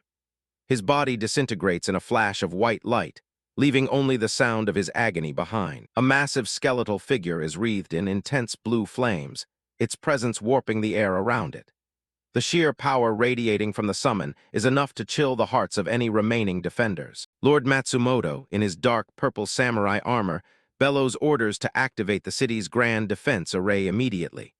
He calls for all siege weapons to open fire, desperate to prevent the undead from breaching Zairashin City's walls. Baiyi watches the chaos from the shadows of his cape, a mocking grin on his face. He wonders how much longer the city's defenders can possibly hold out against his unstoppable army. Terror spreads like wildfire through the ranks of the soldiers, who begin to break and run for their lives. They scream for reinforcements from the royal capital, realizing they are utterly outmatched. The scene shifts to a serene bamboo garden in the royal capital, where members of a secret society are gathered around a stone table. Despite the peaceful setting, the atmosphere is heavy with unspoken tension. Chi Yaezong, the secret society president, is a middle-aged man in a sharp blue suit with dark blue hair. He leans forward and asks his mysterious guest exactly what it is they want from them. The guest, Huajian, is a man with long purple hair and a small goatee, dressed in a rugged brown coat. He casually sips tea and enigmatically states that his desires are none of Chi Yaezong's concern. With a sudden, violent movement, Huajian smashes his teacup onto the stone table, sending a shockwave of energy through the air. Chi Yaezong recoils in shock, his formal composure completely shattered by the sudden display of power. Huajian begins to float into the air, surrounded by a whirlwind of glowing gold coins and sharp bursts of energy. He sheds his lazy exterior, revealing the true power of a reclusive master. Chi Yaezong and his subordinates watch from the side, their eyes wide with fear and curiosity. They wonder where this mysterious big shot came from and what kind of dangerous plot he's involved in. A panicked soldier rushes into the garden, reporting that Lord Matsumoto is requesting urgent reinforcements because Baiyi is laying waste to Zairashin City. Huajian listens with a smirk, seemingly pleased that the kid hasn't disappointed him. Chi Yaezong immediately orders a team to go and reinforce the city, his face etched with stress. He wonders aloud which deity they could have possibly offended to have so much trouble descending upon them at once. As the guards move to follow orders, Huajian releases a massive burst of yellow lightning that blocks their path. He declares with a smug smile that as long as he is here, none of them will be leaving the capital. He levitates in the center of a massive swirling vortex of light and energy, his brown coat fluttering in the artificial wind. He mockingly invites the secret society members to stay and play with him for a while. A close-up of Huajian shows his face twisted into a cocky, confident grin. He challenges them to come and experience the legendary sharpness of his sword, making it clear he won't let them interfere with Baiyi's raid. Baiyi's standing at the mouth of the Myriad poison snake den with his frost dragon. He's done messing around and is ready to get down to business hunting an epic-tier boss for his next quest. He drops into the den, landing hard enough to shatter the stone beneath his feet. He's itching to see exactly what level this boss is actually at. Suddenly, the azure-scaled snake chieftain lunges out of the darkness. Its massive jaws are wide open and glowing with a deadly purple venom. Baiyi doesn't even flinch. He brings out his skeleton army, including the headless horsemen, and tells them to get to work. The giant snake strikes, but it's met with a blast of blue energy that forces its head back. And it looks like his summons are already putting in the work. Baiyi watches the chaos with a smirk. He's curious to see if this monster can actually handle the pressure of his skeleton legion. The headless horseman leads the charge, landing a heavy, glowing strike that sends sparks flying off the snake's tough scales. The snake's skin is tougher than it looks, so Baiyi decides to switch tactics. He tells his crew to start hitting it with magic attacks to see if that works better. Spectral blue fire starts streaking through the air, targeted right at the massive creature as he orders them to turn the snake into a bowl of soup. The cavern lights up as the spells and physical blows rain down on the chieftain, completely overwhelming its defenses. The snake is reeling from the onslaught. It's trying to fight back, but it's clear the tide has completely turned. Baiyi points his finger, mocking the beast's struggle. He knows there's no way it can survive a siege from his skeleton army. Then the system messages start flooding in. He took down the level 60 boss, bagged over 1 million XP, and hit level 42, securing a first clear for the whole kingdom to see. He takes a second to soak it in. Jumping that many levels in one go feels incredible, and he's loving the results. With the boss out of the way, he pushes deeper into the den, his skeleton guards trailing right behind him. Meanwhile, the rest of the Tanky Kingdom is in a complete panic. They just saw the announcement that an invader cleared a major dungeon and they're losing their minds. People on the streets are shouting, thinking the game is glitching out. No one can believe one guy is out-leveling entire guilds like this. Then they see the leaderboard, and the gap is just insane. Bai Yi is sitting at level 42, while the next closest player is barely at 14. They're convinced he's exploiting a bug. Back at the royal capital, a mysterious ally in a long brown coat is floating high above the city, glowing with golden energy. He's leading the capital's guards on a wild chase, flying over the palace spires while they struggle to keep up. Qi Yaozong is screaming at the sky, demanding to know who this intruder is and what he's doing in their capital. The thief just looks back with a cocky grin. He's exactly where he needs to be. He tosses out a final taunt and makes his exit. Qi Yaozong is desperate to have his men find out what the intruder was really after. The guards rush into the treasury, only to find the place has been completely picked clean. There isn't a single scrap of treasure left in the chests. Suddenly, a massive announcement hits every player in the kingdom. Because the treasury was breached, every single player in Tianqi just lost a level and took a 50% cut to their XP gain. Qi Yaozong and his men are left staring at the empty room, absolutely crushed. One guy just single-handedly ruined the entire kingdom's progress. Bai Yi walks out of the treasury, a huge grin on his face as his skeletons haul out the legendary loot. It's been a massive payday. A notification chime cuts through his victory lap. The Death Codex is vibrating with a fresh clue about his class equipment set. Bai Yi flips the book open, watching as it pulses with a strange golden light. An image of a massive floating fortress materializes over the pages. It's the Sacred Beast Empire, a place on the same level as the Divine Dragon Pavilion. He rests his chin on his hand, already running the numbers. Getting into a place like that isn't going to be a simple stroll. He needs a real plan. For now, he steps through a blue portal and lands back in the familiar streets of Donghai City. He's barely home before a crowd of allies greets him. News of him single-handedly wrecking the Tianqi kingdom has already reached the entire empire. Sister Wealthy steps forward, ready to get down to business. She asks for a name for their new merchant guild, and Bai Yi goes with Myriad Worlds. She loves the sound of it, already picturing their trade network spanning across every dimension. A system prompt pings. Wealthy Under Heaven has officially sent the guild invite over to him. The rest of the crew confirms their membership as the notifications flood in. Bai Yi gives a confident smirk as the system confirms he's the new guild master. The foundation is set. He doesn't waste any time, ordering the team to head straight for the auction house and start buying it out. The sun shines over the city's spires as the Myriad Worlds Guild begins its takeover of the market. A massive holographic ranking board draws a crowd. Bai Yi is sitting at the top of the wealth rankings with a mind-boggling 36.5 million soul coins. Above the city, a global announcement broadcasts the guild's recruitment drive, offering insane salaries that the average player can't even dream of. The locals are losing their minds over the deal. A base salary of 20 gold plus commission is unheard of. Leaning against a nearby wall, Bai Yi watches the reaction. Once they've gathered enough talent here, they'll start moving on the auction houses in other major cities. He looks ahead, confident that in a month's time, his name will be synonymous with the empire's economy. Elsewhere, in a dimly lit cathedral, a shadowy figure gives the order to hunt him down. They need to find out exactly where Bai Yi is hiding. Ghost Hand, a notorious assassin, licks the edge of his dagger. He's already set his sights on Bai Yi's life. His stats pop up, revealing an SS-rank talent called Divine Concealment. It makes him practically undetectable to anyone without an SSS-rank detection skill. Not only is he invisible, but his first strike after breaking stealth deals massive damage while completely ignoring the target's defense. Back at the city hall, Bai Yi meets with Sidu Jai. He's made up his mind. He's heading to the Sanctuary Empire. Sidu Jai listens as Bai Yi explains there's something vital he needs to find over there. The elder warns him that the Sanctuary Empire is on a completely different level than anything he's seen. Bai Yi just asks if there's any way to get in. Sidu Jai admits it's possible, but it requires passing the Divine Dragon Academy's assessment exam first. Bai Yi doesn't hesitate.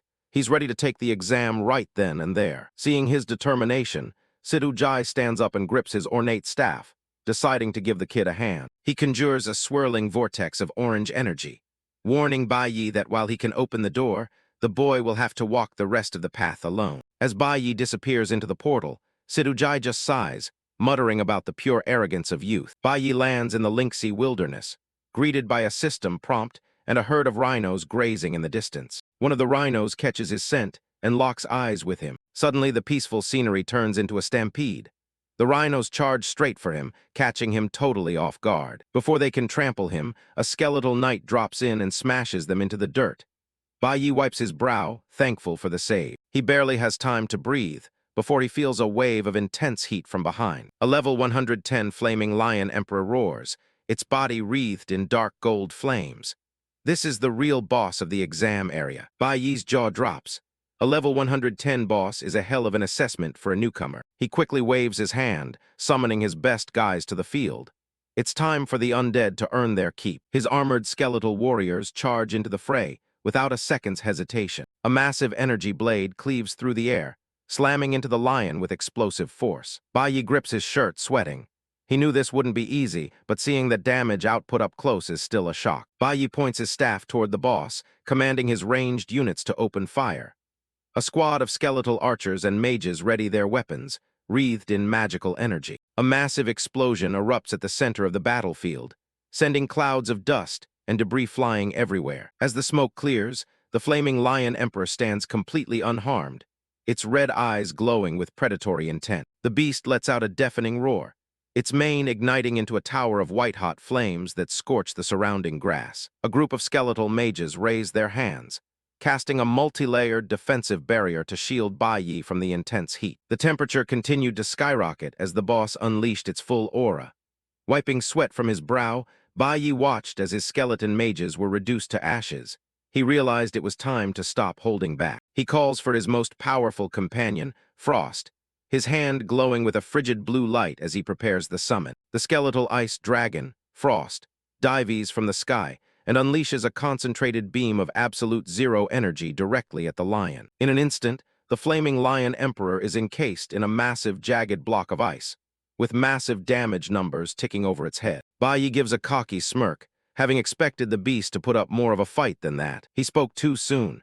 Shards of ice fly in every direction as the lion shatters its prison with a burst of pure kinetic energy. The boss's mane turns into a dark, pulsing red as it enters a berserk state, its roar shaking the very ground beneath Bai Yi's feet. He immediately sends in the Skeleton King, who charges forward on his spectral horse, blue flames trailing behind them. The flaming lion emperor opens its maw, gathering a sphere of concentrated solar energy for a final attack. The Skeleton King delivers a crushing overhead slash, his blade glowing with an ethereal light that cleaves through the boss's defenses. Seeing an opening, Bai Yi orders his ranged units to unleash everything they have in one final, coordinated strike. A series of magical explosions rock the boss, dealing waves of damage as its health bar finally plummets to zero. The giant beast collapses, its flames flickering out as it vanishes into a cloud of smoke.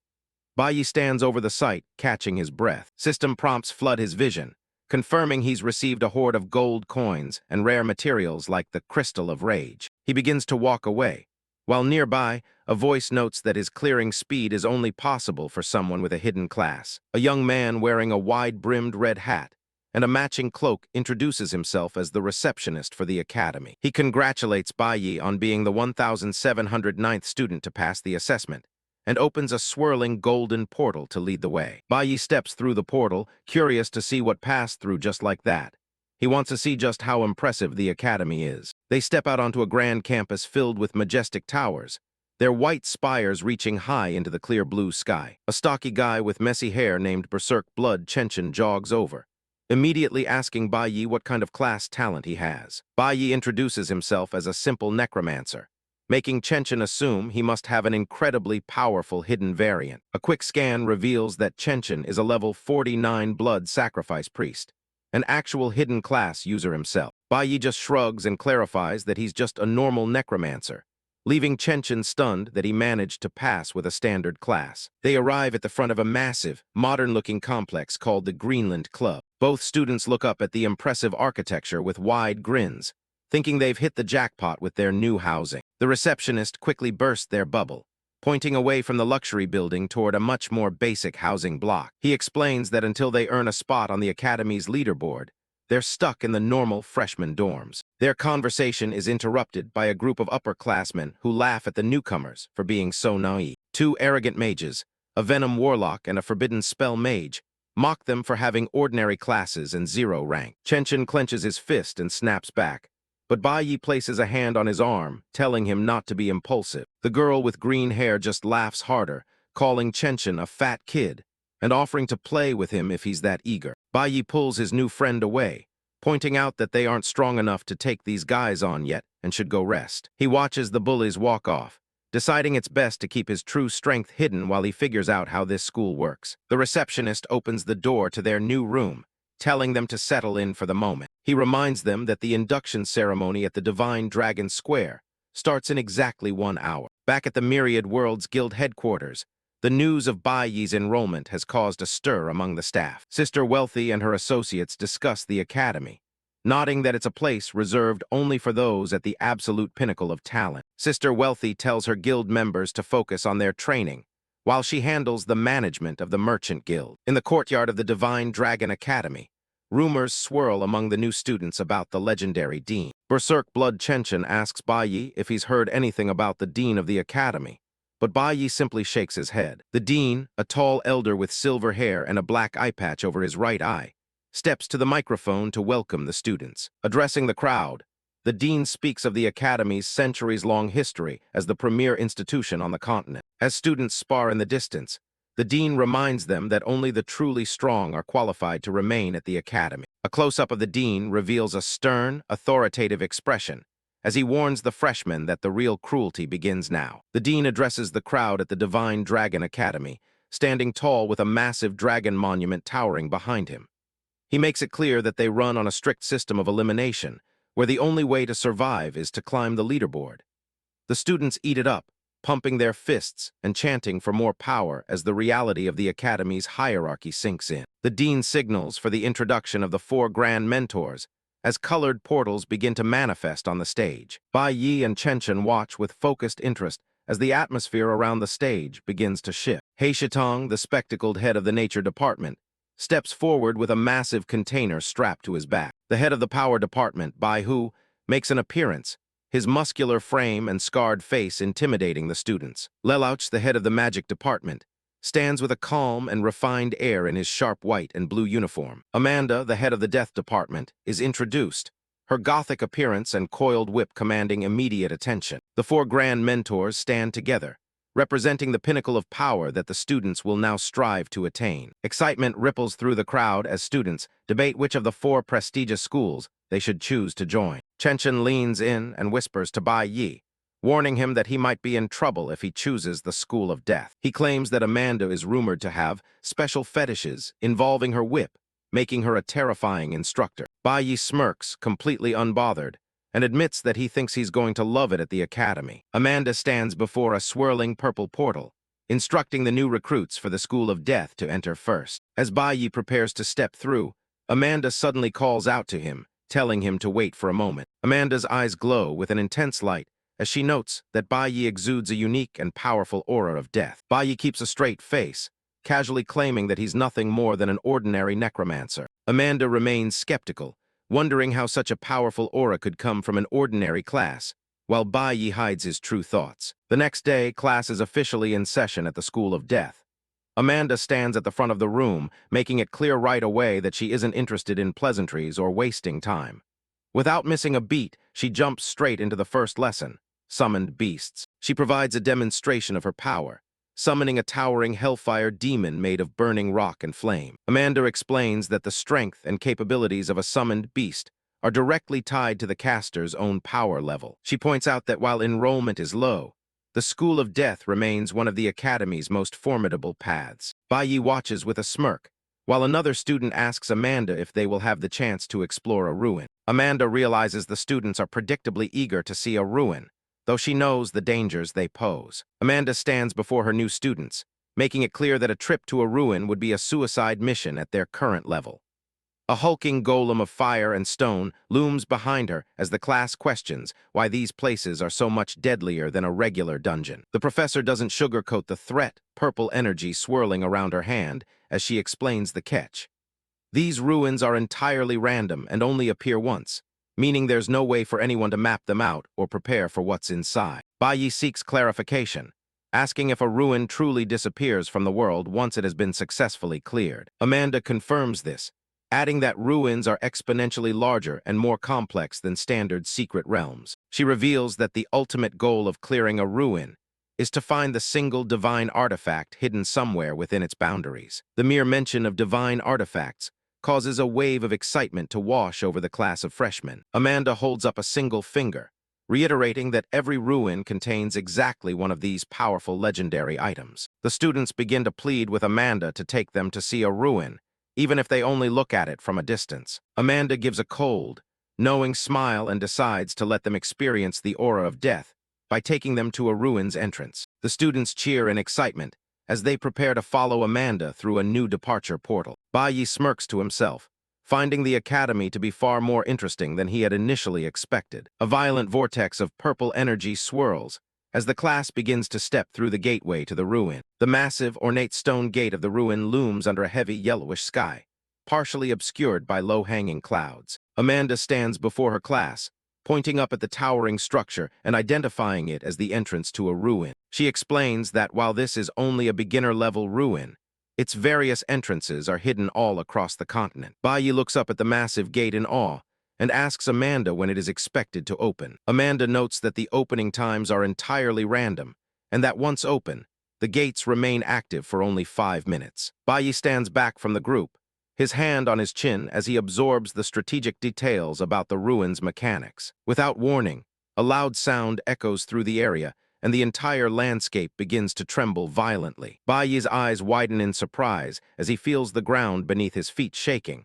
wondering what could be causing such a sudden disturbance. Amanda's composed demeanor vanishes, replaced by alarm as she realizes the ruin is activating right in front of them. She shouts a command for the students to retreat, warning them to stay clear of the black mist being expelled from the gate. The giant doors swing open to reveal a hellish red light, and powerful black tendrils of energy reach out toward the students. One student is caught in the intense gravitational pull, screaming for help as the suction drags him toward the opening. Amanda tries to intervene, but the force is too great as multiple students are swept up and pulled into the glowing red rift. Frustrated and sweating from the pressure, Amanda realizes she must notify the dean of this catastrophe immediately. As the black energy wraps around him, Bai doesn't look afraid. Instead, a sharp, excited smile crosses his face at the prospect of a real challenge. The table shook with a violent slam the moment he heard what happened. At the academy, the dean shouts in shock after receiving the report that 18 new students have been sucked into a beginner ruin. The dean and the other department heads stand together, acknowledging that the difficulty of the ruin will be hellish for the inexperienced freshmen. With a stern expression, the dean orders an immediate rescue team to be organized to go deep into the ruin if necessary. A voice from the shadows quickly acknowledges the dean's command as the academy prepares for an emergency rescue operation. Bai hits the floor of the ruin after being sucked through the portal. He sits there for a second, catching his breath while the massive stone arches loom overhead. He pushes himself up and scans the dark hall. He's completely alone, meaning the breath of the ruin must have scattered his classmates across the dungeon. Being a glass cannon means he can't afford to take any risks. He immediately summons 2 blue-flaming skeletal warriors to act as his personal guard. He walks deeper into the cavern, flanked by his minions. It's exactly as massive as Amanda described, yet the total lack of monsters is starting to feel suspicious. A beam of energy suddenly tears through the darkness from the side. Another glowing green shot flies right past his face. He tenses up, barely reacting in time to the sudden ambush. He stares into the gloom, spotting the movement of something huge and aggressive. An elite dark pincer bug lunges from the shadows, its massive green carapace and sharp pincers filling the space. Despite being in a beginner ruin, its level 40 stats are formidable, with strength and constitution both nearing 1,000. Bai recoils, his face twisting as he gets a good look at the dripping mandibles. He seems more bothered by the creature's gross appearance than the actual threat its high stats pose.